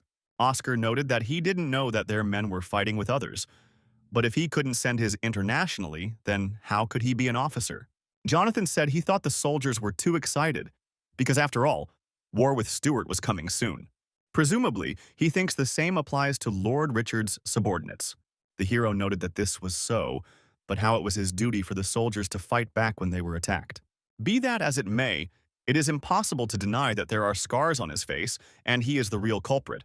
Oscar said that it is difficult to blame Lord Richard for this, and he, in turn, bears responsibility as an officer, and this is just fate. The hero noted that perhaps this was something random and strange, and that was not the reason for this farce. Oscar noted that they should both keep their mouths shut, because they would do anything to avoid responsibility, and it was a perfect combination. If they could use it in battle, they wouldn't have to worry about the outcome of the battle. But the honor they had passed on was too heavy for him to allow anyone to tarnish it. In accordance with military discipline, he decided that in relation to this fight, the commanders were included in the vanguard of a special command. The vanguard was going into battle, and Jonathan told the hero not to look so sadly. They say that this is the vanguard battalion, but the enemy is always in front of him. Richard pointed out to Leo that it was their business in Suffolk, so why had they come? The guy said that he volunteered to do it himself, and he didn't know anyone else. Jonathan noted that, after all, the three of them were the most responsible, and if they were severely punished, he would not be able to stay away. There was so much snow this year, and it was surely a sign from the goddess of light and ice, so he asked the wizard if it was true. Marcus stated that snow and wind were normal natural phenomena, and there was no need to drag a goddess into this. The leader of the Claw thought, "It is not surprising that out of 10 famous ice and snow mages, he is the one appointed to the vanguard. With low IQ, they will be ostracized." It was also quite snowy at the command headquarters of the company's expeditionary forces. One of the subordinates was in the room, and the man was telling him to pour more. The boy told His Majesty Dr. Simon that he would not advise it, but the man interrupted him and told him to pour more, and his subordinate added that he was making his task more difficult. Alexander entered the room and remarked to Simon that he really should get out in the sun more often. The interlocutor stated that he knows its effectiveness and does not depend on it, and the old man added that this also brings benefits. The goblin remarked that he was simply afraid that the humans would find out that the human expeditionary force was being commanded by a goblin from the most despised race. And yet, despite all this, he is disabled. Alexander poured himself a glass and noticed that he couldn't sing anymore. He's sure his people don't care, so he should go for a walk because he deserves some fresh air. Old Simon obeyed him and remarked that he would do as he wished.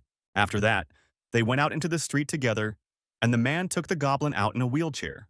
He noticed that it was the tuna's flame boundary that maintained the internal temperature, but the interlocutor noticed that His Majesty takes everything to heart. Alexander added that they also met in the cold and hungry winter. The man said that this was true, and there was a food shortage then. The old man stated that when they did not find the creature, they saw Simon in its all-devouring mouth. And so, during his rescue, he accidentally discovered that he was a god-bearer, and a very smart one at that. When the old man finally becomes king, he will be able to continue to use his talents at the state level. Everyone considered him a genius who managed to combine teaching with administrative activities. But despite this, few people know that the real person behind the curtain is the one who pulls them inside. It turns out that it is thanks to Simon that their Pompeii is thriving. The goblin stated that His Majesty saved his life, so he will do everything possible to help. The king asked if there was anything to say about it, whether there really was nothing about him. The interlocutor asked what he was talking about, and Alexander remarked about the goddess of birth. The goblin then told the master to be patient because the ripe apple would one day fall to the ground, and the army asked them whether they had already set out, and the king remarked that they had set out that morning, and Richard had been temporarily transferred to the vanguard. The goblin remarked that this was a good idea and would allow them to see what he was capable of. When he first analyzed the fortress, he found that every step they took was gigantic. The old man himself is a genius and naturally does not doubt the ability of others to perform miracles. So he can only explain all this by the fact that Lord Richard is a rare and also a great general. Jonathan remarked to the hero that he was in a great mood even after everything, and the guy said that he was practicing the prayer book for his own perfection. Leo noticed that, according to him, the people of the fortress and the temple are the same thing. The hero was angry and he had an affair with you. He shut his mouth because he is the only one who does not shut up. Suddenly, one of the subordinates of the kitchen group ran up and shouted that there was something ahead. There is the very city that sees Stuart's troops to defend itself. Jonathan said that there might be a whole formed corps of 3,000 to 5,000 people there, and that this territory is a relatively important military hub. Leo noticed that this was not the case. This was an ordinary farming town with the only specialty being pumpkins. The leader asked how high the wall was and what the defense was like, and the subordinate noted that the wall was thin, no more than 3 peaks high, and no guards were found either. The man said that it was strange. Isn't it an empty city? And the hero added that perhaps it wasn't that simple. Most likely, this place is indeed a trap to lure them in. After a while, the main character climbed onto the back of one of the earth dragons and looked through a telescope. After that, he approached the others and noticed that he saw a small farming town in Cascade. The soldiers on the wall also noticed them and began to quietly transfer their troops. Jonathan said he thought he had just seen a griffin flag with a red background and gold stripes. Leo said he knows of a trillion with griffins that are in Stuart. Richard remarked that he had a man who had formerly served in Stuart's garrison, and he would call him to see him. Dracula looked there and noticed that this ambition of the lion, and he also met the head of their army, whose last name was Lincoln. They are only but regular region, and the man is sure his troops are stronger. The hero said that then there is no need to hesitate and prepare for the attack. After this, He, the hero, ordered the archers to block fire and the infantry to raise their shields and prepare for a siege, at which time they were preparing to attack the city of Cascade. There was Baron Lincoln, who was the commander-in-chief of the Army of the Brave Lions. He noticed that several days had passed since the declaration of war on Pompeii. The command was in complete chaos, or perhaps a piece of shit was a more apt description. 15 days ago, His Majesty asked their griffins to move to Winterfell. And now, 3 days ago, they were asked to return to Wangdu, which is like asking them to become a monkey, but Pompey's army is already on the move, blocking their way back. He had to bring his men into the small town of Cascade to be able to fight on the defensive, and it was all that stupid Arnold's fault. His Majesty Arnold was never interested in politics and always relied on a few ministers to form the cabinet. It worked well enough that some people even thought it was a better way than the emperor's monopoly, but then Arnold suddenly returned as king, and he began to interfere in politics with greater force. And soon it became clear to everyone that he was talking pure nonsense. It is well known that in recent years Pompey has developed much better. But the king declared war on them, and now the subordinate told Lincoln that the barbarians were advancing. He was shocked and noticed that he should show him. The commander-in-chief went out onto the wall, and his subordinates declared that you, my lord, took care of yourself because this is a rain of arrows. But the man continued on his way, and they covered him with shields to save themselves. Lincoln looked at the arrow and noted that it was amazing, but not 3 times bigger. The knight told my lord to look at these dragons. It was only a matter of time before he destroyed the wall beneath them. Richard asked why no one had broken away. He would have liked to demonstrate their military prowess. Jonathan noted that they had too much cavalry and they could not escape. The arrows were fired and further discussion was required. The hero asked what the point was in simply letting the dragon take the initiative and break through the walls. Jonathan said that the siege was a delicate and difficult matter since he was inexperienced. Why not entrust it to him? Richard noted that it did not matter. Everything depended on him. Leo noted that she would like to gather her orcs and tigers. Such a battlefield suits them. The hero thought that they really do this for the sake of military affairs. Soon after this, the order was given to the detachment to rush into the attack, and they all rushed. After that, Richard ordered Jessie to hit the fireball and make a hole in that damn wall. Saman immediately used her magic and sent a huge stream of fire upward. Soon after, a giant fireball crashed onto the wall, and the hero looked at Jessie and noticed that she was a piece of shit. Was she really going to make a hole in the wall like that? After this, the priest in the church came up and asked to let him do it. He immediately began to use his power, and a large amount of snow appeared. Then this giant block of snow headed towards the wall and destroyed it, breaking through it.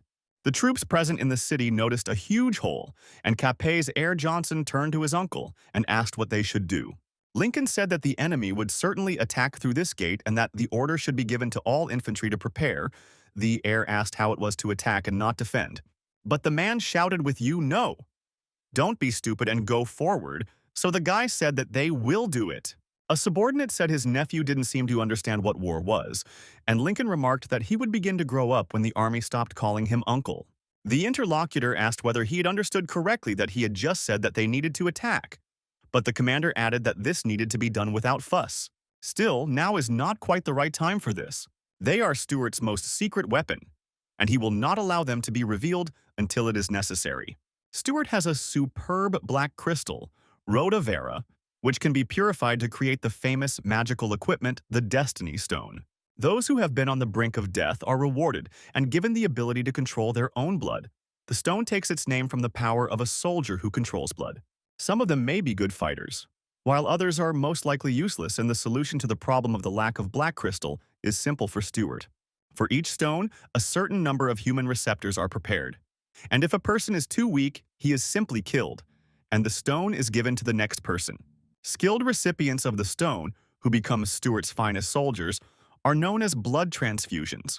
And in this city of Cascade, there are 50 blood knights who are Lincoln's main force in this battle, and it won't take him long to destroy the enemies. Around the same time, a knight in golden armor appeared on the battlefield, destroying everything around him. Lincoln saw this warrior and was dumbfounded, so he asked the almighty light of God what the hell this was. When that knight in armor continued to fight, the tail of the beast was visible from underneath him. Lancelot noticed this and declared that it was indeed half man, half beast. So it really does seem to him that it is time to move forward now. Lincoln noted that there was no need because they still had to wait. They needed to strike back. It is possible that the Pompeians are indeed rapidly advancing on their breached wall. But despite this, their archers occupy a more powerful defensive position. Indeed, when the archers began to shoot from the roof, a large number of barbarians circled around without protection. But soon, the situation began to change, and these archers were killed with some strange weapons.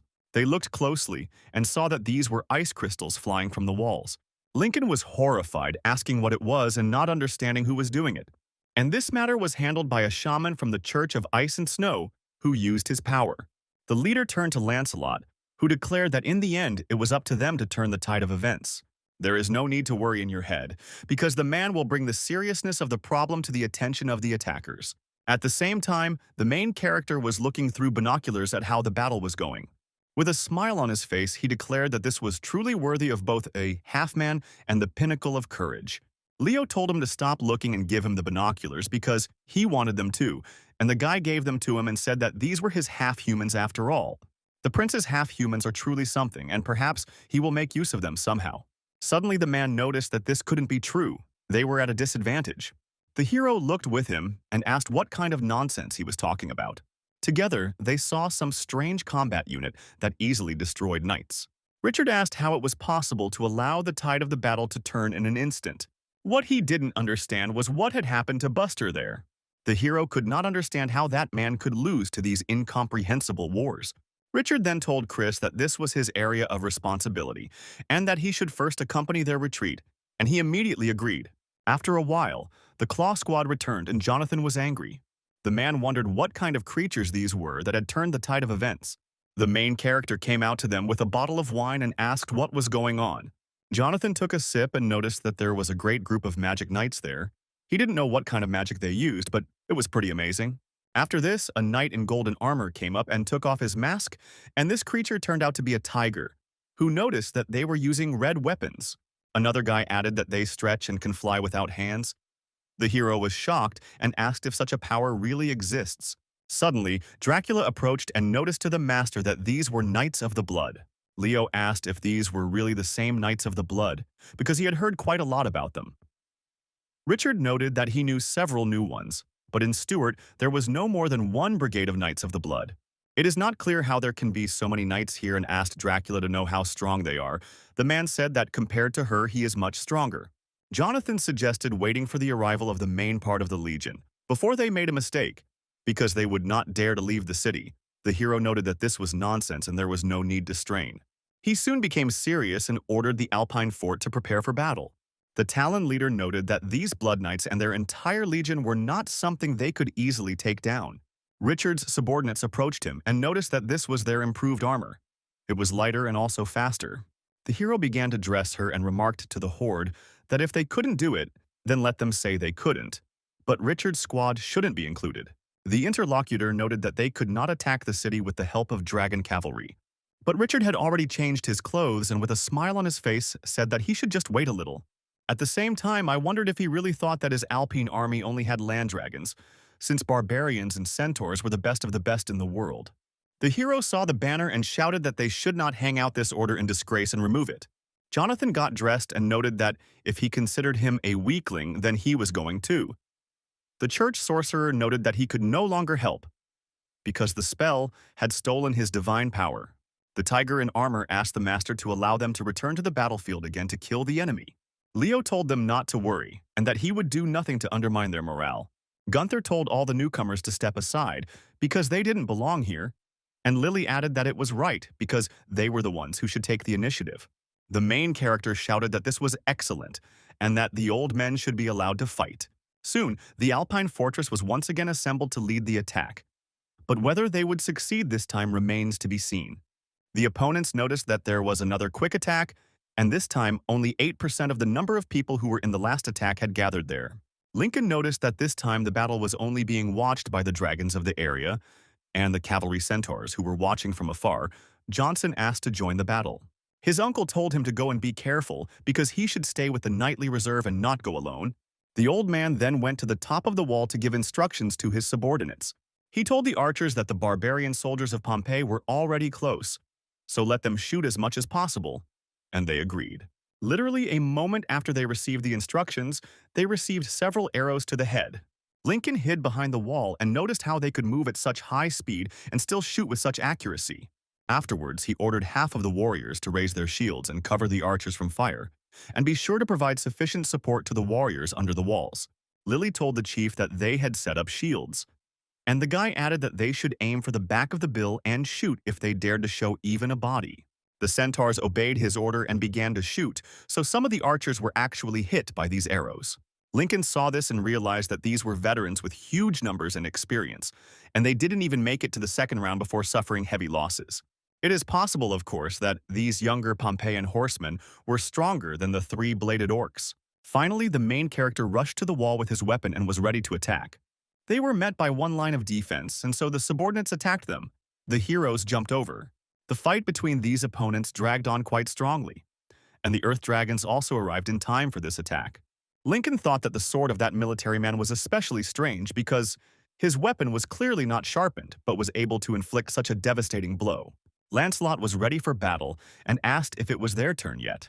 The leader thought that the Blood Rider, his card, and whoever played it first at that moment would be at a disadvantage, but again it seems he has no choice. So he asked Lord Lancelot to help him win this victory again. The main character at this time was fighting on the battlefield, easily defeating his opponents, and suddenly he noticed something.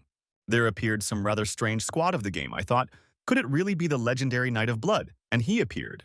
In this, he immediately used his power, and it enveloped his body, and he also asked that it not fail him.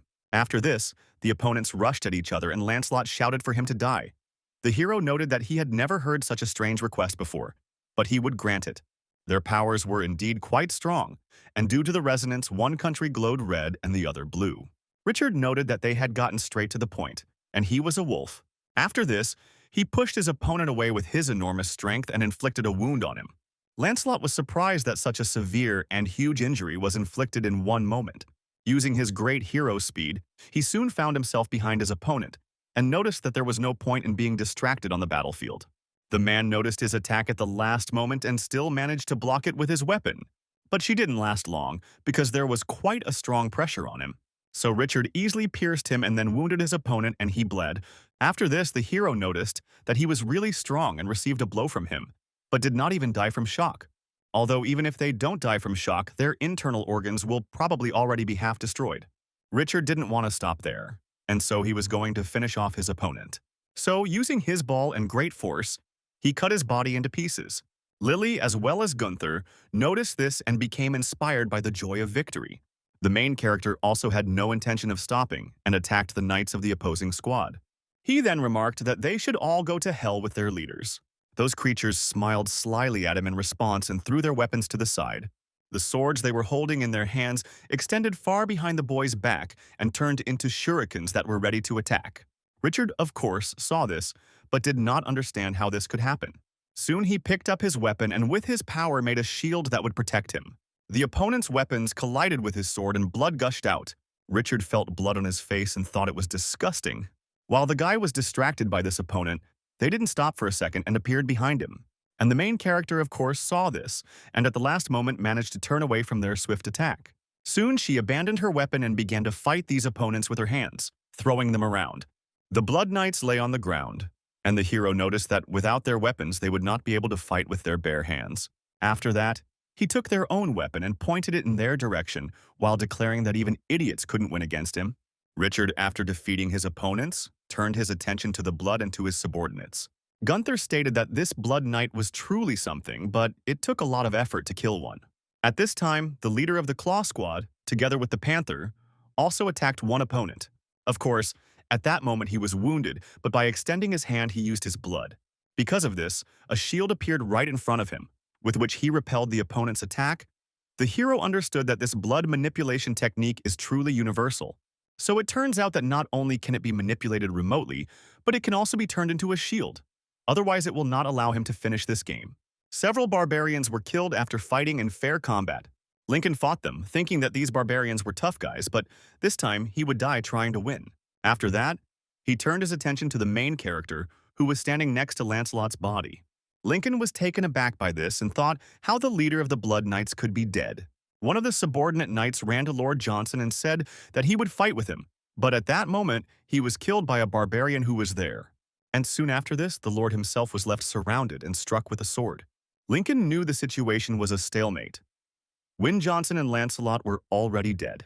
Of course, there were still a few knights of the Blood Squad who attacked Gunther from behind. The main character noticed this and struck them with his weapon, asking how they dared to sneak up on him. Richard shouted at her to retreat first. The dragon of the area would be here soon, so they shouldn't get caught in the wave. Gunther stated that she understood everything.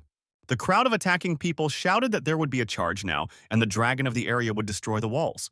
Lincoln was no longer fighting, but looking ahead and realizing that it was all over. After that, he saw huge emergency dragons and shouted that they should leave, and also asked the stupid lizard to get lost. But it was too late, because the earth dragons could not be stopped, and they easily destroyed the walls of the fortress. One of the bloody warriors asked if the city walls had been destroyed, and another asked how this could have happened. The guy then said that Lord Lancelot was there, and that this man killed him. This is absolutely unforgivable. Even if they lose this battle, they will avenge the death of their lord. So they ran straight towards the main character and shouted that they would take his life. Richard noticed that the man knew his country had been defeated, but still wanted to avenge his lord. He then raised his weapon and noticed that their courage was fully accepted by him as Richard. Then the hero prepared for the attack and noted that if his master's life was so dear to him, then he should stay here with him. After that, he made a very strong attack with his power and magic, and the blast wave killed those people. In the corner of the undestroyed city walls was Lincoln. He had a knee in his hands and he immediately plunged it into his heart. While turning to his father, he begged him to forgive his son for his incompetence. It was a monster with a giant ball that was engulfed in chai flames, and he couldn't hold back. So he was really very sad, and he kept apologizing until the last moment, until his eyes closed. After some time, the sunset appeared on the battlefield, and the warriors were very joyful. The whole crowd of people shouted with joy that it was a real success. They didn't win, and it was a victory. Leo noted that it was hard work for all of them to participate in 2 sieges in one day. Jonathan said that if he wanted to thank, he should thank Richard, because he is the real fighter. Gunther asked the chief if it was a lunar wave, but it was amazing, and the guy noticed that she shouldn't pretend she didn't know him. Afterwards, he noticed that he was hungry and asked if there was any suckling pig, and if not, ham would do. Leo thought, this is what it means to be ridiculously strong. Leo walked over to Lincoln's body and remarked that he couldn't believe he had committed suicide. Jonathan stated that he probably knew that if he lost this battle and survived, he would sit in a cage for the rest of his days. Then he asked what Richard was doing with the heir, and Gunther noticed that the head of the family always had this habit. She doesn't know why it surprises everyone, but they don't get used to it. The hero thought it was terrible. He didn't expect some blood knight to appear out of nowhere in this shitty city and cause so many deaths this time. Perhaps everything was going so smoothly that he got a little carried away with himself. The boy returned to the battlefield and noticed that they were all soldiers who had come this way with him. Therefore, he promised his fallen soldiers that he would remember them all.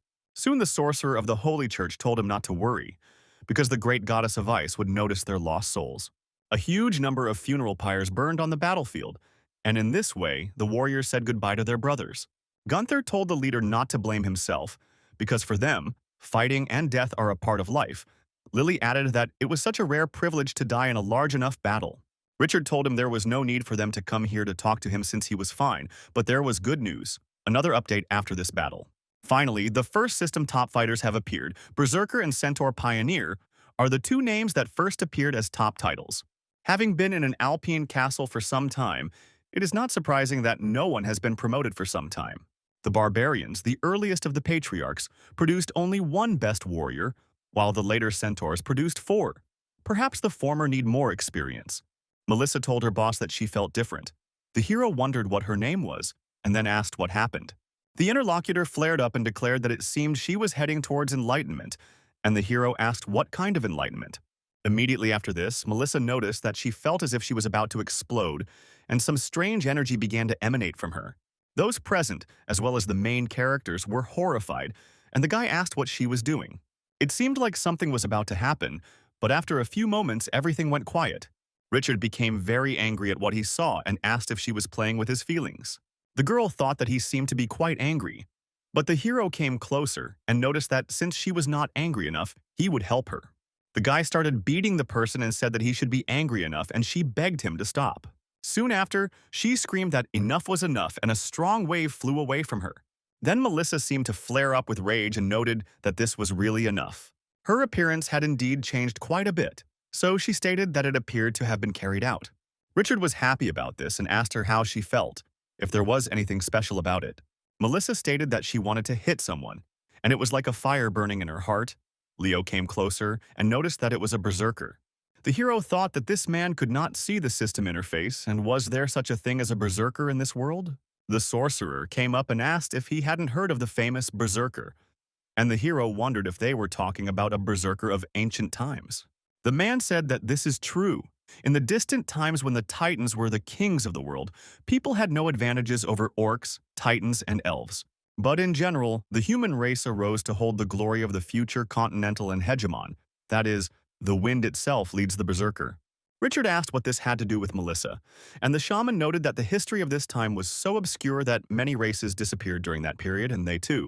According to various rumors, the barbarians have a more or less pronounced lineage of the berserkers, but he does not know whether this is true or not. Judging by the way Richard's subordinate looks now, she has definitely fallen into a rage and thinks that perhaps she has activated the berserker blood. Richard may not know that the wind berserker has disappeared, but the secret of berserking has survived to their day, and the secret art has been modified and turned into a holy prayer. It is said to be more effective and has fewer side effects. Richard noted that it was all probably related, and now that the fight was over, why not try to get out of it?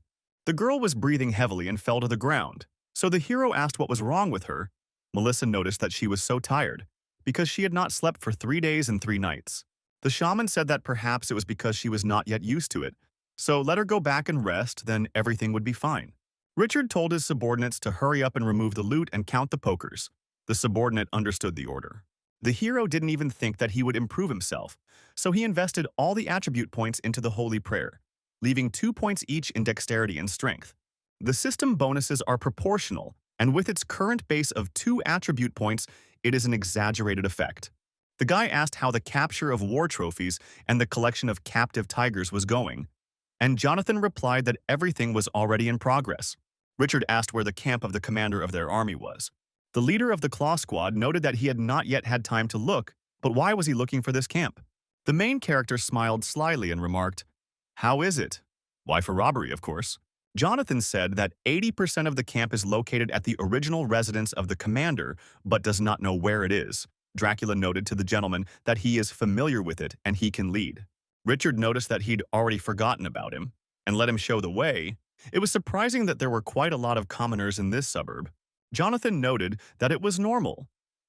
If the repatriation was carried out before the war, there are always people who have nowhere to go. The hero asked if the interlocutor was sure that it was here. Dracula noticed that everything was correct. Then the hero went inside and noticed that it looked miserable from the outside, and he would eagerly wait for him to be compensated for the moral damage. And when they all went inside together, they were stunned by the expensive things. Jonathan remarked that, of course, this must be personal property, brought by the army commander himself. The wine really tasted good and was quite pleasant. But suddenly Leo said that they shouldn't look because he had found an official letter. Richard came closer and asked to be allowed to take a look too. After that, they looked there together and were stunned by the information. The hero did not understand what kind of jokes these were. Did they really want to confuse Stuart's army? Jonathan came closer and asked what he was talking about. Richard said that the Brave Griffin and the Bloody Knight received several conflicting orders to transfer, but in the end they were blocked here and could not take a step. The man asked if it was a fake, and the hero noted that this was issued by the Council of Ministers and then by the Imperial Court. But the plan and route had nothing in common. Richard said to go immediately with a copy of the letter to the rear and also let him ask whether they should move forward or rest. Jonathan noted that this crazy King Stuart. He intervened in the command of the wish, and this is indeed so, and the hero declared that in this case the banquet should begin on the way he saw a lot of cattle. Soon after, the banquet actually began and everyone celebrated the victory. At night, Gunther was near the dead soldiers and smiled slyly. Richard came up behind her and asked what she was doing, and the girl noticed that the head was quieter. It turns out that in the hearts of these people there is a very powerful and valuable magic stone, and she is going to pull it out. The hero asked how she wants to find such a good thing. After all, the girl said that, in the end, it was their alpine fortress that was the main force, and it was reasonable to choose the best war trophies. The rest she gave became heavy, that he wants to kill her now. In Stuart are not idiots, and how could it happen that she does not realize this kind of problem? These mystical knights have explosive fruits in their bodies, and once the host dies, the fire element explodes and burns the magic stone. So he asked the lady if there was a fruit tree by the road and it had a lot of fruit on it, but no one was eating it. Did she know why? The girl remarked that they were just idiots. Richard shouted all this angrily because he was bitter, and the girl was shocked. Dracula noticed that the gentleman had a jewel on him. Near the man's heart he saw a flame of light, and there must have been a stone of destiny that had not been destroyed by mistake. Richard took it and noticed the control of blood, deprivation of feelings, stimulation, intent to kill. Such is the role of the magic stone, and it is still too abnormal. This kind of thing would definitely bring chaos to their world, Dracula wondered. But did they still want it? Richard said that this was nonsense. Why would they not want what he now had in his hands?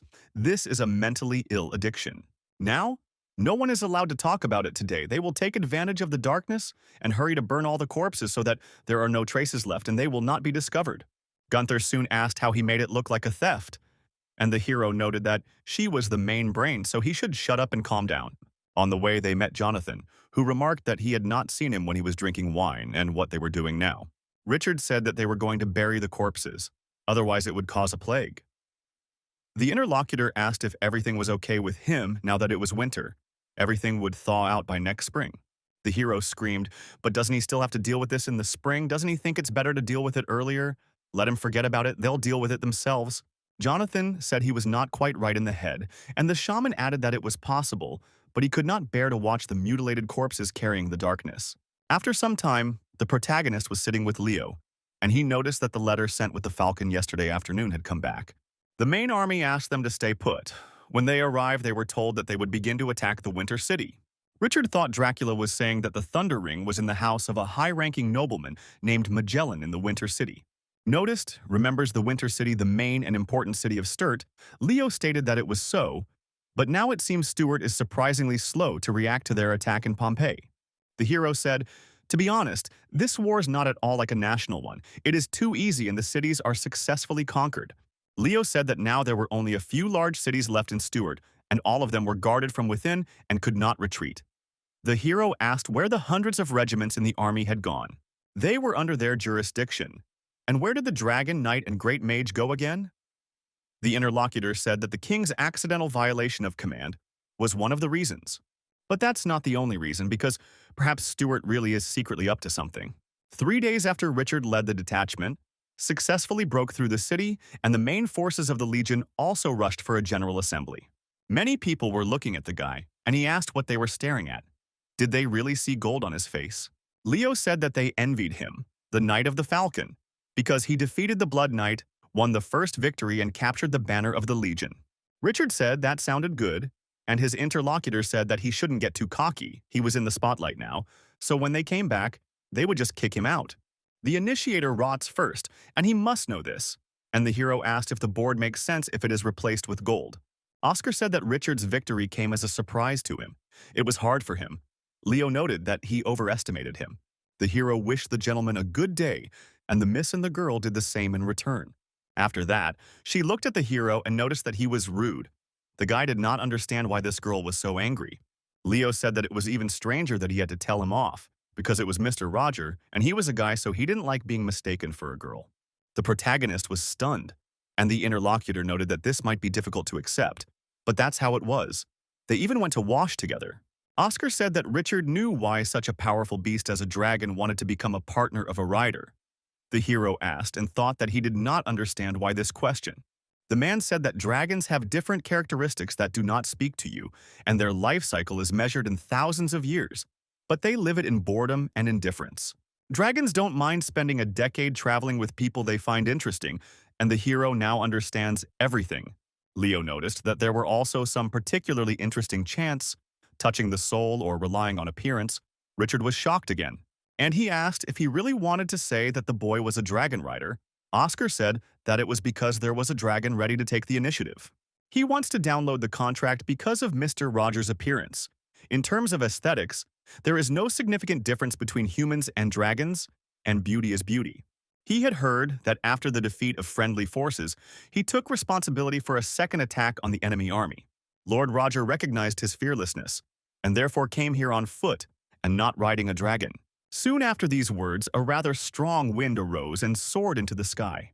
Oscar said that this was indeed the Master's dragon, and the name of this wind dragon was Asterix. In truth, This is the first time after Asterix and Roger signed a contract when they went on a foray outside Pompeii. Except for the dragon, there are also 9 Falcon Knights, and they have amazing maneuverability.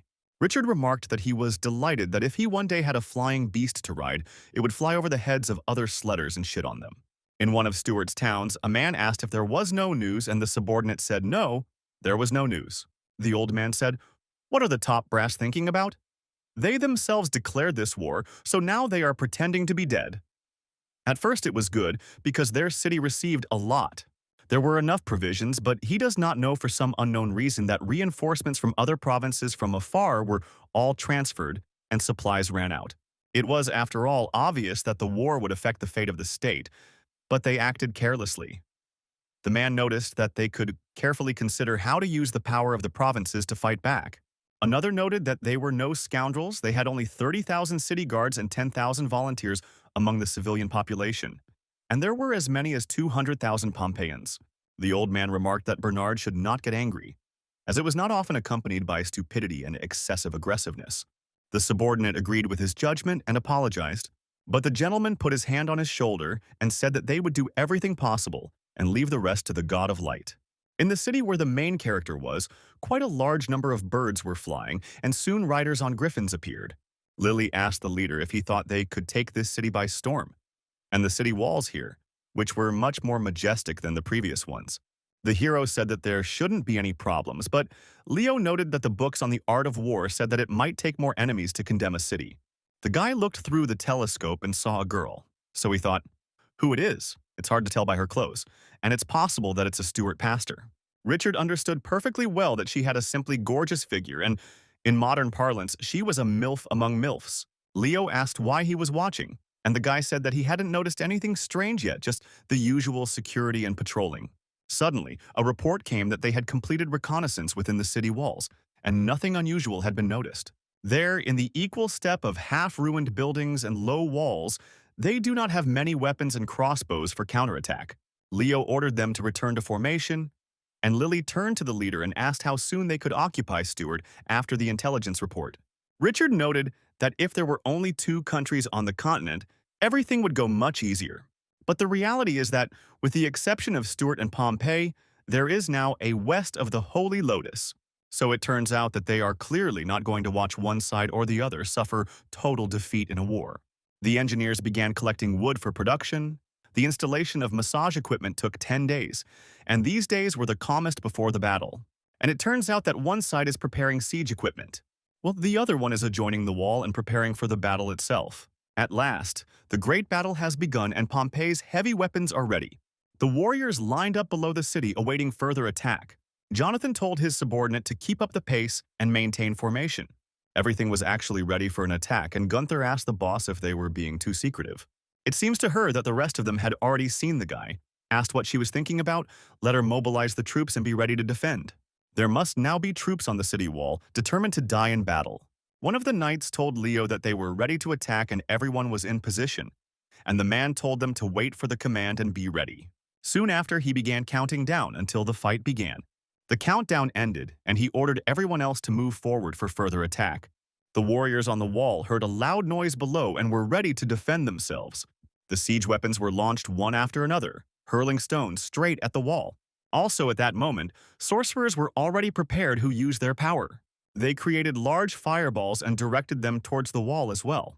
Of course, this combined attack put the city in danger. Therefore, the sorcerers who were in defense said that all this should be stopped quickly. Eventually, they used their strength and began to counterattack. Due to the resonance of power, bright flashes appeared in the sky, like fireworks. Richard was surprised and thought that this eye for an eye war was really shocking. The knight remarked that these waves were annoying, and Jonathan added that he should not worry since he had done nothing to break through the walls. They deliberately throw fiery stones at the walls so that the defenders have nowhere to run. The hero thought that, of course, he could use his intellect to the maximum and could competently organize everything, even the killing of allies. Jonathan ordered the first line of fighters to head into battle, and so they ran with enthusiasm and said that they should continue to attack them. This city needs to understand who the Pompeians are. And somewhere in the city, in one of the houses, an old man was sitting near the fireplace. The man noticed that if they were attacked from the air, then they were at a disadvantage.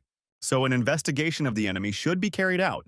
The gentleman stated that there was no need for this. He was panicking too much. When it comes to aerial reconnaissance at high speed, only blurred colored spots are visible, and it is impossible to distinguish details. Instead, they may use good opportunities to convey false information. Ballooning is a no-no for them. To win, they need heavy firepower on the ground, and let it be left to higher altitudes for reconnaissance only.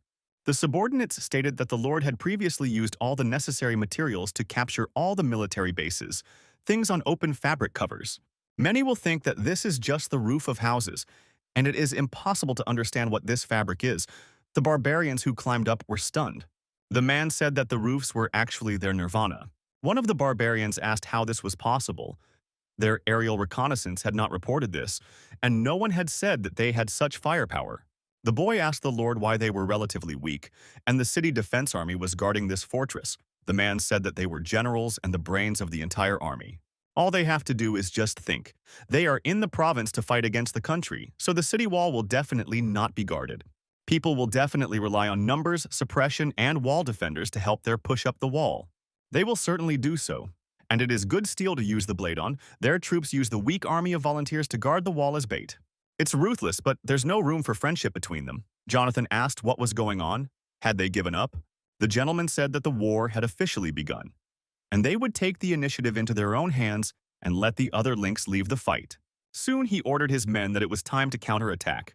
One of the warriors under the wall looked at something strange, or thought what was happening. When he looked up, he saw his soldiers falling down. Then he approached one, and the wounded fighter said that there was siege, heavy weapons, and throwing towers. The man asked how this was possible, since the report did not mention this, because it was only a house behind the wall. The main characters, along with the steel ones, also noticed this, and he shouted that they were scoundrels. Jonathan stated that he should be told that when they attacked the wall, even if they were blown to pieces, they must take the city. The warriors' subordinates heard the order and began to furiously attack the wall above. But at that time, the rest of the defenders approached the upper tiers of the wall and said that they should be killed.